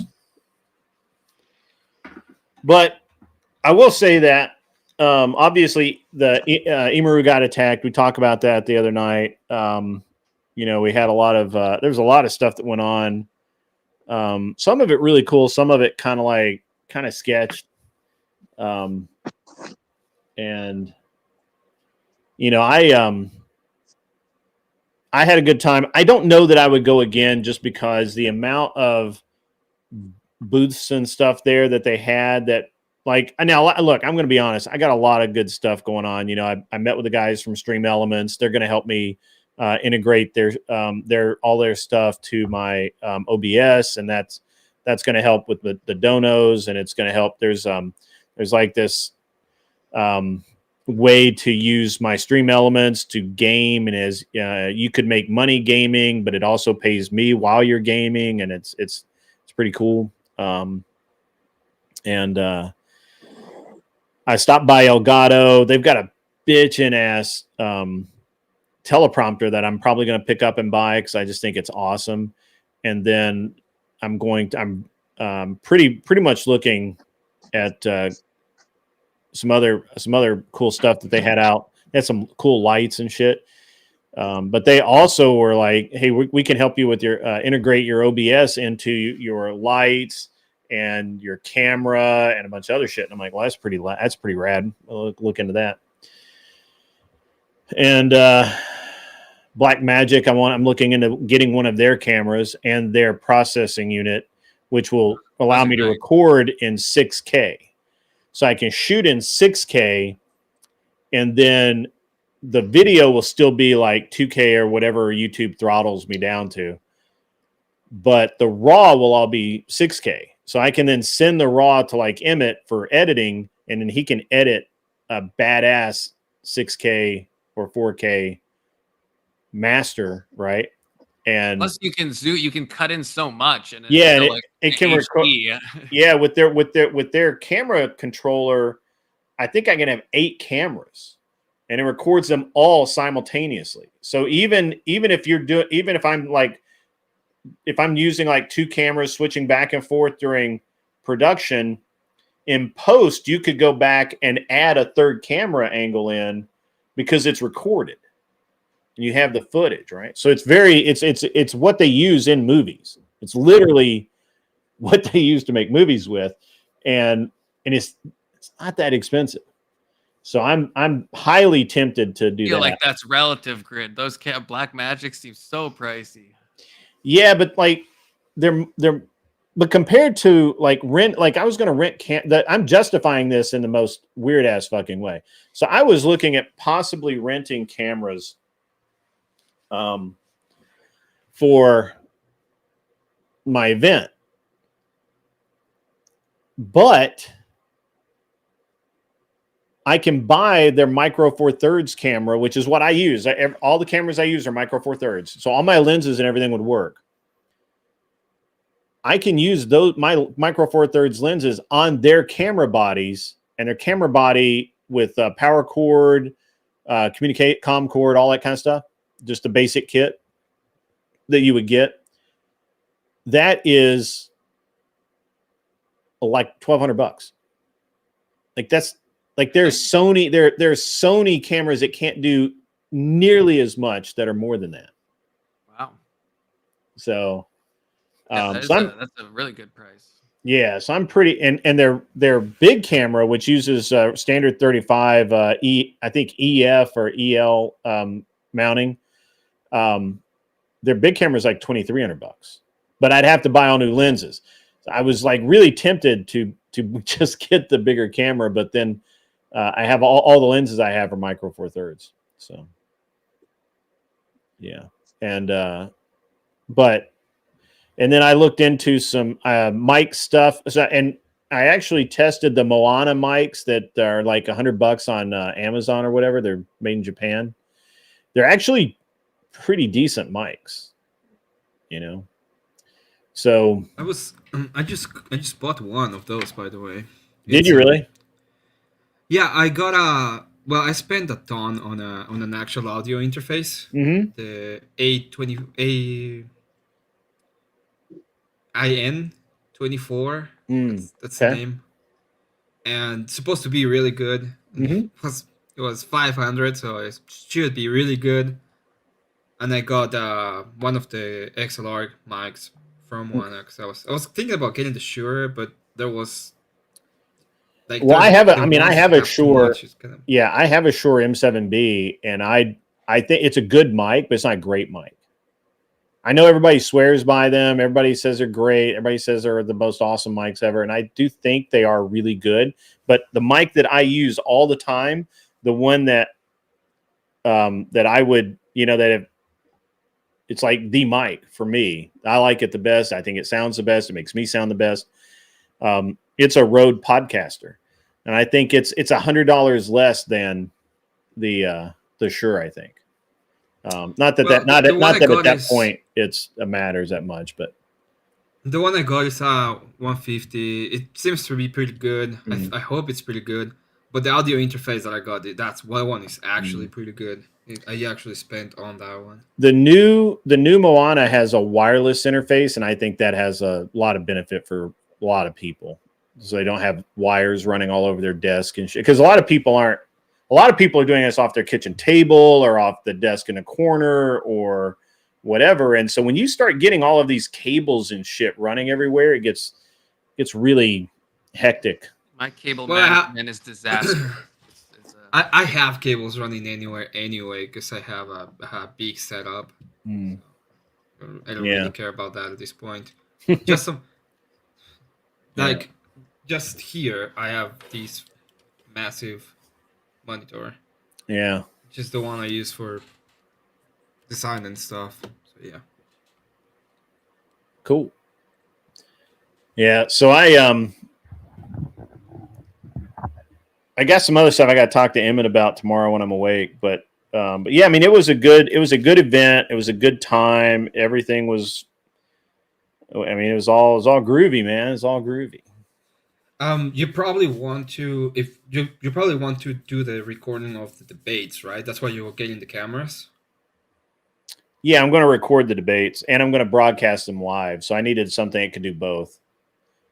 So yeah, just get if you're going to do that, one of the things I just get everything set up and make it easier for everybody, and probably run some tests before. Mm-hmm. Yeah, before the debates actually. I don't know that I can. The problem is I don't know that I can get the Blackmagic cameras before DebateCon and test them and use them. So I'm on a fence about that. I mean, I'm probably going to buy it. I'm going to buy one, but I don't know if it'll be before DebateCon. But it makes the decision for me renting cameras a little bit easier. I won't rent them. I'll just use the cameras I have. Because the cameras I have are good. They're really good cameras. So well, I was thinking about the because you were talking about having all of them at the same time and just recording all of it. But yeah. I'm sorry, what? Oh, you were talking about recording all of it from different angles. Yeah. So I thought you were gonna do it because of that. Just I was going to, but the problem is I'm not sure I can get it in time enough. And then even if I do get it in time enough, I don't have time enough to learn how to use it. Okay. It doesn't do you any good to have the best equipment in the world if you don't know what button does what, and if you push it twice, what does it do? Right. So yeah. I mean, you can always just get me there, and I'll spend a couple of days playing with them, right. getting them ready. Yeah. Sure. The so I'll probably just use my cameras, and I'll just run it. I can run 3 cameras, I think, without any real problem, and that's how many I have. And I'll just make that work. So, but I'd like to. I don't know, man. I'm on the fence because I really like that. I really like the cameras. I think that the quality is really good. Everything's really good. So, and I've got to deal with some other kind of interim issues as well. So, but I did. We reached out to Enemy Charlie. Enemy Charlie has some challenges to get here to do the debate, but I think she really wants to. I'm going to try and talk to her this week. And other than that, man, I mean, that's basically it. You're going to be debating her? Sorry? You're going to be debating her? Me? No. Oh. Probably Rob Noor. Do you have the cards for the debate already, or no? No cards Getting yet? there. I'm getting there. But I mean, one of them is Fabian Liberty, right? It's going to be Fabian Liberty, Rob Noor, and so Fabian Liberty. So right now, the debaters I know are coming. Jake Viopod, Jake Var. Jake. Well, yeah, Jake. That's Jake Viopod. So Jake Var, Rob Noor, Tyler, average debate enjoyer. Okay. Which I haven't heard from him in a week. I hope he's okay.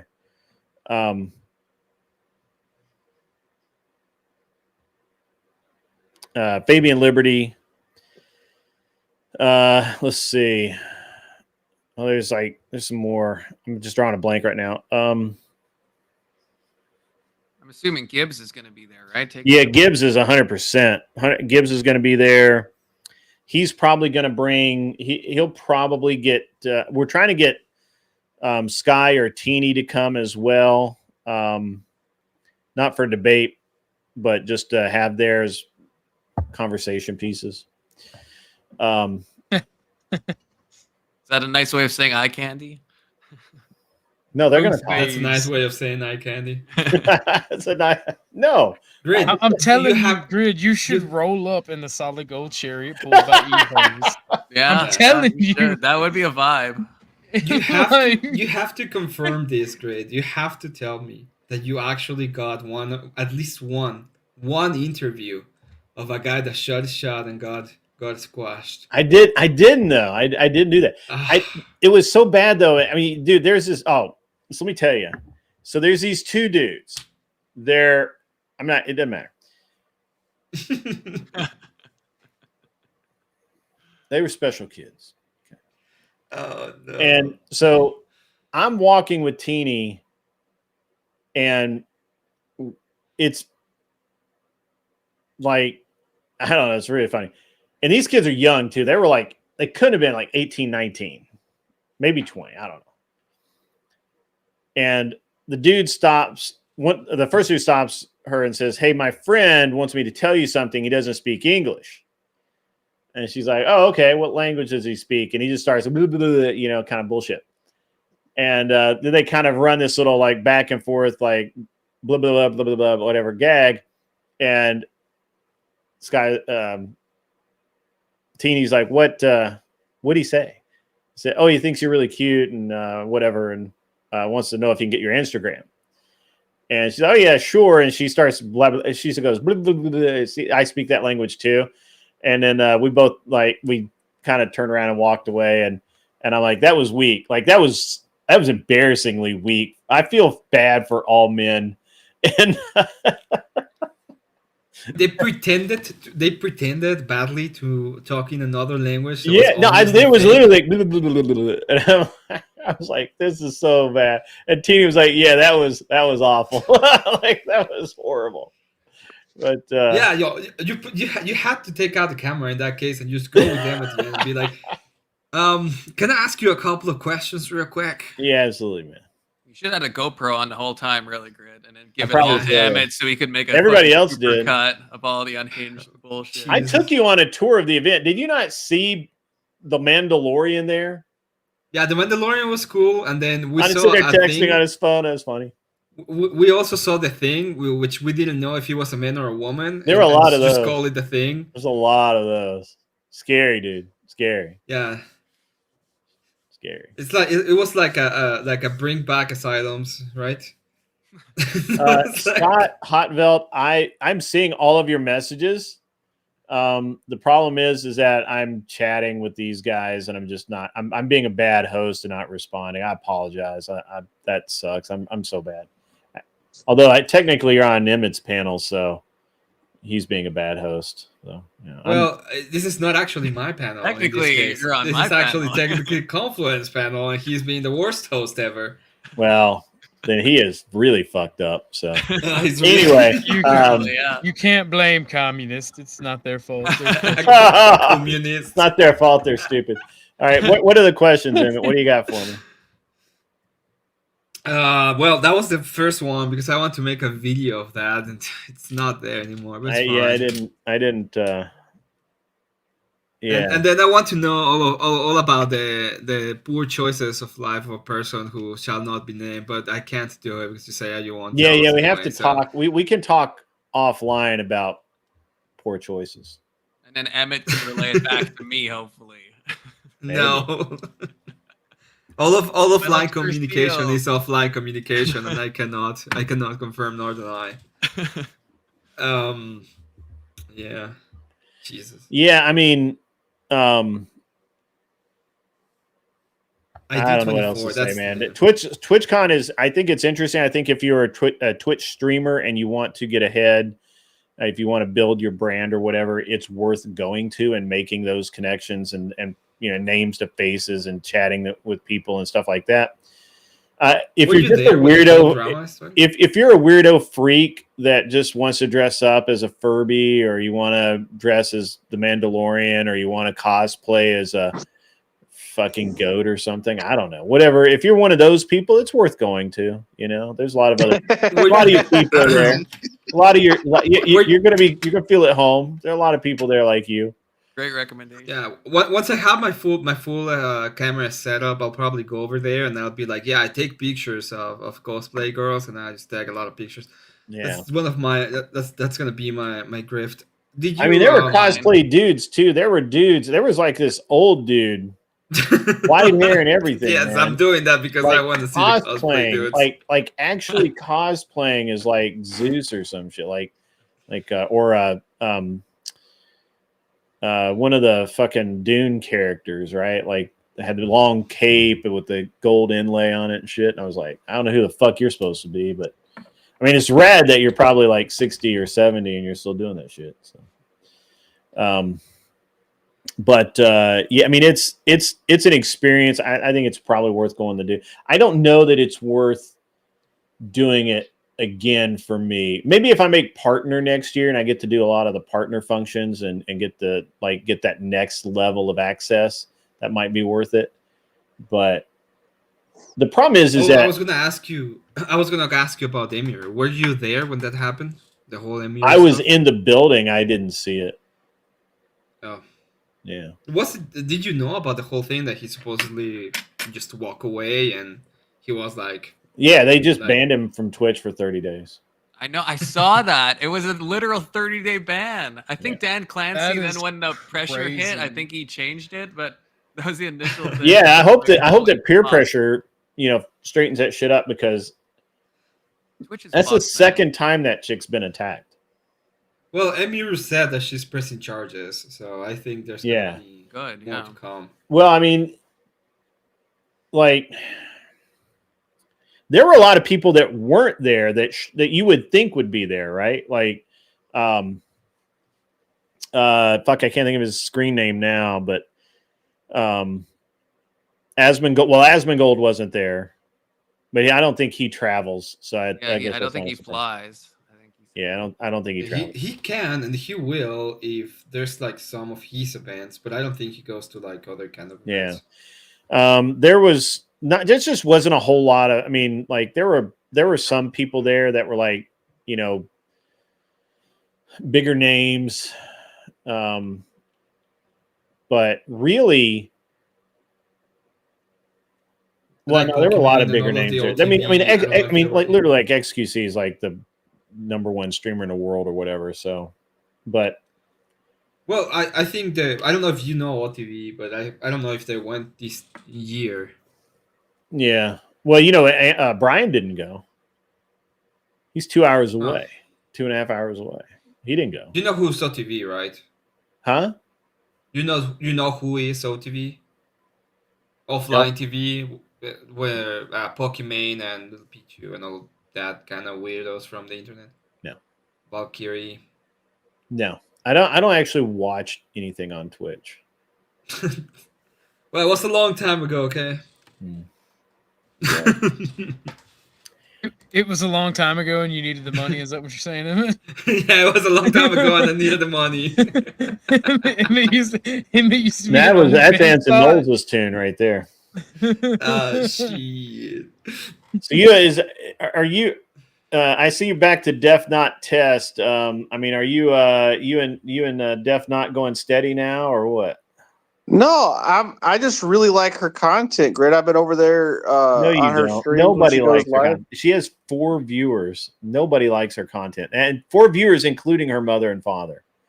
Yeah, well, you know, and I'm one of those 4, right? So I really hope that she can grow some. She's very nerdy, and she's got a very analytical brain. No, she doesn't. And she's got a lot of the same background in terms of like her political ideology is very similar to mine. I would not be surprised if she came out and told everybody that the magic flying lizard zombies told her to do this. Like, I'm just Who is this person? Definitely. Yeah, for real. I want to know. Sounds retarded. I want to know. Her name's the channel is @definitely not whatever. She just does like debate analysis. It's really good. It's very anti-Crucible, anti-Andrew Wilson. But not from a left-wing perspective, from a libertarian perspective. She's not libertarian. Oh, so even more. No. He's lying. It's not libertarian. It's literally a feminist perspective. He's lying to you to get you to go watch this bullshit content. There's nothing libertarian about it. It's just simply feminism. He needs a 5th viewer, Grid. 5th viewer. That's right. Is she hot? That's the question. You can't tell.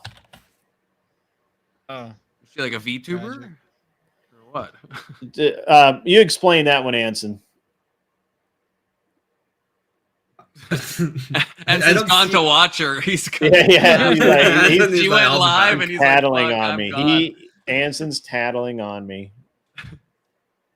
Anson, did y'all see she went live? What? You said definitely not whatever. Yeah, at definitely not whatever. Yeah. I've seen her She does like she basically committed her channel to like bashing Andrew Wilson.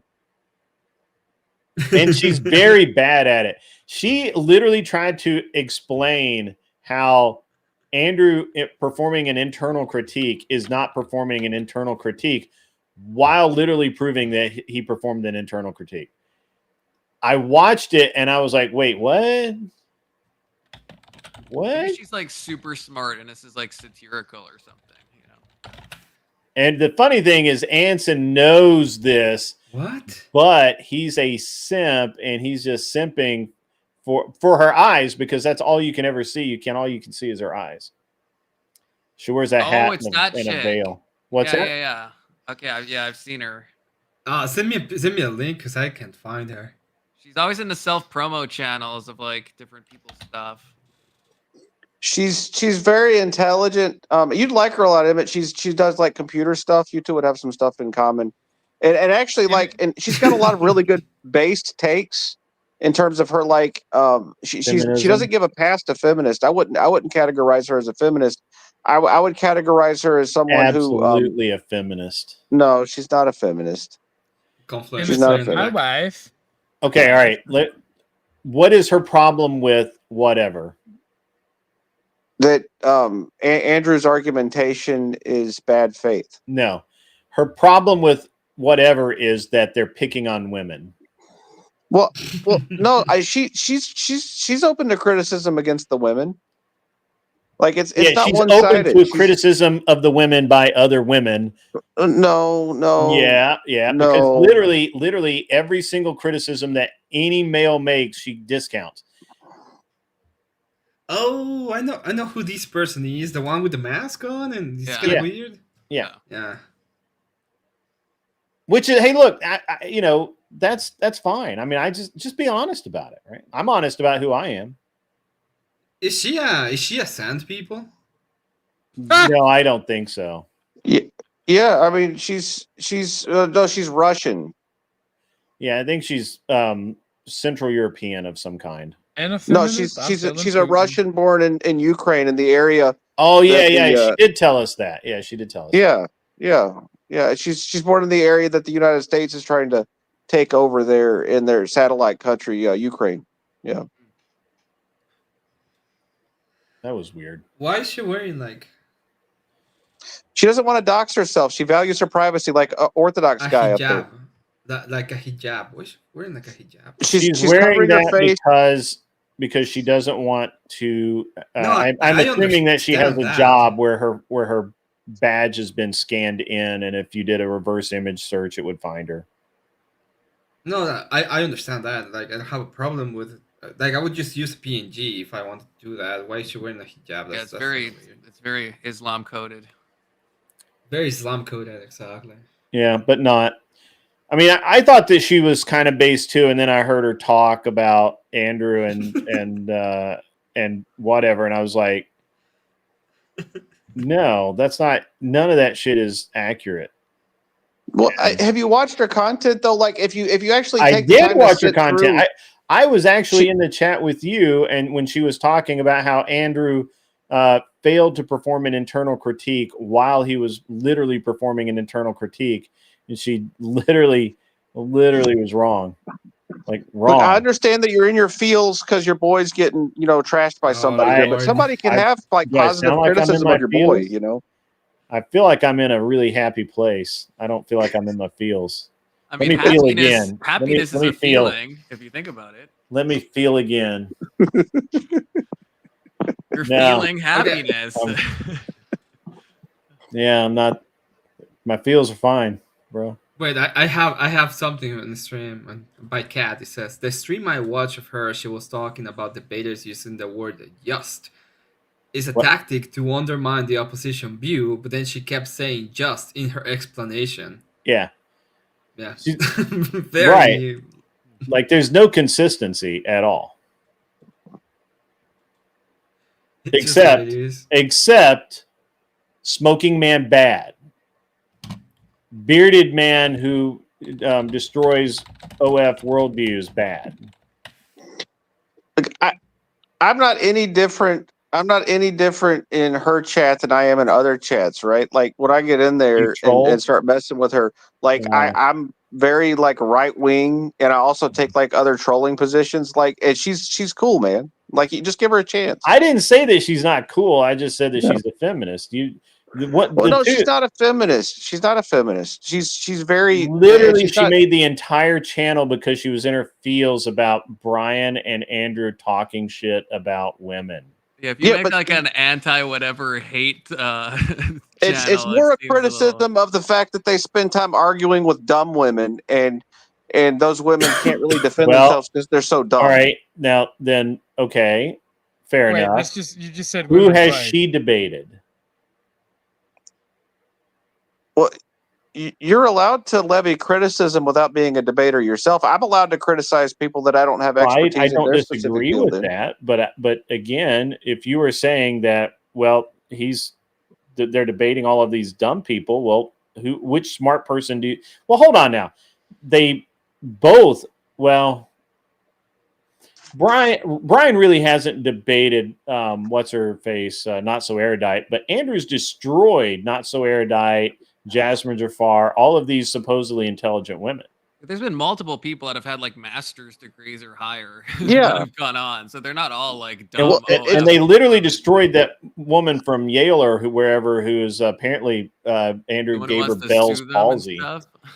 Yeah, and there are some holes in her reasoning, right? That I've heard all of her reasoning. No, like she's got really good specific critiques of the debates and the tactics that Andrew uses that are bad faith, right? What Andrew does bad faith things when he debates. Sure, every debater does bad things when they debate. I know that's not that's not an accurate criticism. An accurate criticism would be, well, Andrew does this bad faith thing, and he does it in such a way that is literally meant to hurt them, whereas instead he's trying to just win the argument, right? Like he's not bad faith in the in a typical kind of I'm lacking the word. I'm too fucking tired. Malevolent way. He's not like setting out to be bad faith in a malevolent way. He's just not. And he doesn't even, and a lot of times I don't think he's necessarily bad faith. It's just that's the position he has to take because of whatever stupid ass position the oppo is doing. Yeah, Andrew's got some interesting tactics, right? So he hides his like logical fallacies in these like intricate packages that you don't really notice when he's delivering like an ad hom or reasoning in his argument that isn't really actually like sound, because he's very good with his rhetoric, right? So he's able to confuse his opponents by using specific tactics, and she points some of that out, and I think that's good because it's a good thing to learn how people fool you. I mean, I appreciate it. You do realize that at home is not a fallacy if you just insult and then give the argument, right? Yeah, I've heard you ortho bros say that a bunch of times. Yeah. Well, ad hom is not a fallacy in and of itself. Ad hom is not a fallacy. Yeah, and I'm not an ortho bro. Not the ad hominem. Okay, yeah, I'm sorry. I literally have the book of logical fallacies in there on my desk. The insult is not the argument, thus it cannot be considered a fallacy because that's not the argument. But there is an ad hominem fallacy. You'd agree, right? Yeah, but it's not merely insulting you. Yeah. Well, if I go and say that is the fallacy. That is the fallacies. Everybody thinks that they know all of. Well, all right, that is the fallacy. A lot of people think they know all of the fallacies, but they don't. They just don't. And so they just assume that because one time they hear this one thing, that's a fallacy. So then they hear it again and assume it's still a fallacy, but it's not, because it's situation dependent. Same with like appeal to authority. It's like it's not always appeal to it depends on, well, I mean, a lot of people get appeal to authority wrong. I mean, that's So the appeal to authority, ad hom, yeah, sure. Sometimes they're not, sometimes they are. The fact that you use a logical fallacy doesn't necessarily mean that your reasoning is wrong. It just means that there's an area within which your reasoning can be critiqued, right? If you're an asshole when you're debating and you're basically just being a jerk the entire time and like, calling into question the credibility of the person you're debating because you're basically questioning their character or questioning whether or not they're, capable of making an argument. Right, that's an ad hominem in and of itself, right? Because you're bringing them down in the argument. And you can point that out as the opponent and say, hey, look, you're just being a dick because you don't have anything worth saying. That's why you're being so goddamn mean to me. And then you can win points in the debate, in that debate when you do that. Well, all right, hold on. But the Socratic method in and of itself is literally like questioning and maybe even calling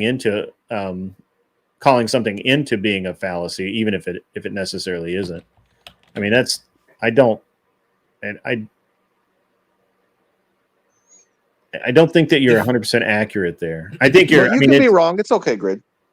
I can call you out for being a dumbass and make an argument and still tell you they're not dumbass, and the argument has nothing to do with the fallacy. You have right, but even if it does, if you like when I told someone based on a character trait, you dismiss their argument based on something but their character. That's what an ad hom fallacy is. Yeah, when I told Confluence that he was a wine mom, and then I presented the argument of you know, the voucher system and homeschooling. The argument was the voucher system and homeschooling.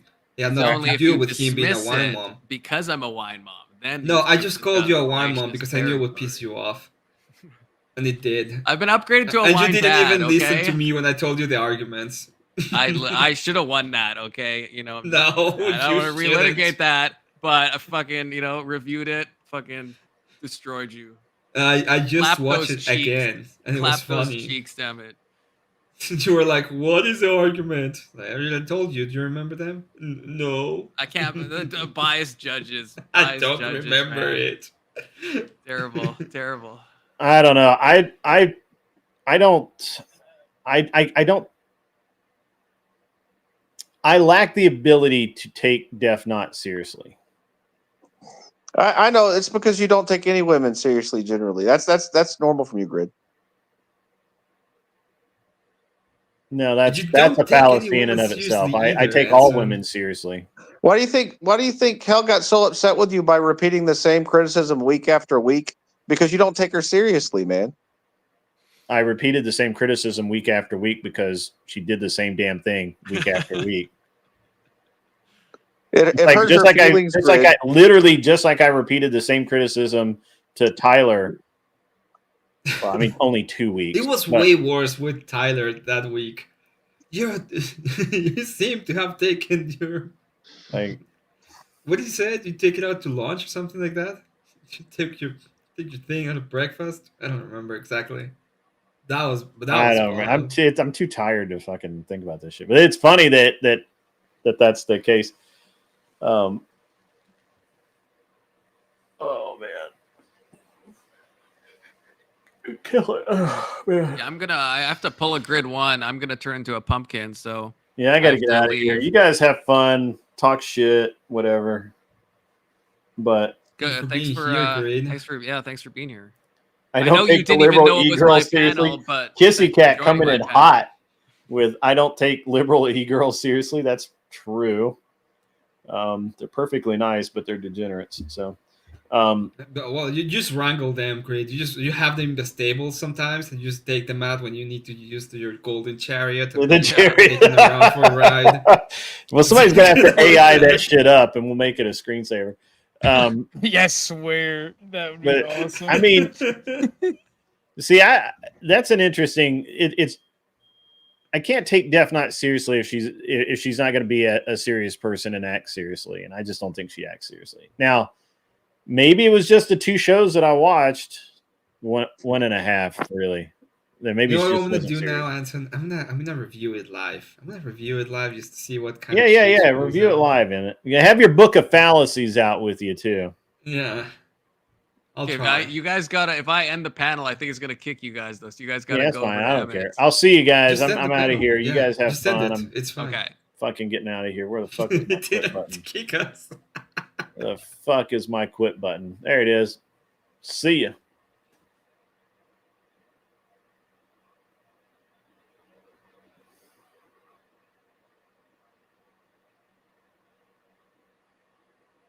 We'll be seeing you. All right, guys, I'm out of here. We'll see you later. When debating leftists, winning hurts her feelings, so no matter what, winning versus lefties is bad faith, and that's true. That's true. I'll see you guys later. I'll see you. Maybe I'll do a stream tomorrow. I don't know. Maybe tomorrow night. I'm out. See you. Dude, I just bought the audio interface and a lot of shit, and I am annoyed as